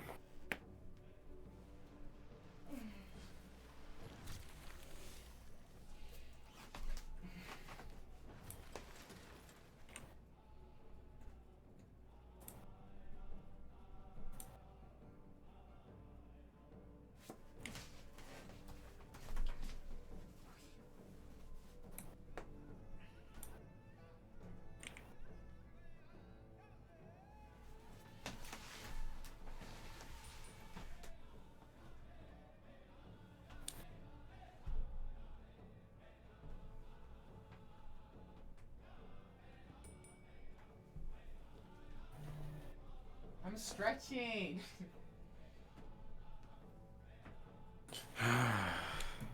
Sorry. Bye. I will actually be right back. Oh, okay. Fuck. God damn it. No, my brother needs me to take one of his dogs out. Oh. Because for some reason, that is something I have to do. Even though, like, They're his board and trains. Yep. And Yep. like literally this is what he is employed to do, but somehow it becomes my responsibility. Fucking. I have so many opinions. I'm not going to voice all of them right now, but That is know okay. that I have so many. All right, I'll be back in hopefully no less Yeah. than, or hopefully no more than 10 minutes. Yeah, I hope so too. So yeah, I'm gonna put on my BRB message. I'm not gonna do the full screen, but I will let you go to next turn. Okay. And chat, I will be right back. I will entertain chat while you're gone. Thank you. No problem.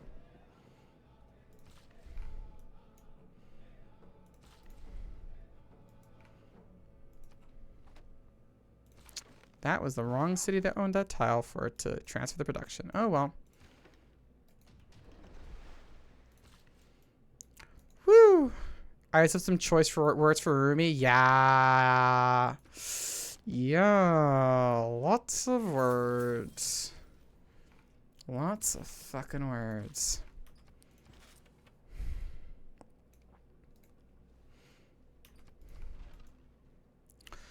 But yeah, chat. Ooh, okay, I got into Golden Age again. I could go for Monumentality here again for the free builders. And to be fair, it is just amazing. I will go for Monumentality again. I would love to pick any of these other ones, but they are worthless for me right now. Hicks Sant Dracones is really nice though. Like there's a play you can do with Hicks Sant Dracones and a with different consonant play. With the right setup. Not in this instance, because I don't have a good setup for it, but essentially you can settle cities quite late into the game with this, because it'll start off with more population. And then you can grab policy cards that give you, like colonial taxes here, plus 25% gold and plus 10% production in cities, not in your original capital's continent. And there's a wonder that can give you a similar bonus, and you can really stack up like the bonuses from having cities and settlements not on your original continent. In this case, I can't because like I don't have the right setup for it. But depending on the circumstances, you can really go for it. I will also start rearranging furniture in their room just enough to make them notice it, not enough for them to not bump the edge of their bed and hit their feet on shit. That is very mean, but so fucking deserved by them. Yeah. Is literally anyone making great artist points? I am sure that there are people I will pass on that great artist. Yeah. Just right amount of petty bitch vibes. Yeah, hells yeah. Hells to the fucking yeah. I can make Forbidden City here, and I will.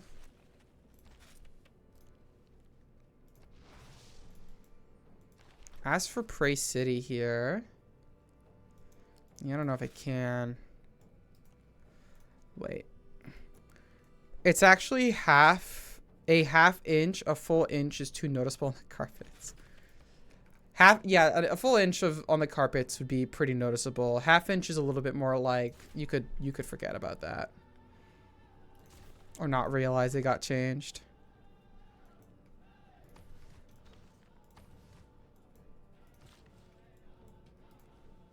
Grab a farm here. Boom, farm triangle. And it go up. Pretty good actually. That's a nice little tile improvement. Grab Embolin here. If a full inch is too... Okay, Vic. Okay. Gosh, chat. My goodness. I'll be honest, though. I encourage this shit, so I shouldn't be surprised. But still, I'm going to complain about it regardless. I'm still going to complain about it. I gotta wait till Jackie comes back because as soon as she does, I'm gonna immediately do some stretching in the background. Actually, you know what? Fuck it, chat. I'm gonna stretch anyways. You're just gonna hear me like a bit weirdly on the mic. Anyways, hope your day's going well, chat.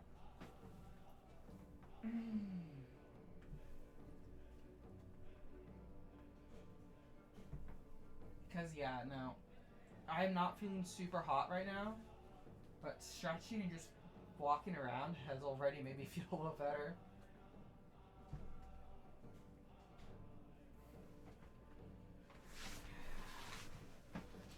Woo! I'm eating a sandwich and chips. Nice. My limit is 20? Oh my goodness. Hey, yo, if that's true, that is just impressive. I'm gonna be honest. Like, that's just impressive. Not even, like, flirting, whatever bullshit. That is just impressive. It just is. Startling, almost. Yeah, a little.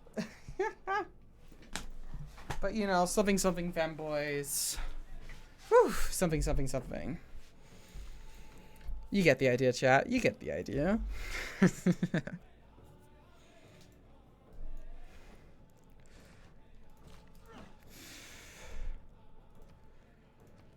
Whew. Grab a builder there. Grab a builder here. Purchase that. We can take it good. Yeah. Fanboys do come with a free monster can pocket. Oh my goodness. Yeah, kind of, yeah.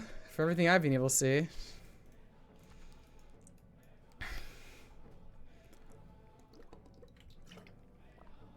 Ah, boy.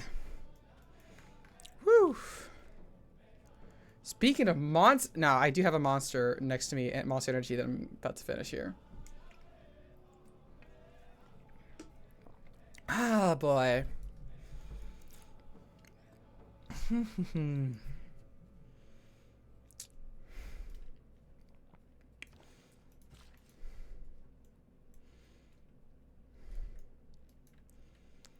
I might as well start thinking of city names here, right? What's a good, Speaking of monster can heavy thoughts. Oh, gosh. It's a little real. It's a little real there, Vic.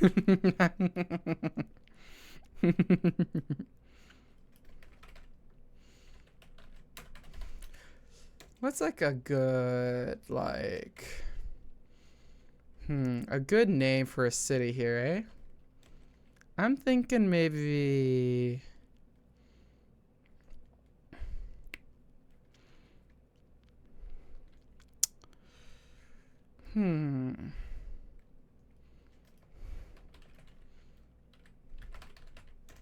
I'll call it the Bunny Grounds. There we go. That's kind of cute. Eats it? Oh my. What a surprise. I can't believe the femboy would do that. What the hell? Up at that time, hang in there, chat. At least for those who are currently watching me. Over in this city, what should we call this? It's the desert area. It's kind of... Sure, I'll call it Amazon. Like something.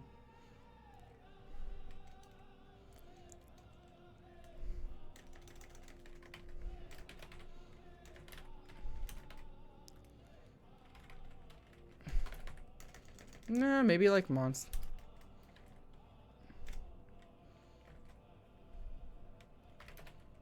Nah. I'm really bad at city names. I'm not gonna lie, chat. Starch chewing? Oh my goodness. Holy fuck.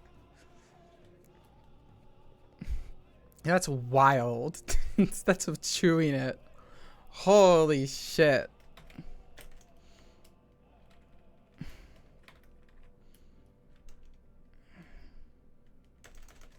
Yeah, you know, fuck it. Fuck it, I'm gonna call it Muscle Mummies. That's the name of the city now. You're welcome, chat. You're welcome. I'm gonna call this city right here, because it's at the very north, like, bit of the empire. The tip.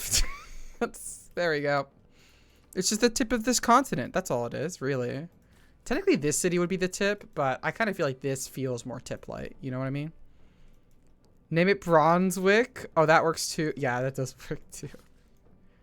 I could name another one a Bronzewick though. I could do that. Tip of the world. Yep. Okay, I could make this Bronzewick. There we go. And then over this city, actually, I'll name this city Bronzewick. I'll name this city something else. For now, I'll just do AS there. Here, this one can be Bronzewick.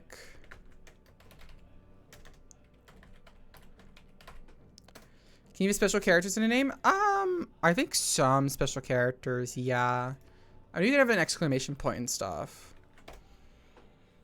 Why do you ask? If so, okay. That, I don't know if that will work. I don't know if the game would render that. Like basic special characters, yes. I don't think all of them though. I know some don't work.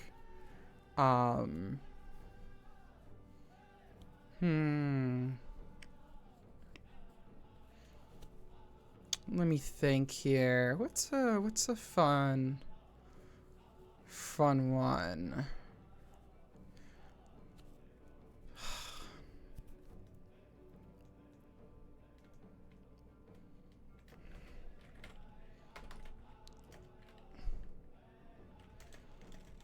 My cat gets no love from games. Oh, I'm sorry. I'll make a cat haven here for you. How about that? Cat haven. There we go. Get a little bit of cats there. There you go. Finally, my wick could be immortalized. You're welcome. You're welcome, Anna.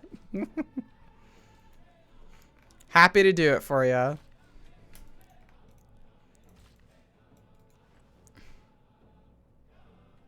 I'll make a Cahokia Mound here. Might as well. It's a tundra. Literally nothing can be built on it. Or not much can be built on it. But luckily I've got a couple fun little improvements. Like I'll say that Non-Dial. I'm currently playing as Poundmaker, and you get a special little improvement called the McCo-op here. And it is like nothing crazy, but it does provide +1 housing and some yields. And it's pretty good. It's stronger than it looks. Especially since it can be built basically anywhere except for floodplains. You can just slap that down anywhere, get some food, get some housing, get some production, maybe some food and gold. So yeah, it's quite nice. It's quite nice. Like for example, this is the improvement right here: 2 food, 3 production, 3 gold on a single tile is pretty good. That's a decent tile. It's not like the best like special improvement in the game. There are better ones. But it is quite nice. So, yeah. Goddamn missionaries. I'm so tempted to just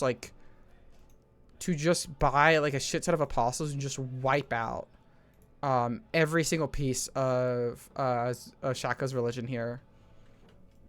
But I'm not going to. I'll be a little mean. Just a little bit though. Did we just get to hang out a little bit here, chat? I do hope Jackie's doing okay. Let me double check. Yeah, okay. That's fine.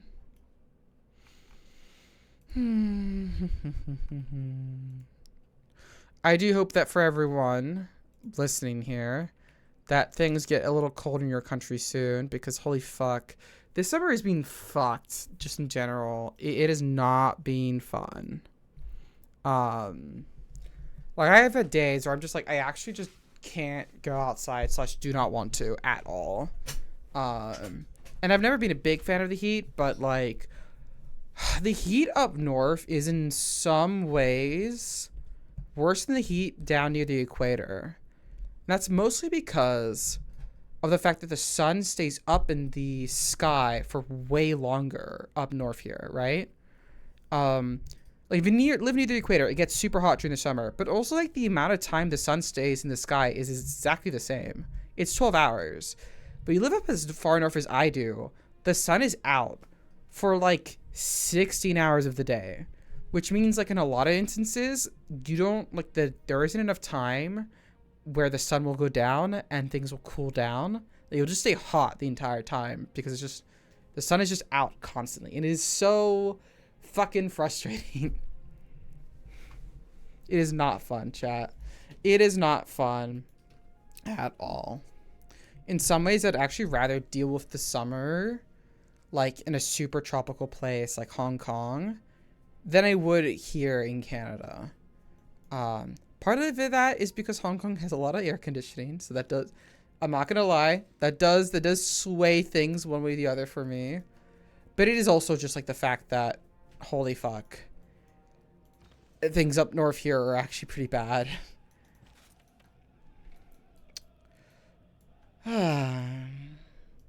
Alright, in terms of stuff to do, I have been neglecting builder charges and improvements across my empire a little bit. So, like, I will be, for example, buying another builder here in my capital, getting some more stuff out. There's some builder improvements here I can do around Prey City. Muscle Mommies can definitely get some more builder charges in here. I already got a new builder here. Like, there's definitely, like, a bit more I can do to optimize my empire. Because by this point in the game, where I'm at least, I'd say you want, like, almost every single tile in your empire to be improved in some sort of way. And if it's not improved, you are a little bit behind. So, yeah. Also, like, if anyone here still has questions, I know, like, most of the teaching phase of this stream is mostly over now. Jackie and I were just playing, hanging out. But if anyone here had any questions about how Civ, like, as a game works, I'd be more than happy to answer them for anyone here. Because I've kind of, like, rushed through things, / like, skipped a couple things here and there, or explained things a certain way. Where's the battle pass? Thankfully, not fucking here. Holy shit. If you want the battle pass, just go ahead and play Civ 7. Like, literally, you want the battle pass? Play Civ 7. You can get all the shitty DLC there.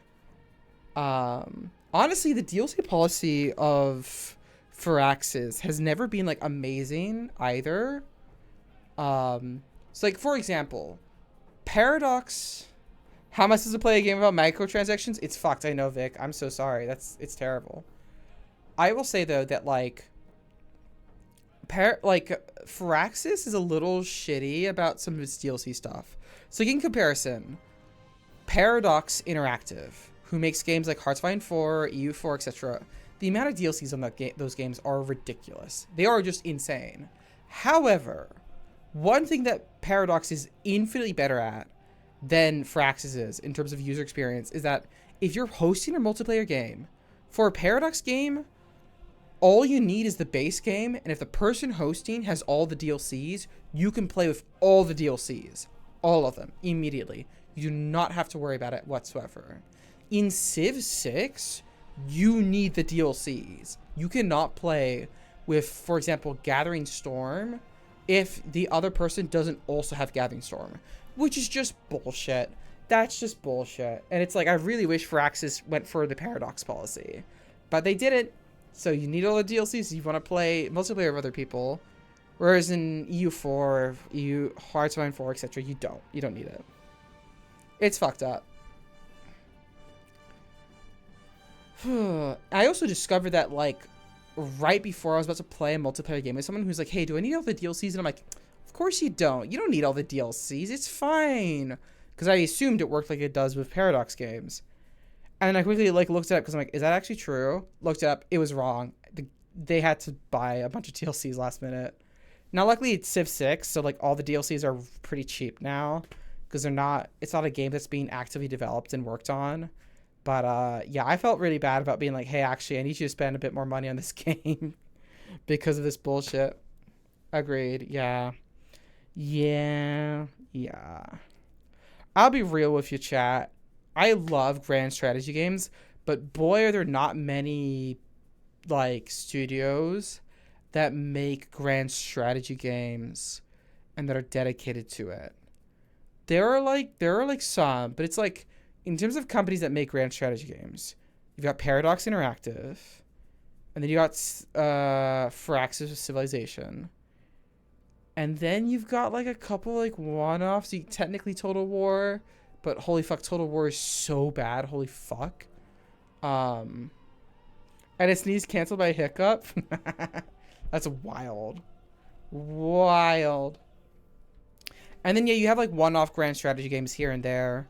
Like, for example, Terra Invicta, I would count as a grand strategy game, technically. But it's also, like, this is, like, one game once the developer's made. And that's about it. So, yeah. It's kind of like, I don't know. I don't even know why I'm talking about this. I guess Wow. I'm... Oh, hi, Jackie. Hi, welcome in. Hi. I've been yapping. Back. Back. Hi, back. Good. That's what you're good at. I am good at yapping. I can yap, yap, It yap, yap, is yap. one of the many things you're good at. Yay, I can yap. We got chat. The bunny is black. Mm-hmm.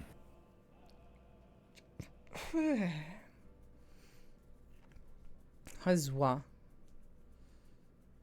Hajwa. Hazwa. Woo. Yeah. Okay, Jackie, do you want to hear a couple more, like, strategies that might be good or not so good? Like, type thing. Sure. Okay, so one of the Lay on me. strongest... One of the strongest strategies to do, in my opinion, is the Magnus strat. So this is where, if you look at Magnus as a governor, you can see that one of his promotions is surplus logistics, plus 20% growth in the city. Your trade routes ending here provide plus 2 food to their starting city. So the idea is that you park Magnus in your capital. And then every single time you settle a new city, you immediately send over a trader there, have the trader move back to your capital, and now that trader's getting that plus 2 food from Magnus. And so very quickly early on in the game, you can get like plus 5 food, plus 2 production from a trade route. As an example, right now, my trade routes going to my capital have 8 food, 5 production on them. And so it's how I'm able to get like cities that I've settled like 4 turns ago to be like 4 population instantly. I just get that trade route, set it back to my capital, done.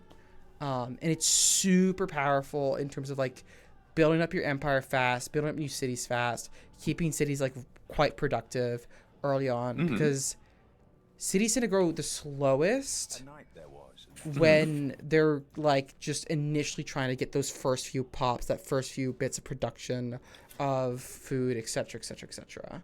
And being able to skip that is just amazing. So yeah, big recommend on that strategy if you are able to do it. Okay. Notes taken. Yeah. Just like any strategy though, like it's not like foolproof / you should always do this. There are very strong plays where you never use Magnus in that way. But it's just like it's generally like a strong strategy. So it's why I wanted to mention it. Okay. Yeah. Gotcha. I appreciate. Thank you. No problem.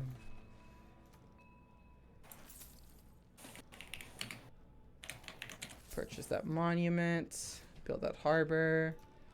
You are going to go ahead. I'm not gonna even do this city, eh? I mean, probably a holy site for some extra food and housing, right? Yeah. Yep, yep, yep, yep, yep. Yepers.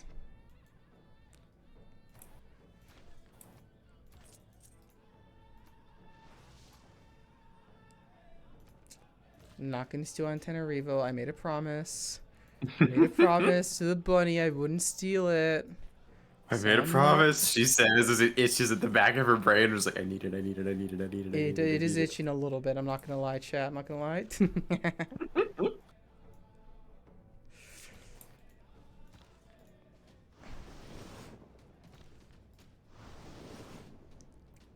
Didn't die. Damn it. That was close though.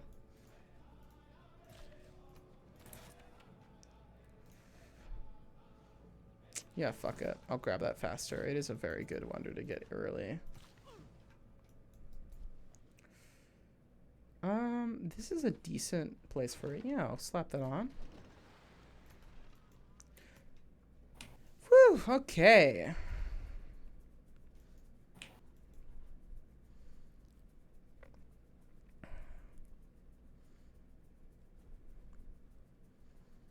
Come on, Forbidden City. Come on, Forbidden City.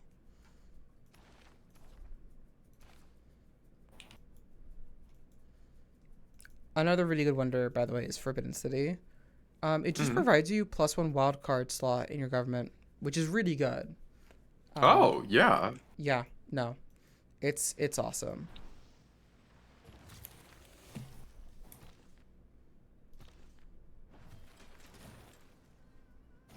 Shaka, what is this deal you have proposed?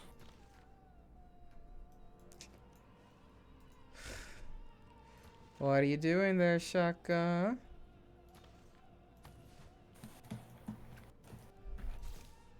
Grab castles there. An Why would I give you tea for entertainment. open borders? Don't ask me. The AI sometimes Ooh. can be very interesting with how it decides to propose deals. We can say that.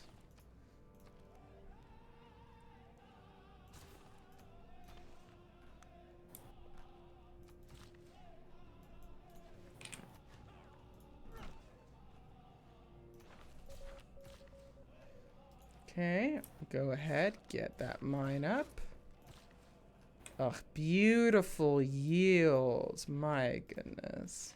I feel sleepy after eating. Aw. Aw. If I be she that may you I hope you can. If you need to eat, you can eat. Yeah. Yeah, don't let us stop you. Take care of yourself, Ed. Mm-hmm.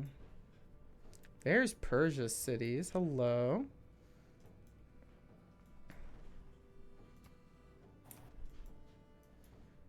I have a fruit salad and crackers. Fuck yeah. That sounds great. Nice. Super tasty. Hmm.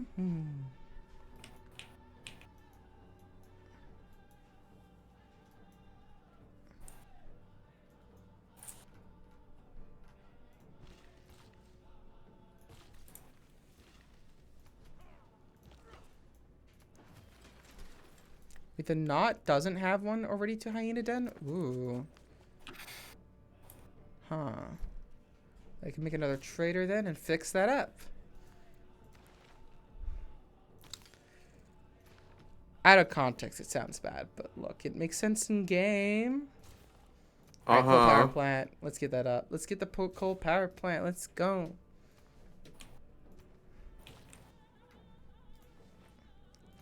Uh-huh, indeed. Yeah, Jackie. Yeah, I'm so glad you agree with me. You are... Awesome, amazing, wonderful. You are someone special. But also, Aw. goddamn, you're horny. This is a shock Am I to everyone. complaining? No. It is a shock to everyone, I know. I'm so sorry, chat. I'm so sorry. I have a weird diet.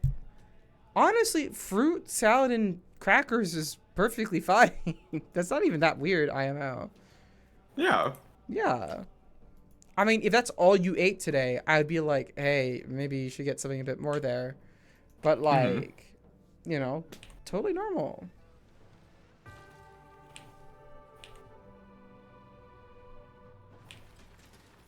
Nice, Forbidden 8 9 City. Ah.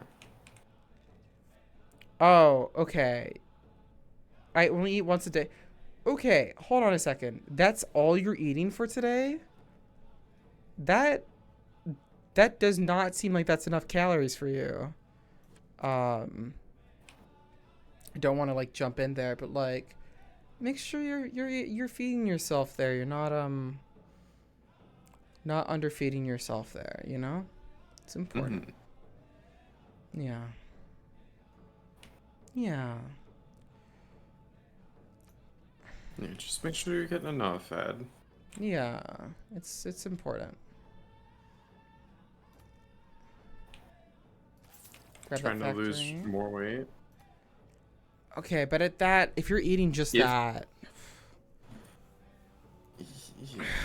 Sorry, you were about to say something? I was gonna say, like, if it is, like, I don't know. I shouldn't be giving weight loss advice on stream. Very, very true. Very fair. I will then say this. Having too much of a calorie deficit is bad for you, even if you're trying to lose weight. It will, because not only will it cause 50 your pounds in 2 months is really quick, Ed. that is a That's little like too, that is like too quick. yeah. Here's what I'll say, because usually when you do diets like that, what happens is how I put this, you will lose a lot of weight initially, but your metabolism will also slow in the process, so you will burn less passively. And as soon as you stop doing your diet, you will immediately go back up. Like you will tend to regain weight. This is what research shows. Which is why usually the best ways to do a diet is to have a diet change that is like permanent, or not permanent, but a way that's like a lifestyle change, right? Like, oh, I'm just gonna, like, instead of doing this, I'm gonna do Y now instead. And I'm gonna stick to that. Which is why like super high calorie deficits is not good for you. So very high calorie deficits tend to also hurt your muscles and make muscles also like start deteriorating, which you don't want. Your muscles are super important for a ton of different reasons. Yeah, I don't know. I don't want to be like, I know everything about you and your body type shit, you know? But like, as just a general thing that I'll say for like anyone watching here, not necessarily you. Totally fair to you know, make totally fair to have like goals for your body and to want to go for it, but it's important to try to pursue that in a way that's sustainable and healthy for yourself, no matter what. Anyways, back to the game of Civilization 6. I will grab Amani here. Sure. I'll slap her in Hong Kong. Put her in there.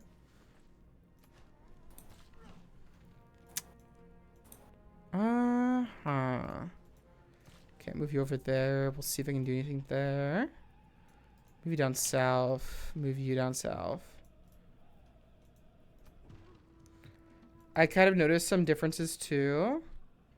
In what ways? I get a full lot easier now. Yeah, your metabolism's decreased because yeah. No, you've changed your diet a lot. Again, I think the general rule of thumb, and I'm not a doctor or anything, so you know, take this with a grain of salt, is that you do not want to be going below 400 calories of your base burned. So like if you burn 2,000 calories a day, you do not want to be eating any less than 1,600 calories. So because any further lower than that, you will tend to start losing a lot of muscle as well as fat, and you'll also start experiencing some negative like symptoms and stuff from the harsh calorie restriction you're on. Ooh, an admiral. I will definitely activate that. +3 combat strength to all my naval units for the rest of the game. I'll definitely take. Nice. Nice. Hells yeah. Whew. Okay, medieval walls is done here. I literally have nothing else to do with the city, so I'll build a bank. Grab that shrine, build that temple. I can purchase the shipyard in Cat Haven, sure.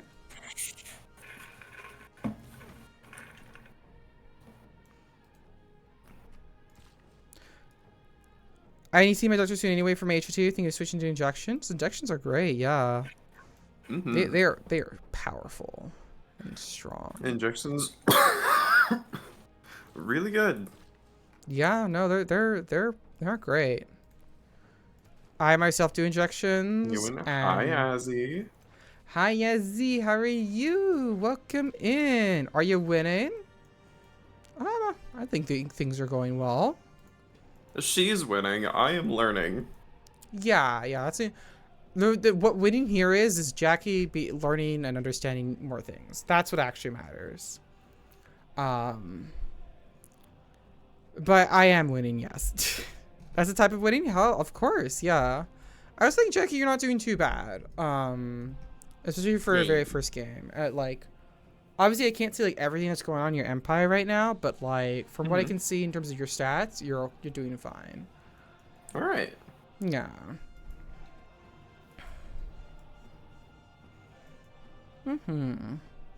Let's go. Hells yeah. How many cities do you have by this point, by the way, Jackie? 3. I am attempting to get a 4th out. Okay, so if I have anything to tell you, Jackie, It is make more cities. is to make however many settlers and cities you were like prioritizing, triple that. Okay. I have, in case you're wondering how many cities I have 2, 4, 6, 8, 9 cities out, and I'm playing kind of tall right now. I'm going for a little bit of a taller build here, so that's like just as a comparison as to like what kind of thing this can be like. Yeah. Okay.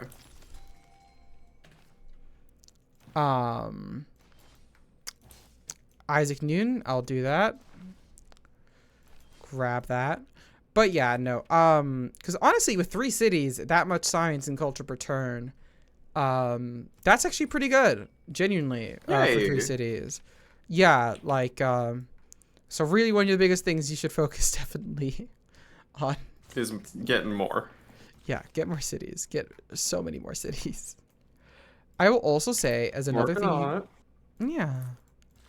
I'll also say that as another thing that you might want to consider a bit more from what I can see. Have you built your government plaza yet? It's a type of district.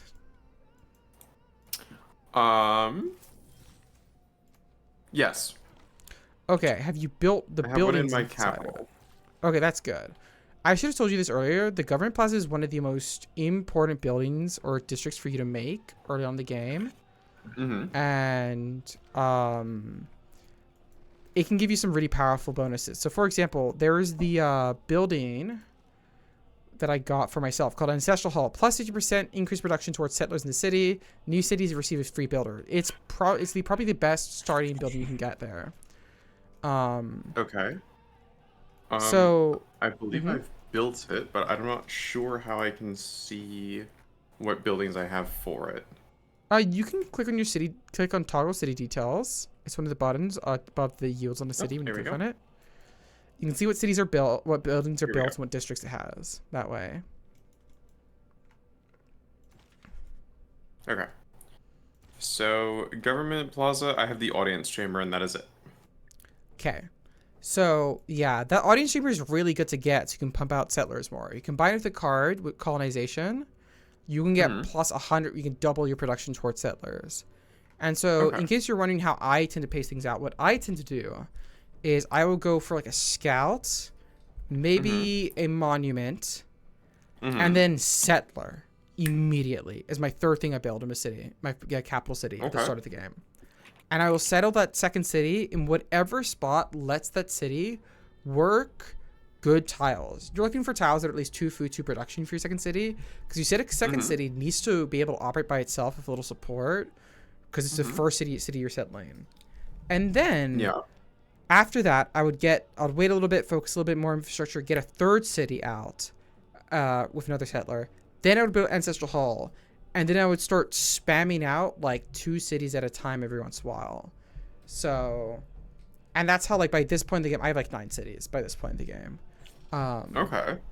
That's how I would do it. If you combine it with the previous strategy of having the Magnus trading, that lets those new cities establish a little bit quicker. I'll be honest, I've started some of these cities a little late in this game. I've been like a little bit too slow on settling cities. Okay. So yeah, I like more cities is so powerful in this game. Okay. It is basically never a, how to say this? It does eventually stop being worth it to settle new cities. However, the point which it stops being worth it is so much farther than most people assume when they first play Civ 6. Yeah. I don't know. Yeah. Gotcha. Thank you for the help.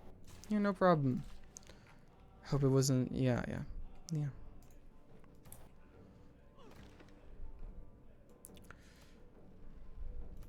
Thank you for singing through the ad break, everyone. Hi.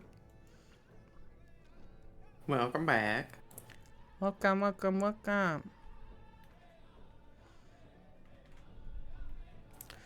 Wait, let me see here from Femboy. Oh my god, it feels so good to lay down and take off my sports bra or sports top. It's tight. I need a new top. Oh. Yeah. I feel you. My boobs have grown for me recently. As it always does. Again? Well, not more than like same one as I messaged you about like a little bit about. Oh, okay. I did not grow another cup size in like a week. That'd be crazy. Hi, Nil. Hi, welcome Hi. in. Welcome, Raiders. How are you doing, Nil?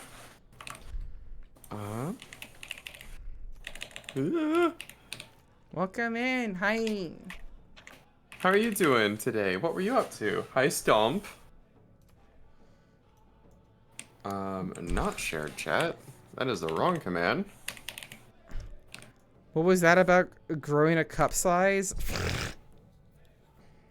I have fat tits, chat. That's what it was about. Can confirm.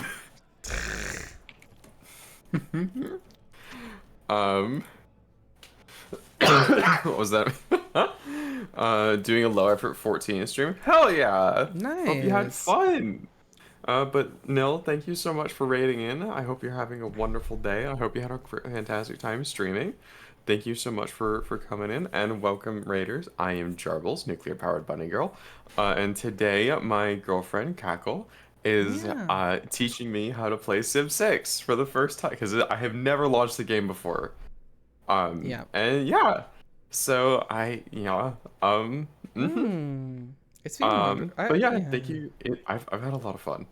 Aw, I'm glad. It's a very mellow time today, but I've been having a lot of fun. Especially now that my headache is starting to let up, so I'm doing much better. Nice. I'm glad. Same Cackle, same. Big Um, mood. Yeah. Beef. Oh, no. I 36 double D. Oh my god. am How large are yours? mine 38 G's Mhm. now in American sizing. Mhm. Yeah. I had never in my oh my god, yeah. Never in my life did I ever think that I would get to G. 38G cup. My boobs have been aching. Lately I've sort of been dreading what it means. You're growing again, Sarah. That's what it means. Yes, it does. Sarah has bigger boobs than I do. She, Good yeah. lord. Yeah. Oh my god. Yeah. Okay. Look, the VTuber avatar is relatively accurate to how I look in real life. Okay, chat. My little PNG tuber. It's not far off, honestly, in some ways. Yeah. I think like in some ways, like G cup. It depends what kind of bra I'm wearing. Sometimes you might be like, you don't have G cups, and I wear a certain bra. You're like, oh my god, this girl has G cups. It's it's weird. But yeah, no, I've got fat tits. Ask me anything. I've got fat tits. Ask me anything is one of the most you sentences I've ever heard. Yeah. My fave part is that artist gave her small boobs and everyone gives her fat tits. I love it. Hells yeah. We love it. We love fat tits. It's hard to complain about them. It is hard to complain, yeah. Well, I will complain about Oh, mine yeah. because it caused me back pain. But other than that, it's hard to complain. Yeah. Aside from the back pain. Yeah. Back pain's a bitch. It really does depend on what bra you wear. For real, trans women just tend to look smaller than they actually are too. Yeah, generally because of the boob shape trans women get. I'll be honest though, a lot of times though, I think it's just trans women not getting enough estrogen for their docs. I feel like a lot of times like boob development for trans women are like stunted just because docs will like not for the life of them give a trans woman any amount of estrogen. I've slammed my tits on my desk. They go flop. That's Oh that's my amazing. god. I have not been able to do that, but mostly that's just because my desk is too low, not because I wouldn't be able to. I don't have the mass to do it.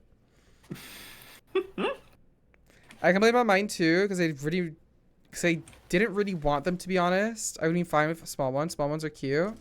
That's very fair. Yeah. Mm-hmm. Yeah. No, that's very fair. I know of one of my friends is non-binary. They're currently taking SERMs to prevent some of that booba growth for themselves. Which, you know, yeah, is an option for some out there. If you guys start around with estrogen after a few years of low E, is it going to turn around everything, or are they first? Yeah. It shouldn't. Like, you'll still grow if your dose gets higher. Yeah. No, you're Um, yeah. It can definitely happen for sure. Mm-hmm. Also, like, boob growth takes time. Like, it's like It some does. trans girls will be like, I'm a full year in and I'm only XYZ cup, but I'm like, girl, cis girls take like years for them to get to like upper ranges as well. Like, it's not Mhm. crazy. I guarantee you. Hang in there. You Yeah. will get it eventually. Yeah, and just also like know when you're getting underdosed, and Yeah. when you need to see a new doctor. 100%. Holy fuck. Cause I had my doctor have me on like 1 milligram a day on pills Oh god. Yeah, I remember. for 5 months. Yeah. When I heard that, I was immediately like, Jackie, you gotta do XYZ immediately. That like your doc is Yep. under prescribing you hard. Yep. And so like I gave him like another little bit. I was just like, all right, well, all right, all right, all right. Like, because like right when I had met you, just about was like my second appointment. I was like, all right, we'll get you to 2 mil a day, and next time, like, all right, fine, we'll try this for like 3 more months. So by 8 months, he gives me 4 a day. I'm like, oh my god, fuck no, it wasn't doing Yeah. anything for me. Pills were doing fuck all for me. So I said, fuck it. I am not going to this endocrinologist anymore. Just take me to Planned Parenthood, and I'm going Yeah. to request injections. They gave me Yep. I requested the appointment. They saw me 3 days later and gave me injections. Everything I needed. Yep. And it's And also yeah. my tits have tripled in size, and that was like 2 months ago. I like yeah, that's what I mean. Like so many times it's like these trans gals, they just need some estrogen. Let them have it. I'm checking my dosage, BRB. Yeah. You can continue to see growth for years. I'm coming up to 7 years and still see occasional growth spurts. Yeah, 100% as well. Like your changes from hormones are never set in stone. Hormones like constantly like work on the background, and like even changing your dosage like years in can change your results in a lot of ways. Like never be like, well, it's a year in, that's that. It's like it's a little bit more. There's more to it than that Yeah. usually. So good and I'm related no Alright. med check. True med check chat. Take your meds. Take your damn meds. Give it to me. I don't know. What do I even want this for?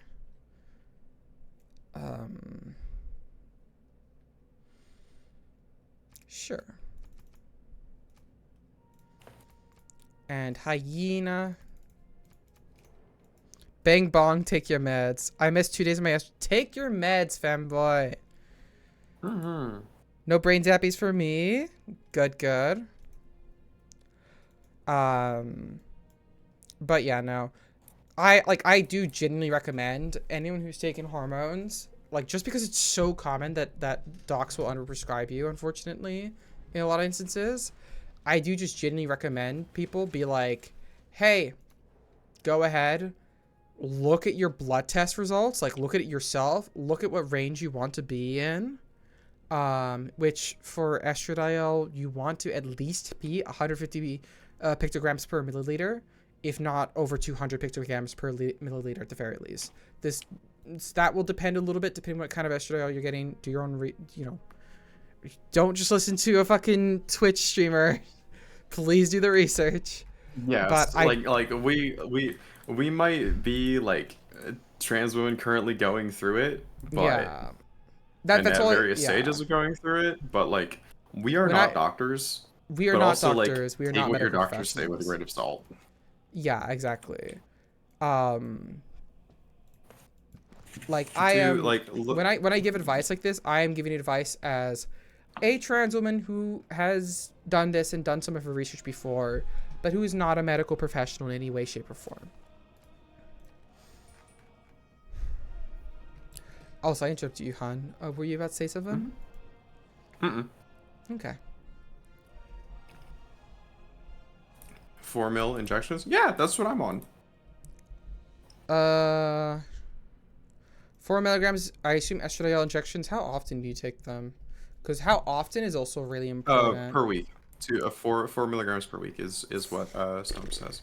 4 milligrams per week is okay. You could arguably go up to like 4 milligrams every 5 days or 5 milligrams per week, especially if you're doing monotherapy, as in like let's say you do one and only Mm-hmm. yeah, no, Want to talk but to that, that's 'cause, like, decent. Mm-hmm. Want to talk to my doc about that? Cause like yeah. I will also Injections are a Friday thing. Thursday, Yeah. Friday, sec. Yeah. That is a I'm big in that position too. that is a big indication you're not either getting enough estradiol or your injection in your each injection, or your injections aren't frequent enough. Honestly, like if you're an estradiol valerate, I really think 5-day schedules are generally better than week-long schedules. It'll just be less of a spiky bitch of a graph for you, but yeah.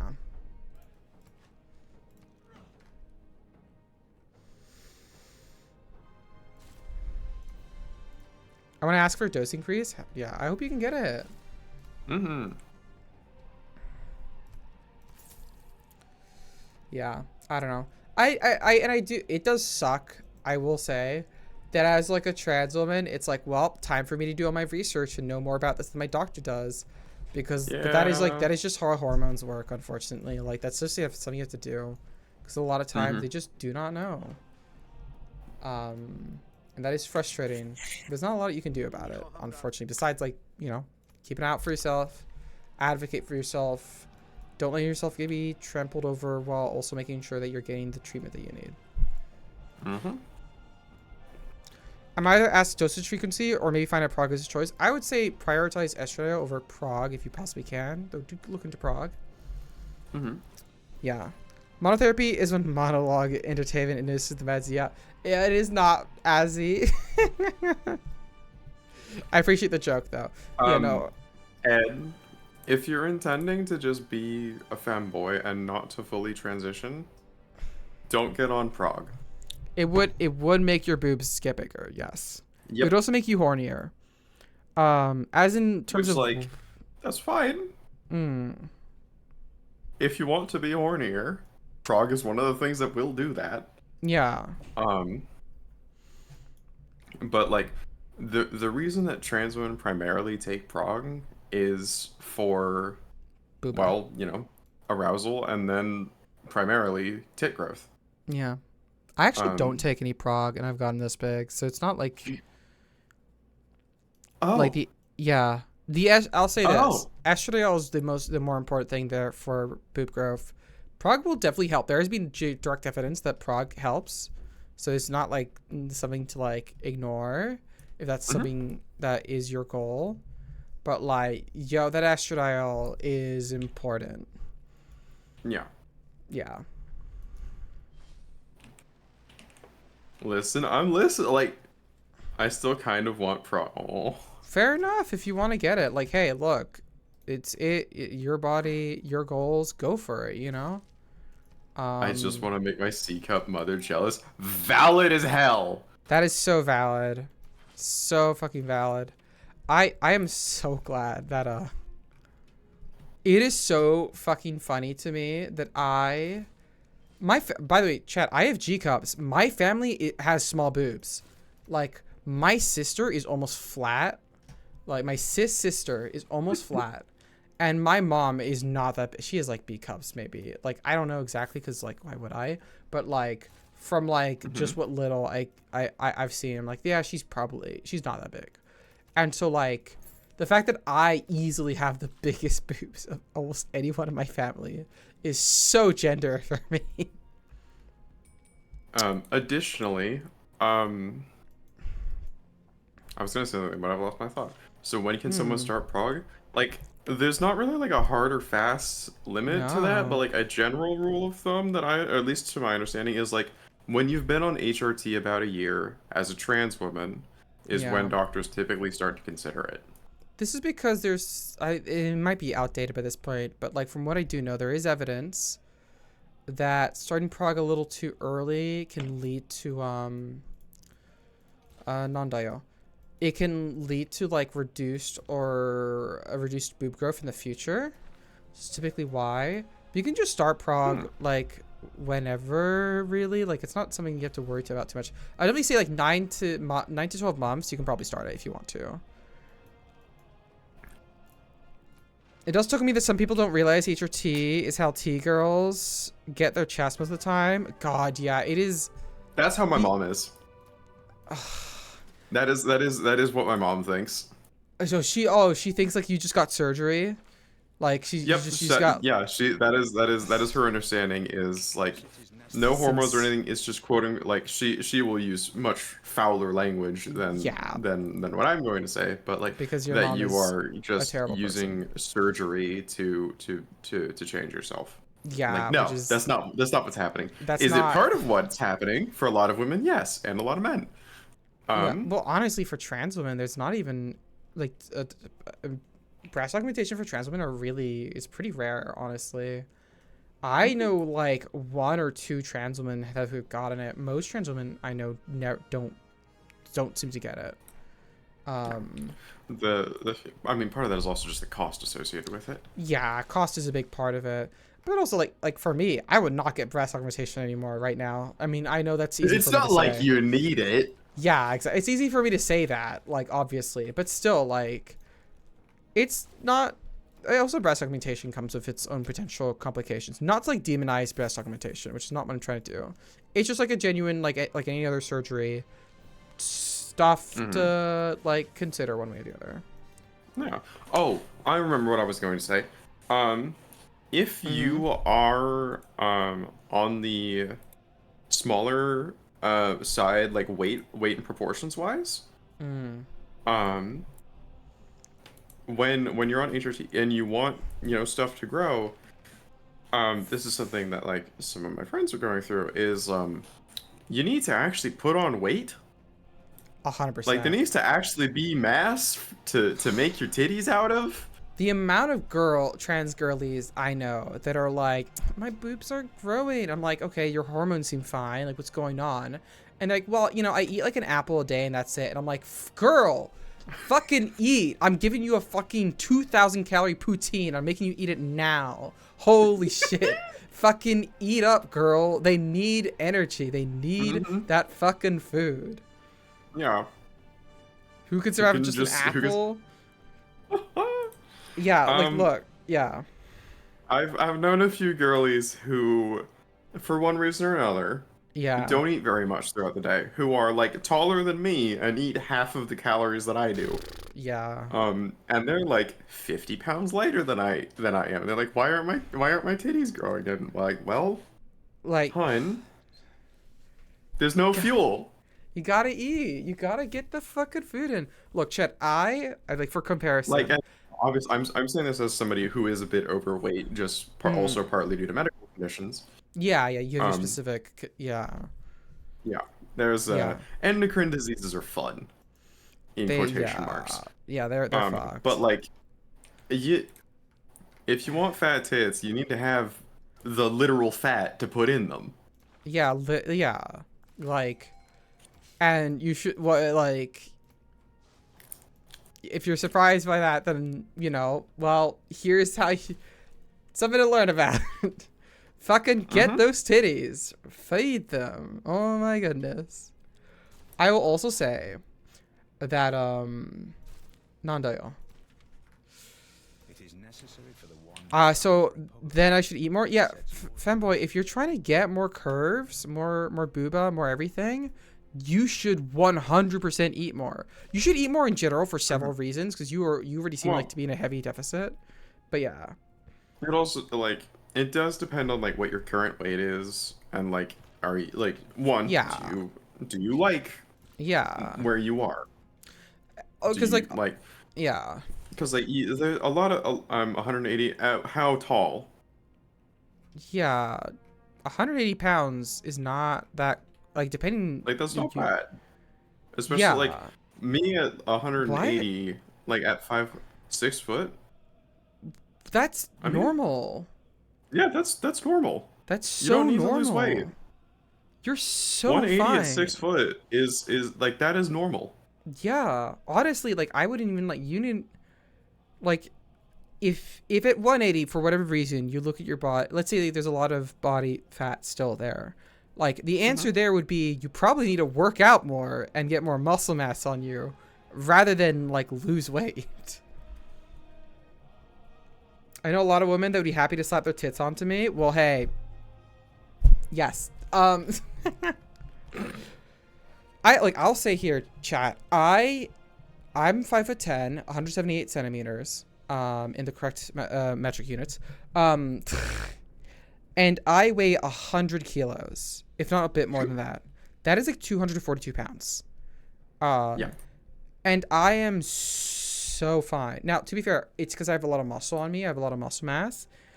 That's partly why I weigh as much as I do. But like, you'd look at me, you'd not think, wow, this girl is so overweight and so unhealthy because of that. Like, I'm perfectly fine. Which is why, like, I unironically think it is so much better in terms of being able to tell whether how quote unquote healthy you are, in so much as that is relevant when it comes to how much body fat one is or is not carrying. It is so much better to just look at a mirror and be like, darn, how does my body look, than to like use a measuring scale. I'm not even joking.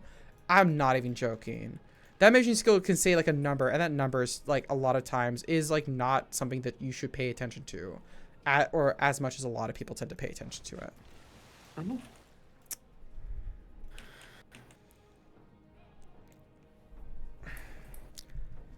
They want to offload their mass. Okay, now everyone's talking about offloading mass to each other. Ugh, working out, I need to start. Yeah, no.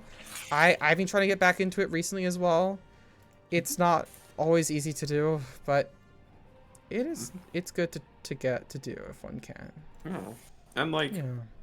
it's also good to remember just like yeah, too much isn't good. There's a lot of health Yeah. problems associated with too much. There is just as many associated with too little. Exactly, yeah. You do not, yeah. And like it sucks because like culture right now tends to like demonize like having too much weight in ways that are really unhealthy. Like, is it true that having too much adipose body tissue, aka body fat, is bad for you? 100, like, yeah, that's what the research shows. But also like, you also do not want to get into like a really toxic mindset, which is very easy to get into regarding one's weight if you can help it. Also, hey Penny, if you're still here, I saw you. It's good to see you. Yeah. I def have good hips to grip. Hells yeah. Oh my. We love that. We love that. Also, wait, Mono, what do you mean your hips are too wide? I thought you wanted wide hips. That's true. I don't know what's the problem. I there, thought you Mono. wanted the child rearing hips. True. I don't have to work out since my job in the warehouse usually leaves my body sore anyways. Yeah, that's fair. Hey, that's honestly yeah. pretty decent, straight up. Mm-hmm.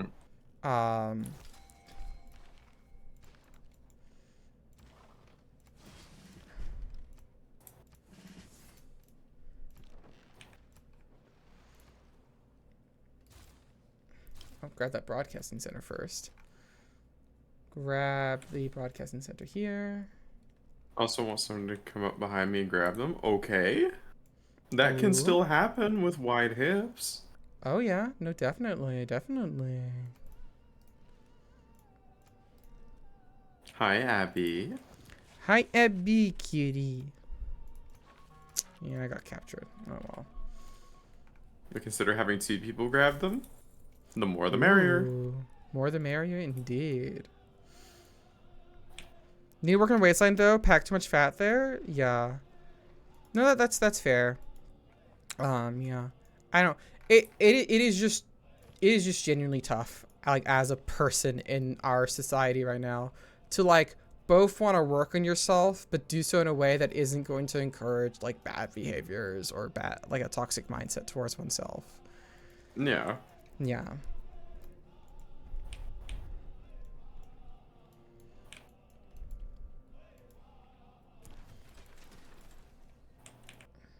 Mass media, please.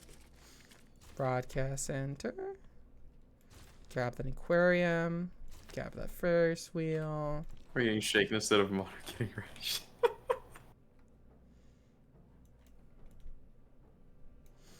You know, I'll go over to Brunswick here and trade with you, Jackie. Okay. Yeah. I was grabbing the hips today and kissed. Fuck yeah. Oh, fuck yeah. That's wonderful. We love that.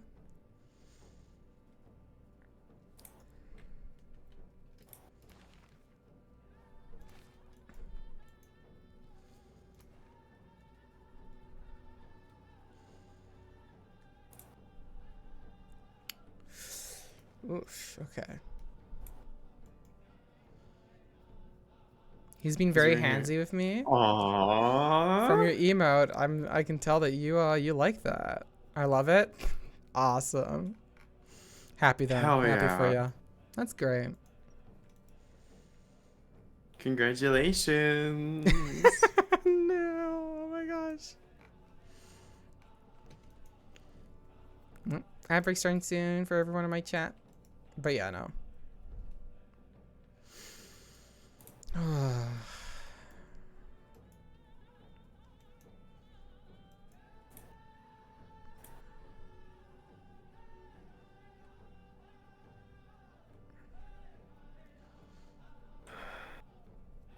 Oh, Abby. Say it. Say it. Say it. Say it. Say it. You have to say it. Abigail Tabbytail has redeemed a make me say anything redeem, with which I say I'm a cute bun bun bun. I like my girlfriend, the lovely hyena.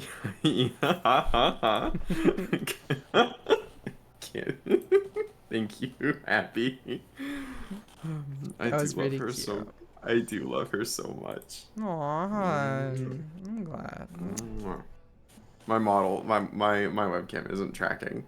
Aw. But I was trying to lean down and kiss your Fugi. Aw, thank you.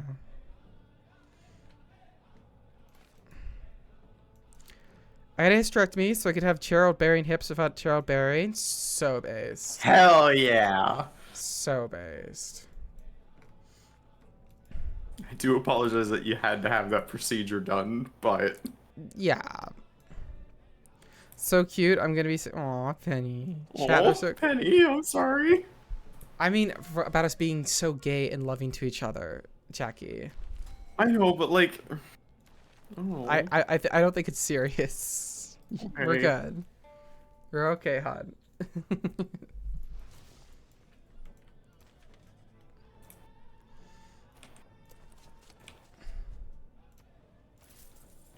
Aw. Thank you for the Aw. follow, Zerlis. It's no good. I'm gonna call for I'm gonna call. Polycule. Aw, fuck yeah. We love that.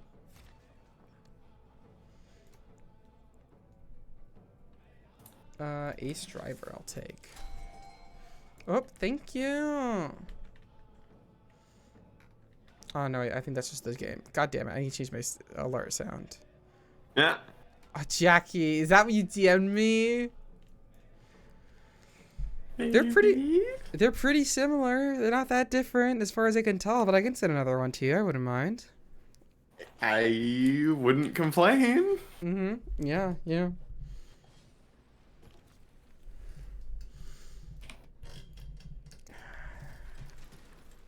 Reform the coinage is okay here. I'll grab that. grab gunpowder. And we want to boost over to ideology. Boost. Boost, boost, boost, boost, boost, boost, boost. Cristo Redentor. Fuck it. Go for it.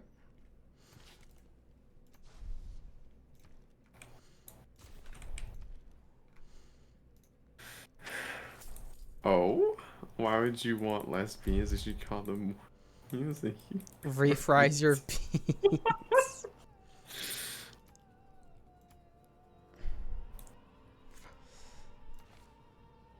Refried beans are great though. They are awesome. They are. Yeah, they're great. We love it. We love it. We love it. Put logistics up here. I'm gonna grab liberalism here for the extra amenities, I think.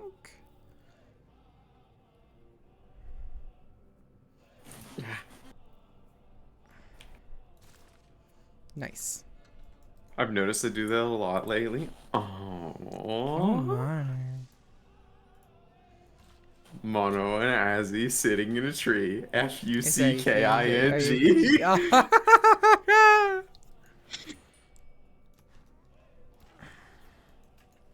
Out of this room.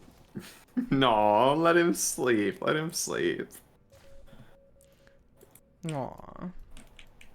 Liberalism worked. Good one, Cackle. Look. Ah. We're talking about early liberalism here during the Enlightenment era, right? Get off my back. I would be irresponsible. Mono, you're already irresponsible. That's so true. Holy fuck, Mono. Like, That's hun. so true.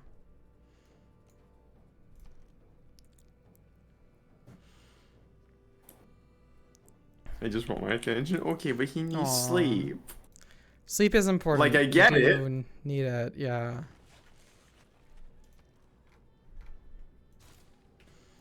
So I ain't gonna lie, Jackie. I'm kind of wonder spamming now.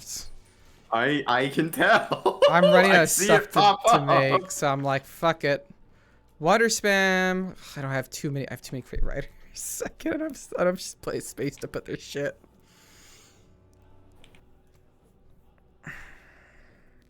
Oh, no tech boost to steal from.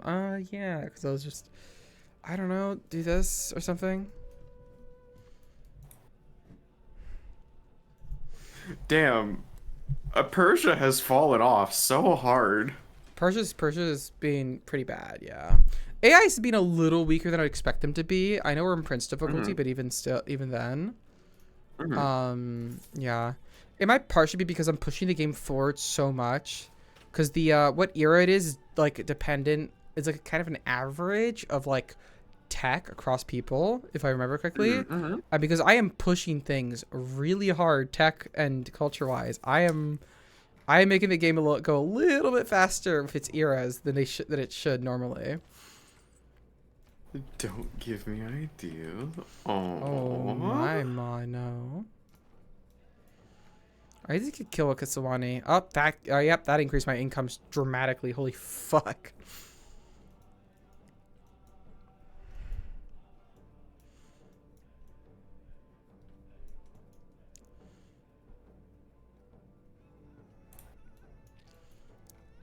Change your name to Iran. Damn.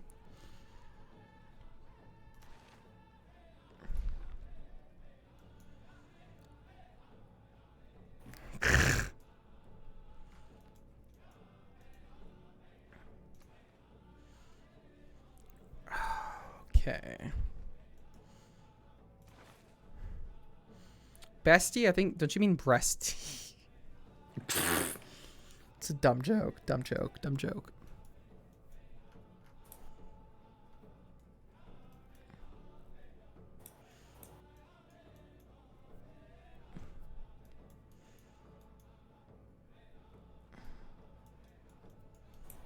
Oh shit, Bermuda Triangle.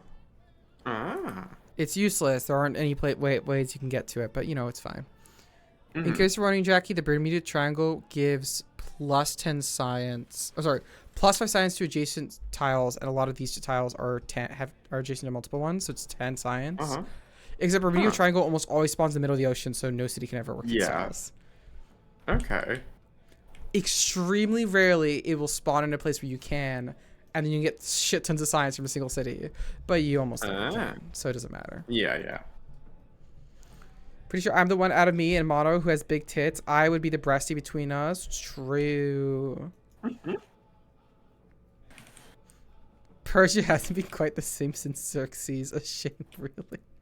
Fantastic parkour scene. Incredible. Oh my goodness. Did I have to Google that joke? Yes, I'm big enough dragon to admit that yes I did, and I'll do it again. Totally fair. It's okay to Google shit or reference stuff. Yeah. Being able to just like Can't do research while is a really important skill. Start HRT after the 6th. Fuck Fuck yeah. yeah. Fuck yeah. It's so nice to see peeps be able to get what they need. The art museum and the knot. God, these city names. Stop. Look, I'm just saying. That's terrible. I also shouldn't have passed on this religious artist here because the next person is going to take. I have 389 great artist points, by the way. I am not gonna. I've been waiting on a great artist forever because no one else is making great artist points. God damn it! I'm making 26 great artist points per turn. I'm having to wait around. I'm 7 months on the 9th. Nice, Abby. Fuck yeah. Oh. Hormones are great. Hormones are awesome. I love hormones. I love fat titties. I'll be 1 year in a month and a day. August 5th. That's awesome. Happy for you, hon. Thank you. Alhambra, done.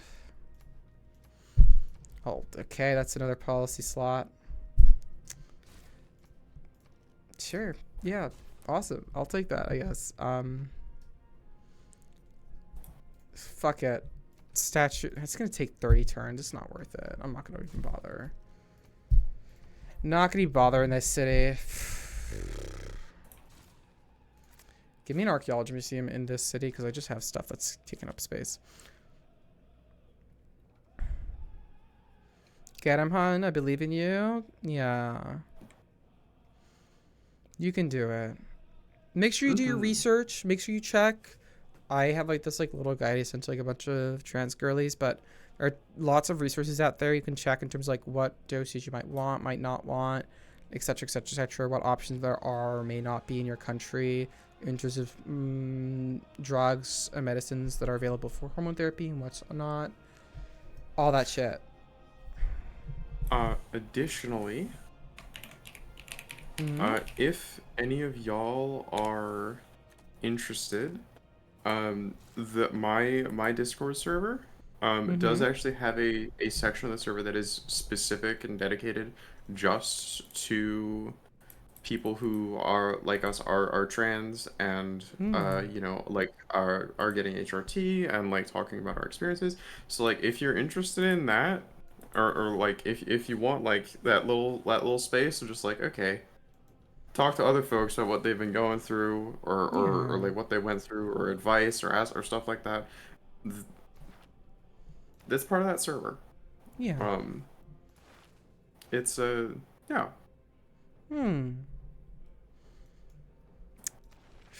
Thank you so much for the follow. No. But yeah. I'm currently earning 0 diplomatic favor right now. How? Because I'm burning so much carbon dioxide. Ah, I see. I am kind of releasing a bit of CO2 into the world's atmosphere. I'm being a little wacky like that, a little crazy. I have no idea how to pronounce your name. First time chatter, I'm so sorry. Oh. But it's good to see you. How are you doing? And thank you so much for hopping in. Bleed? Okay. Bleed. Ooh. Interesting, interesting. Alright, Bleed. Nice to meet you. Hells yeah. Nice to Hi, meet you. Hazel. Hazel, hi, welcome in. Hi, hi, hi, hi, hi. How you doing, Hazel? How is the cutie moo? Oh, kitty moose, real cute. Hyena den, hyena den, hyena den. Cute moo indeed. Stop. I guess it is kind of appropriate that Hazel comes in when we were relatively recently talking about fat titties. True. Yeah.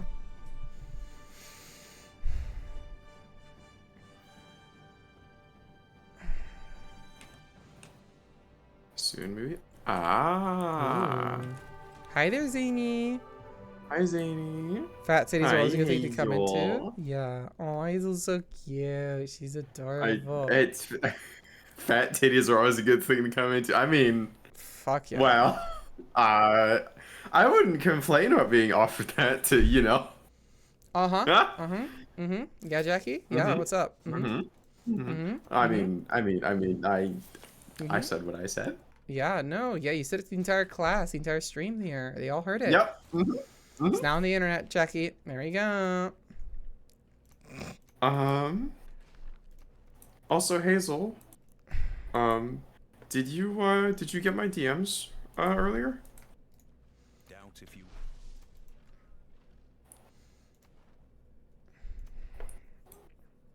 I'm off to bed. Night night, Abby. Thank you so much for being here. It's good to see It was you. nice to see you. Thank you for the fat titty emote, Hazel. I'm very aware, Azzy. I'm very aware. Yeah, no, she is aware. Since chat is an experience. Yeah. Not a bad one though. Sin's good. Sin's good. Yeah. Sin's good company. Yeah. Stuff with someone. Aw, cute. My body has betrayed me. Damn, damn, damn, double damn. Aw, soon. Yeah. Did you have to end early? I think so. I hope Seems not. like it.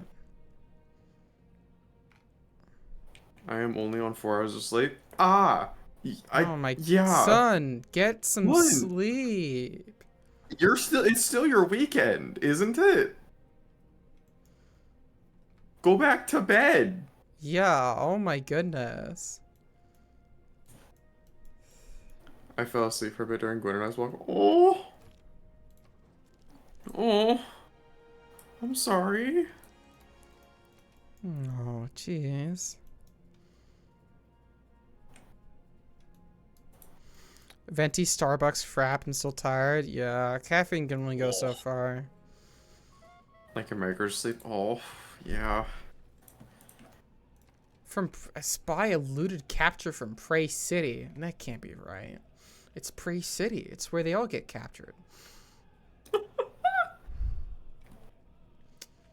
Yeah, something's fishy there.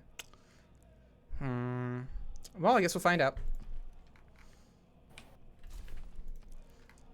Finish the zoo there. Get that done. I'll grab it for myself there, for my archaeologist, for sure. Oh, yeah.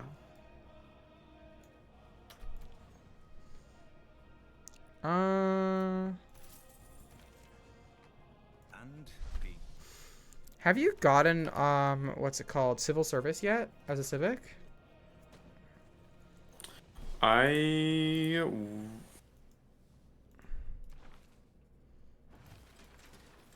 Yeah, long time ago. Okay, nice, yeah. I'm really just tired, but I wondering- can't sleep. I feel that.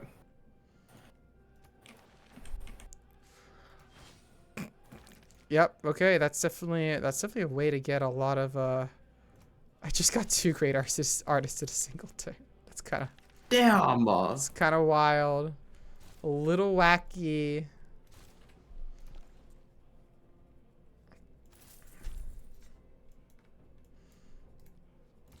This Thursday, flying out to San Antonio for the wedding of a friend I haven't seen since middle school. I just know it'll be hot as hell. Oh, Oh. Zany. I'm so sorry.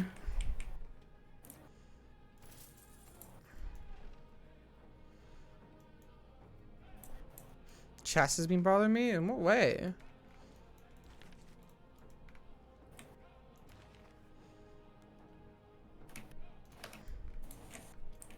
Sensitive. That's been me Very as well. fair. I've had the titty pain that interrupts sleep. Is what this girl's been experiencing. Me 3, yeah. Yeah.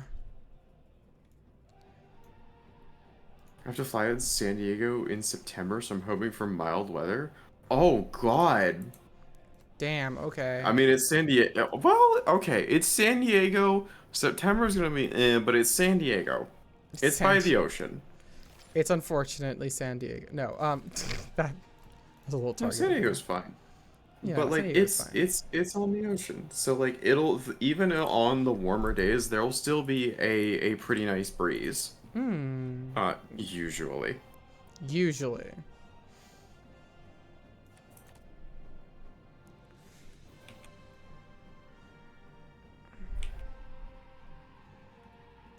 Sure. Sure. For now. Sure. Be a little weaker for a couple turns here, but that's fine.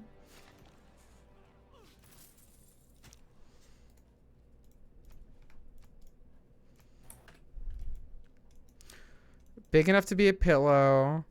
For the one you love. Ass big enough to be padding as you sit down. I only see advantages. Aw. True. I used to sleep on my tummy. Used to. Yeah. To be honest, sleeping in your tummy isn't good for you regardless. So, take the win. I sleep Nan on my Madal, I side. finally found ya. Oh my goodness, yeah, 6 envoys into that. Thank you. We got suffrage and democracy. New Deal, slap that in there. Whizzlebankin. I'm sorry? Whizzlebankin is the name of the policy guide. Oh, okay. Yeah. Economic Union, 5-year plan. Get that all in there.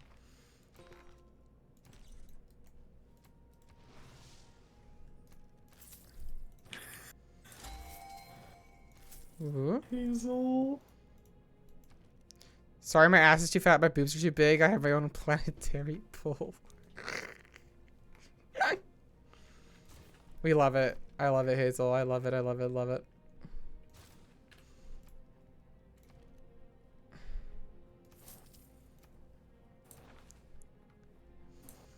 Okay, got computers there. Nice. Go for You already that have now. computers?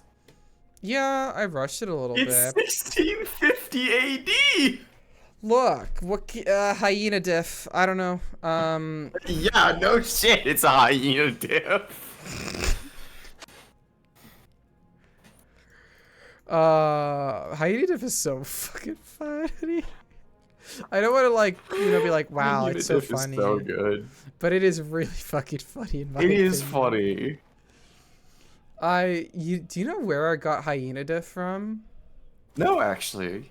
In the Tearsy video where he talks about hyenas, in it there's a little moment where there are hyenas like hunting some prey, and then they like scare off like a cheetah because cheetahs suck, and then one of the hyenas says hyena diff, and that's how that meme Incredible. got into my head. That's it. That's all it is. Yep, that's it.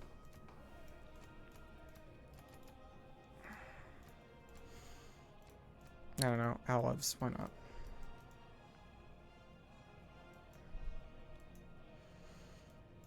I'm bottom heavy. You'd rather be top heavy.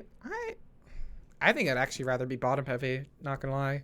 It's pretty evened out for me. But I was about to say you kind of have both. I do really have both. Those Brazilian jeans, y'all, they're kind of crazy.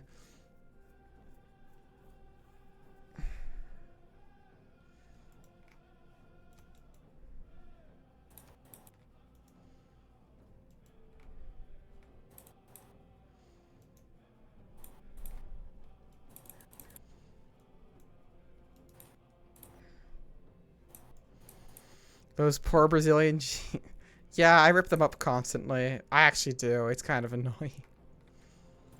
Jeans do not last very long on me. Keep that city. Alright, well I just got a free city because the AI couldn't keep up its loyalty, so... There you go.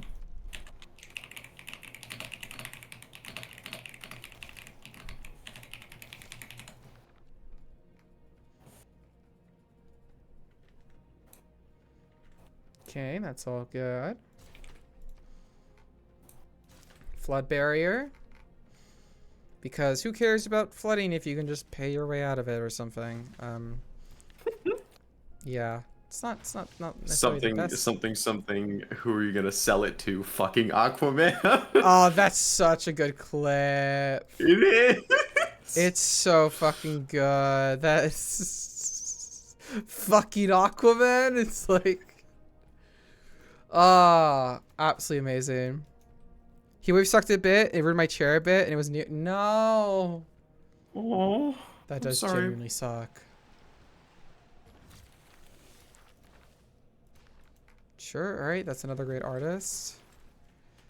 Cat Haven's museum is still open.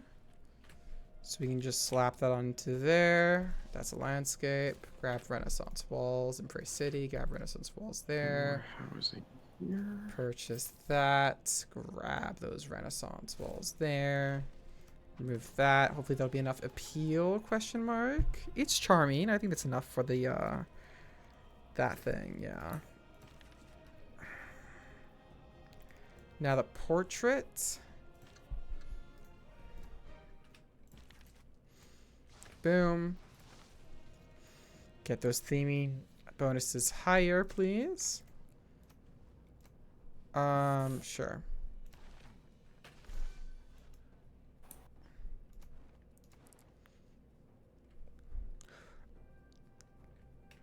Oh. It only costs 300 after subsidizing. In the back of it is already damn. Oh, That's rough. that is harsh. Yeah, jeez. I'm sorry to hear that. That sucks. That just sucks. There's nothing. Yeah, that's all I can say to that. That just fucking sucks ass. Yeah, that's pretty awful. Yeah, like faded. Ugh. The heat is the worst. It is. Yeah, it sucks major ass. Glaring at a certain cow we know. She does really like the heat. I will never understand how. It just is what it is. It is.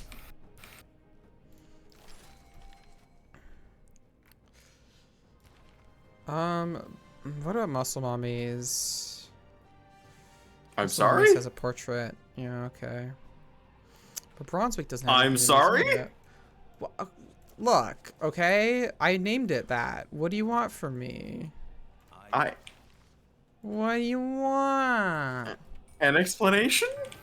Muscle Mummies? I don't know. I'm a muscle mummy. It's by that. Pretty simple, eh? Eh? Grab medieval walls in that city. This woman will be the death of me. Anyways, I got the Big Ben. So that's nice. I definitely miss the Texas heat. People always think I'm crazy when I say I prefer the Canadian cold. Right? Canada's Canadian cold is so nice. I will take negative 50 degrees feels like temperature Celsius over this bullshit heat any day. And that negative 50 degrees is harsh. That is a lot. That's very cold, but gosh. Yeah, negative 50 is absurdly cold. It's hit negative 43 degrees feels like here where I live once. I can bundle up more, but I can only take off so much. Yeah. Exactly.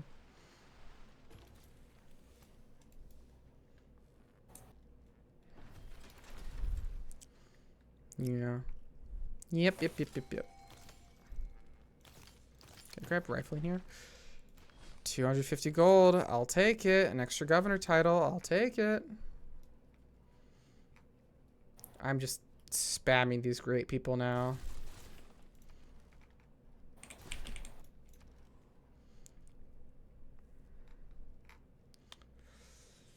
Oh, I could get Broadway here. Fuck it. Why not? Eh? Listen to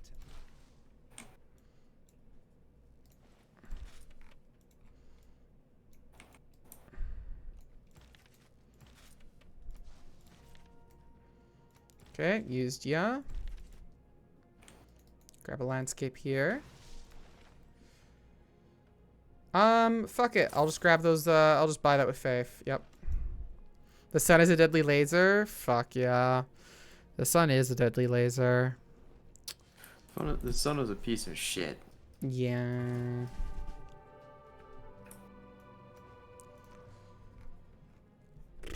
Grab that flood barrier, please. Grab that flood barrier, please. Medieval walls in the city. I don't know. Okay. That economic policy is now gone. Market eco. Sure, why not? I don't know. I don't know. I'm just kind of throwing shit at the wall here at this point. I ain't gonna lie, chat. Brunswick's got that. Cat Haven has it. So then we should go to Cat Haven. Grab that landscape. Nice. Who's next? A bunch of religious. That works. Give me that great artist now. I'm not gonna even wait. It's so wasteful, but I'm not gonna even wait. Donatello, you just do nothing, I guess. Have fun. You gonna go to sleep here. it is Grab not that.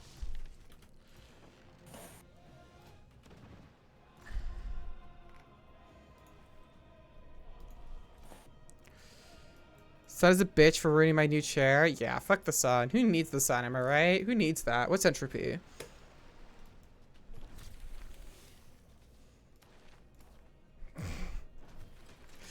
Oh, fucking hell. What did you... Never mind. What? I was just curious what you meant by that statement. Entropy? Oh, you know, if you don't have the sun, you don't get heat anymore on Earth. Well, yeah, but entropy isn't heat. Well, it's the loss of, you know, you lose heat, entropy, blah, blah, blah. Sun suddenly disappears, then it's all gone, and... Well, yeah, but if the sun suddenly disappears, you have a lot worse problems. I mean, you could make up for It would be a pretty fucking terrible problem to not have the sun. Yeah, but you could make up for it a little bit, you know? You could. It wouldn't be easy. But some nuclear reactors, you could probably get a couple people living. Yeah, like A the couple. heat and warmth is fine, but entropy, like, entropy is Mm-hmm. how do I best describe this? Mm-hmm. Listen up, chat. Entropy is a measure of how undoable a process is, how reversible something is. It is like how like of this thing that just happened, how much of it cannot be undone, how much of it can't be controlled, how much of it isn't what you want it to be. Entropy is, in a way, chaos. But it is like there's always going to be something that isn't what you want. There's always going to be something that is I'm losing my train of thought. But basically, yeah, like it is it's always, there's always some level of stuff that can't be undone, that can't be brought back.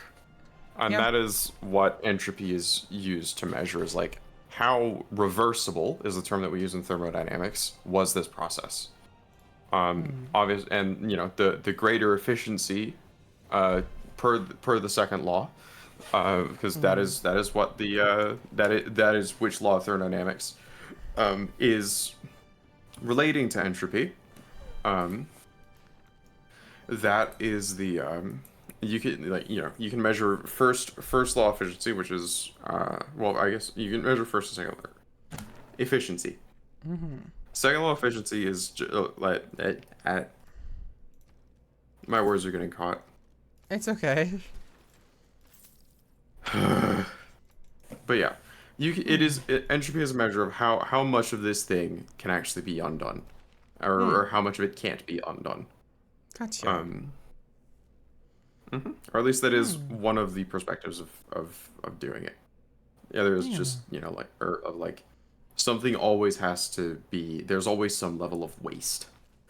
Like if you uh like your typical heat engine, your typical thing that you make electricity out of, not renewable, like your anything that, like, your engines that require fuel are usually some sort of heat engines if you're turning them into electricity. There is always some waste heat. You cannot take 100% of the heat that you make and turn it into electricity.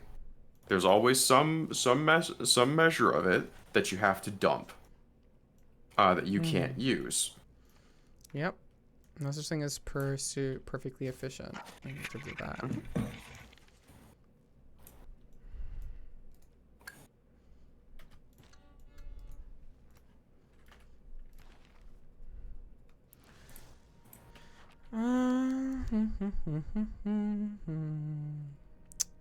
Darn. Well, I guess you're just gonna go to sleep for a little bit, Great Rider. There's not much for you to do.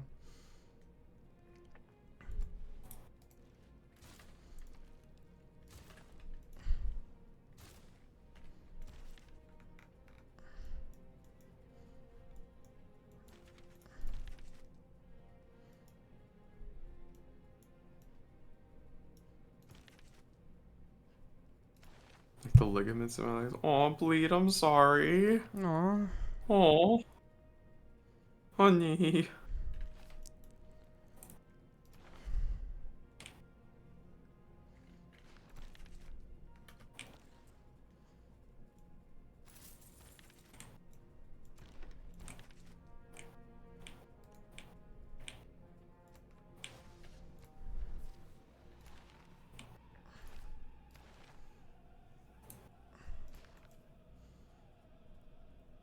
It's alright. It's alright, bleed.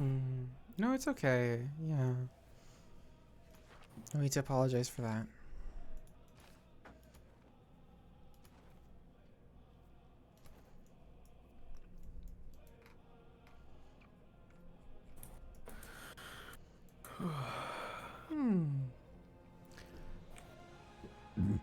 Hey.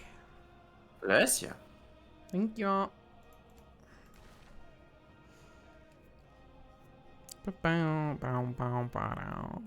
So remember, Jackie, when I said that the diplomatic policy cards are kind of useless until the end of the tree? Yeah. Look at globalization and social media and look at the diplomatic policy cards they provide.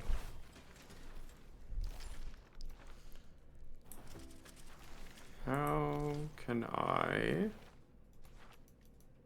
Civics tree, right? Yep. Near future... Social media? Features which you have a trader out. Western culture per city state you're a suzerain of. Governors provide plus one loyalty their city Russian governor has. Where's one governor title? 50% introduction toward all areas toward carriers. Product to the student for all trade routes. Science per city state. Damn. Yeah. That 5% per city state is insane as a bonus. Yeah. Again, it's why it's like, yo, culture is great. Culture is awesome. Yeah, it's a good thing to prioritize and go for in a lot of ways.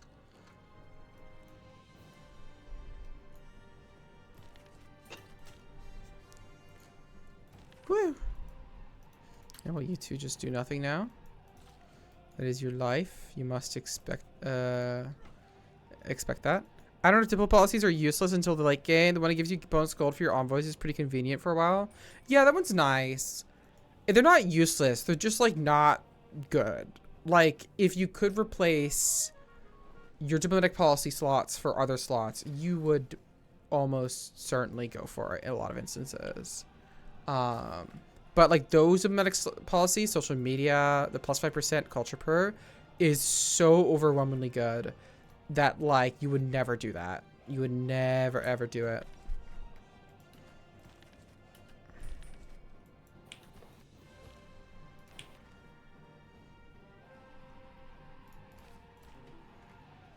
Grab that.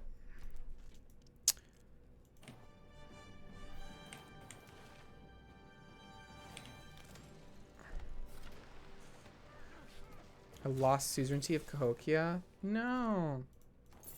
Give me back. Thank you. I grab steel. Sure. Another great musician. Sure. I will be honest here, Jackie. I'm probably gonna win in 10 Oh, you turns. you don't say. I know it's surprising to everyone. No. I'm not gonna even bullshit that.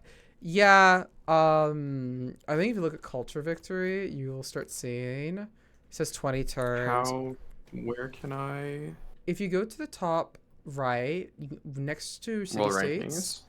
world rankings, and you can see overall. You click on each and every one, you can see each one. If you look at culture victory there, you'll see it. Culture victory is a little bit unintuitive at times to understand in terms of like how exactly it works, but it will tell you like how much progress you're making there. And usually, if you're getting up to 50% there, that means you are about to win for culture. Because usually, like when you're going here for culture victory, your tourism is constantly going higher and higher and higher and higher and higher every single turn. Yeah, they're not as good as econ policy slots, but they're not terrible. Yeah, they're not terrible. No, they're not no policy card slot is useless in this game actually. Some are just better than others, and you'd probably want to prioritize one over the other if you possibly can. But yeah, there are some diplomatic policy cards that are quite good. That even in early games you can work around with if you specifically want to go for it. But yeah, it's arguable that military policy cards might actually be the worst in the game if you're not explicitly doing anything related to military stuff. There's some still really good military policy cards that are quite nice. But yeah,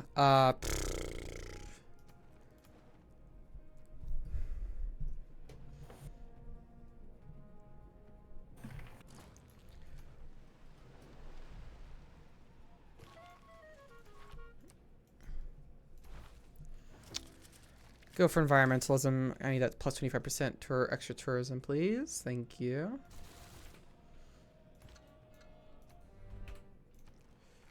Grab that.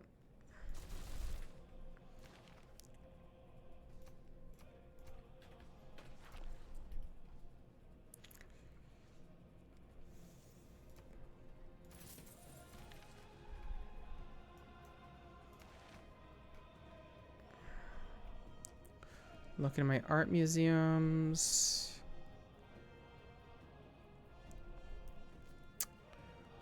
Yeah.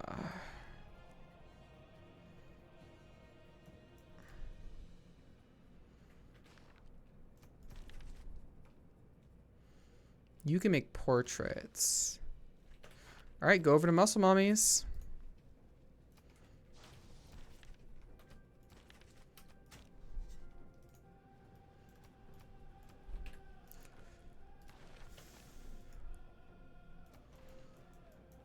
Ah, shit. Oh, no, wait. It's not in my turn proper yet. Yay. Get rid of gunboat diplomacy. Gimme collective activism. 700 culture per turn.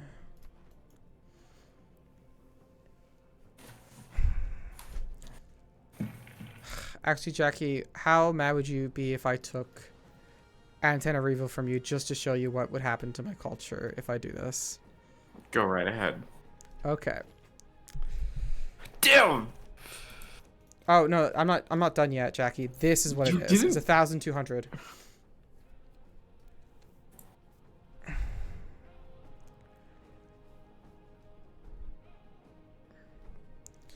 Yep. 747 from all my cities, plus 30% recruited great people, plus 30% from city states you're Susan of. I have Kiwil Kasawani, by the way. I'm getting plus 15% of culture across all my cities as well. In terms of yields. Like this is how you 'Cause just stack. I see 715 right now. Yep, Yep, 1200. yep, there it is. No, I lost Cahokia. I need that. Okay, thank you. Damn. Yeah, no, like, yeah. Predator versus Prey indeed. Hi, Cookie. Yeah. Hi, Cookie. The bunny who's playing this for the first time versus this fuck ass hyena. Look, you know, I'm great. You know, things are. Cackle great is here. scary. I know. I'm not. It's not that bad. Come on. I played Stellaris with you. Yeah, but okay, that Stellaris game is cursed for me. I was like, That fucking. Stellaris game was extremely cursed. That Stellaris game was like, fuck. Holy shit. Okay, I gotta lock so hard in. I need to think so hard here, otherwise I'm so fucked. Yes, and you not only did you come out of that Stellaris game ahead of both Reese and I, you were double my score after getting your shit wiped by the AI in a war.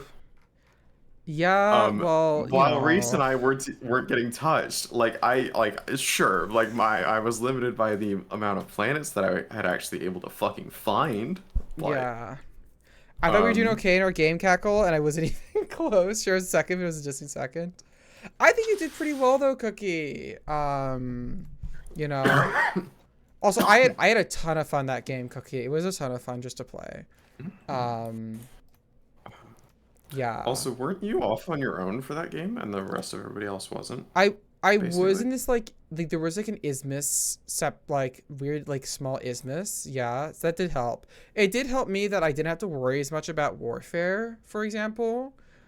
I will say though, I would have won that game regardless, even if like someone spawned right next to me. I'm not surprised. You are the most Yeah. competent person that I know at strategy games. Yeah, you know, it's fine. It's not that crazy. please, I need more people to. I want to be able to play with people. Final flashlight, some mono sabotage, getting war potential to keep you in jail. Oh my god, that was so fucking funny. Iconic moment, by the way. For like ever. Sorry about that. No worries.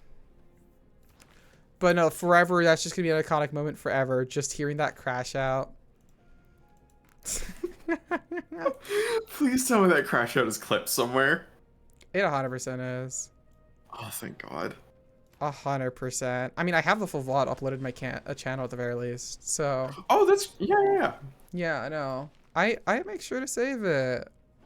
Right, yeah. All right, finished Industrial environmentalism. era ends in 6 turns. I haven't even built a fucking factory.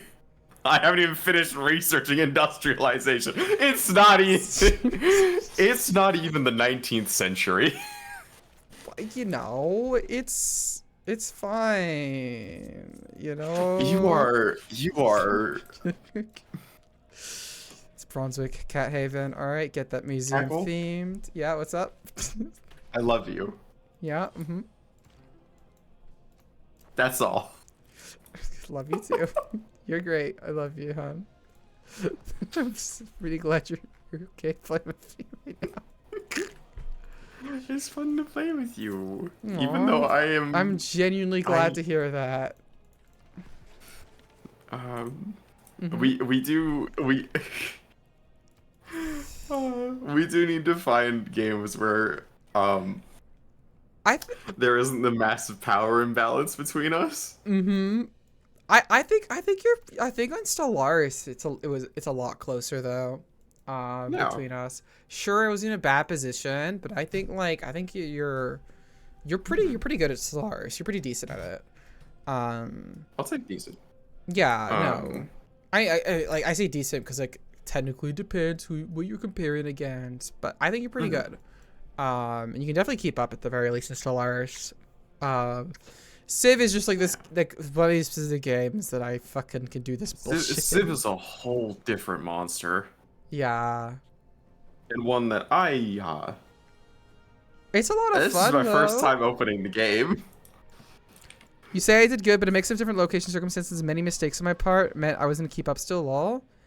Yeah, no, that's fair. Yeah, no, your location wasn't perfect. I will agree.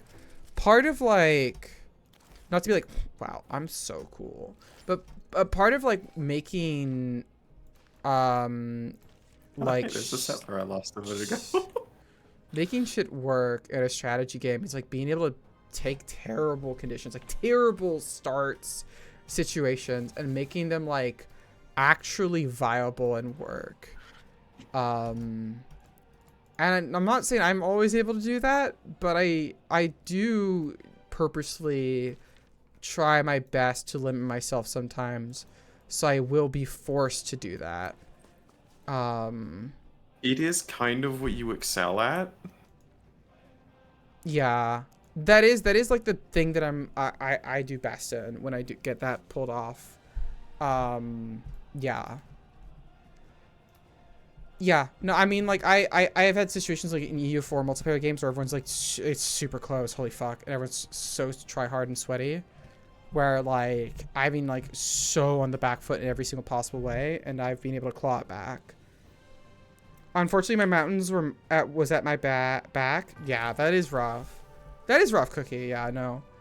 I will say this, Cookie, you even with that start, you are probably the person who's done the best against me in any Civ 6 multiplayer game ever. I haven't played a ton of Civ 6 multiplayer games before, and I haven't played like competitive multiplayer, Civ 6 multiplayer, for example. But you did good. Like, I mean it. I would want to see you try that. Try what?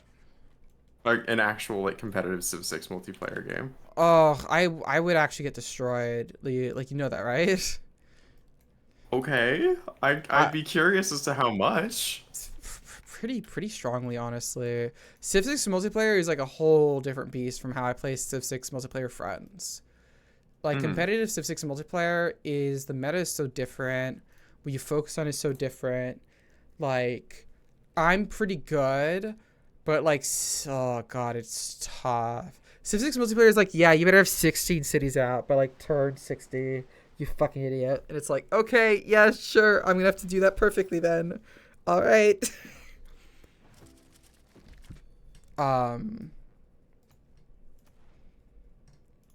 Yeah. But I mean, I might look into it. I just haven't played like super tryhardy multiplayer games in a really long time. Ever since my EU4 days.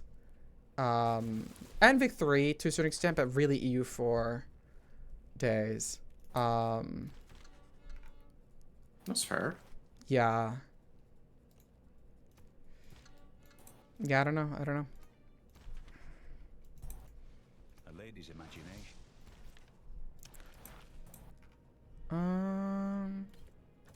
Alright, that's themed now. Nice.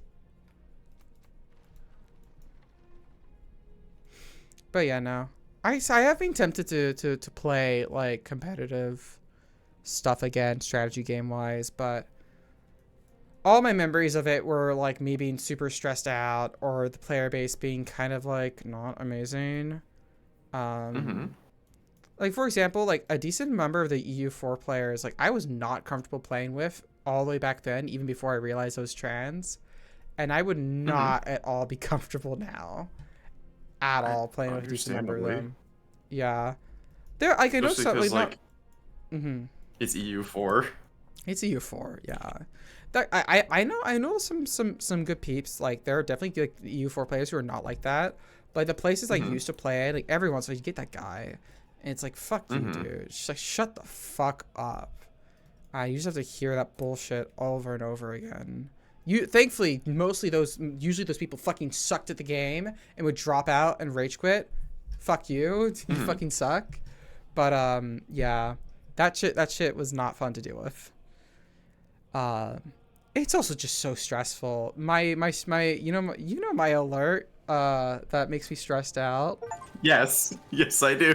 Yeah, like that comes from EU4. Also, I won. I know. Yeah.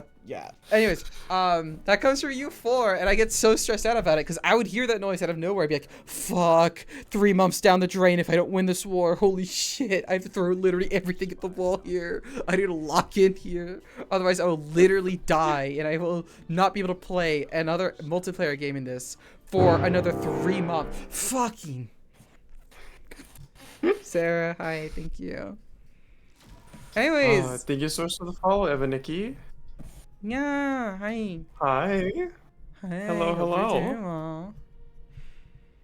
I'll be real, I don't think Well, this was my best game ever. I you was not spent doing half of it well. teaching me how to do it. Yeah. If you want, one of the very interesting things to do is to look at the graphs. Mhm. It tells you a little bit as to like how. My game is froze. Oh, okay. Oh, and it's back to my menu. Okay, that is unfortunate. Uh, Mhm. normally it's good to look at the graphs to see like, oh, when did this player do this and take away the game with this and X, Y. Yeah. If you're, wait, I think I'm still streaming to you, aren't I? You might be. Let me pull up. Here we go. Yeah. Okay, it's a little hard to see here in the background because the game decided the blue color here against the blue. Mhm. Not smart.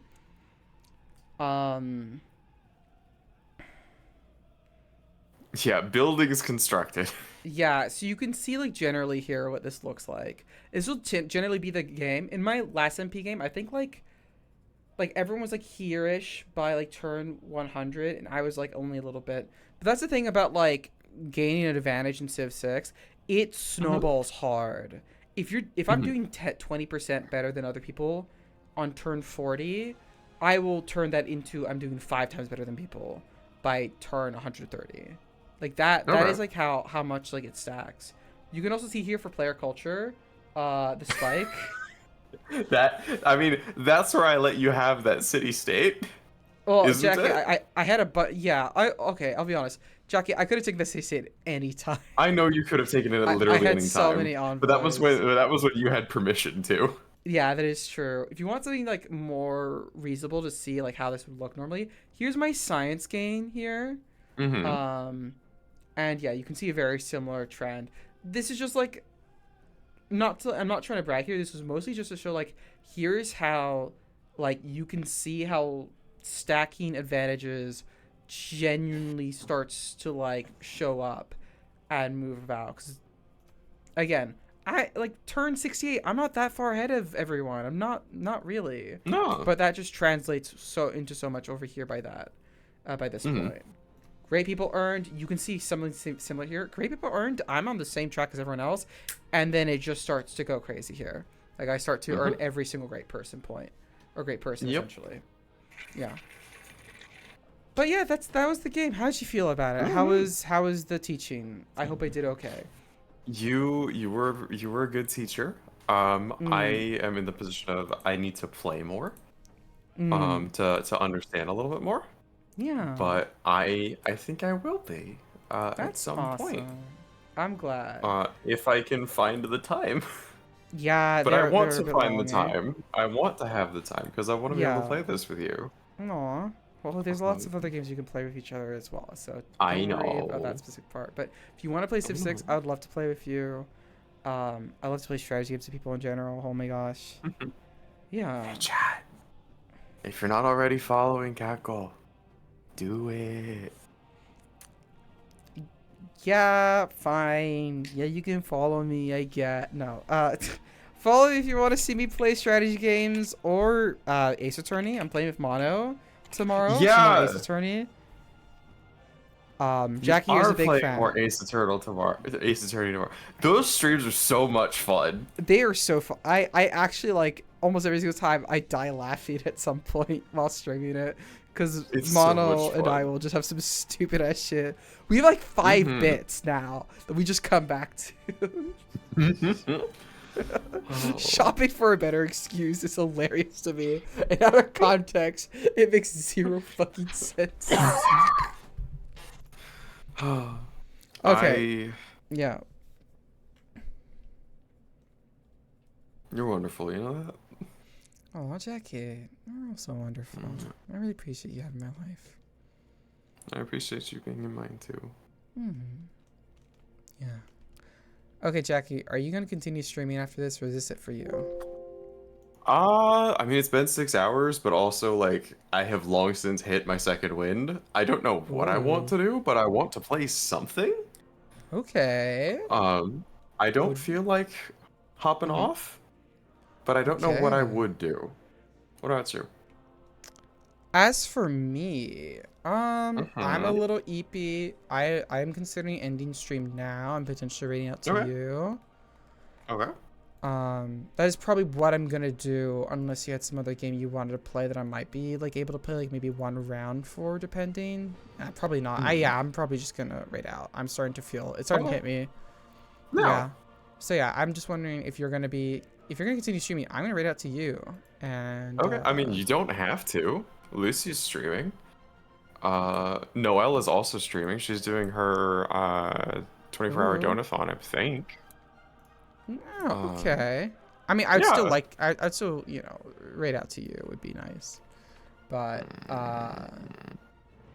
yeah, if you're planning to stream something, if you're not sure, I can raid out to someone else. I mean, hmm. I'm in the like I want to stream. I don't know what the hell. You know what? I'm gonna stream Mina probably for a little bit. I might do some Slay the Nice. Spire. I think I will. I think I will do a bit of Mina the Hollower. Okay, nice. Hell's yeah. Because that was fun. I don't know how much time I'll put into it today, but I did enjoy. I could also try and Okay. continue near, but I'm at a part Ooh. of it that I want to do off stream just because it's like I remember at least with my first playthrough that section was kind of boring. Ah. Um, so Yeah, yeah. I think, yeah, I think we're gonna try Mina. Okay. Well, I'd like starting soon for my peeps. All right, I'm gonna rage out to you, No. Jackie. Then, uh, Okay. grab my viewers, everyone. Be nice to the bunny. I hope, because literally same stream. All right, rating out to the bunny. I'm gonna see y'all later. Bye bye, hon. It was nice being Bye. able to stream this with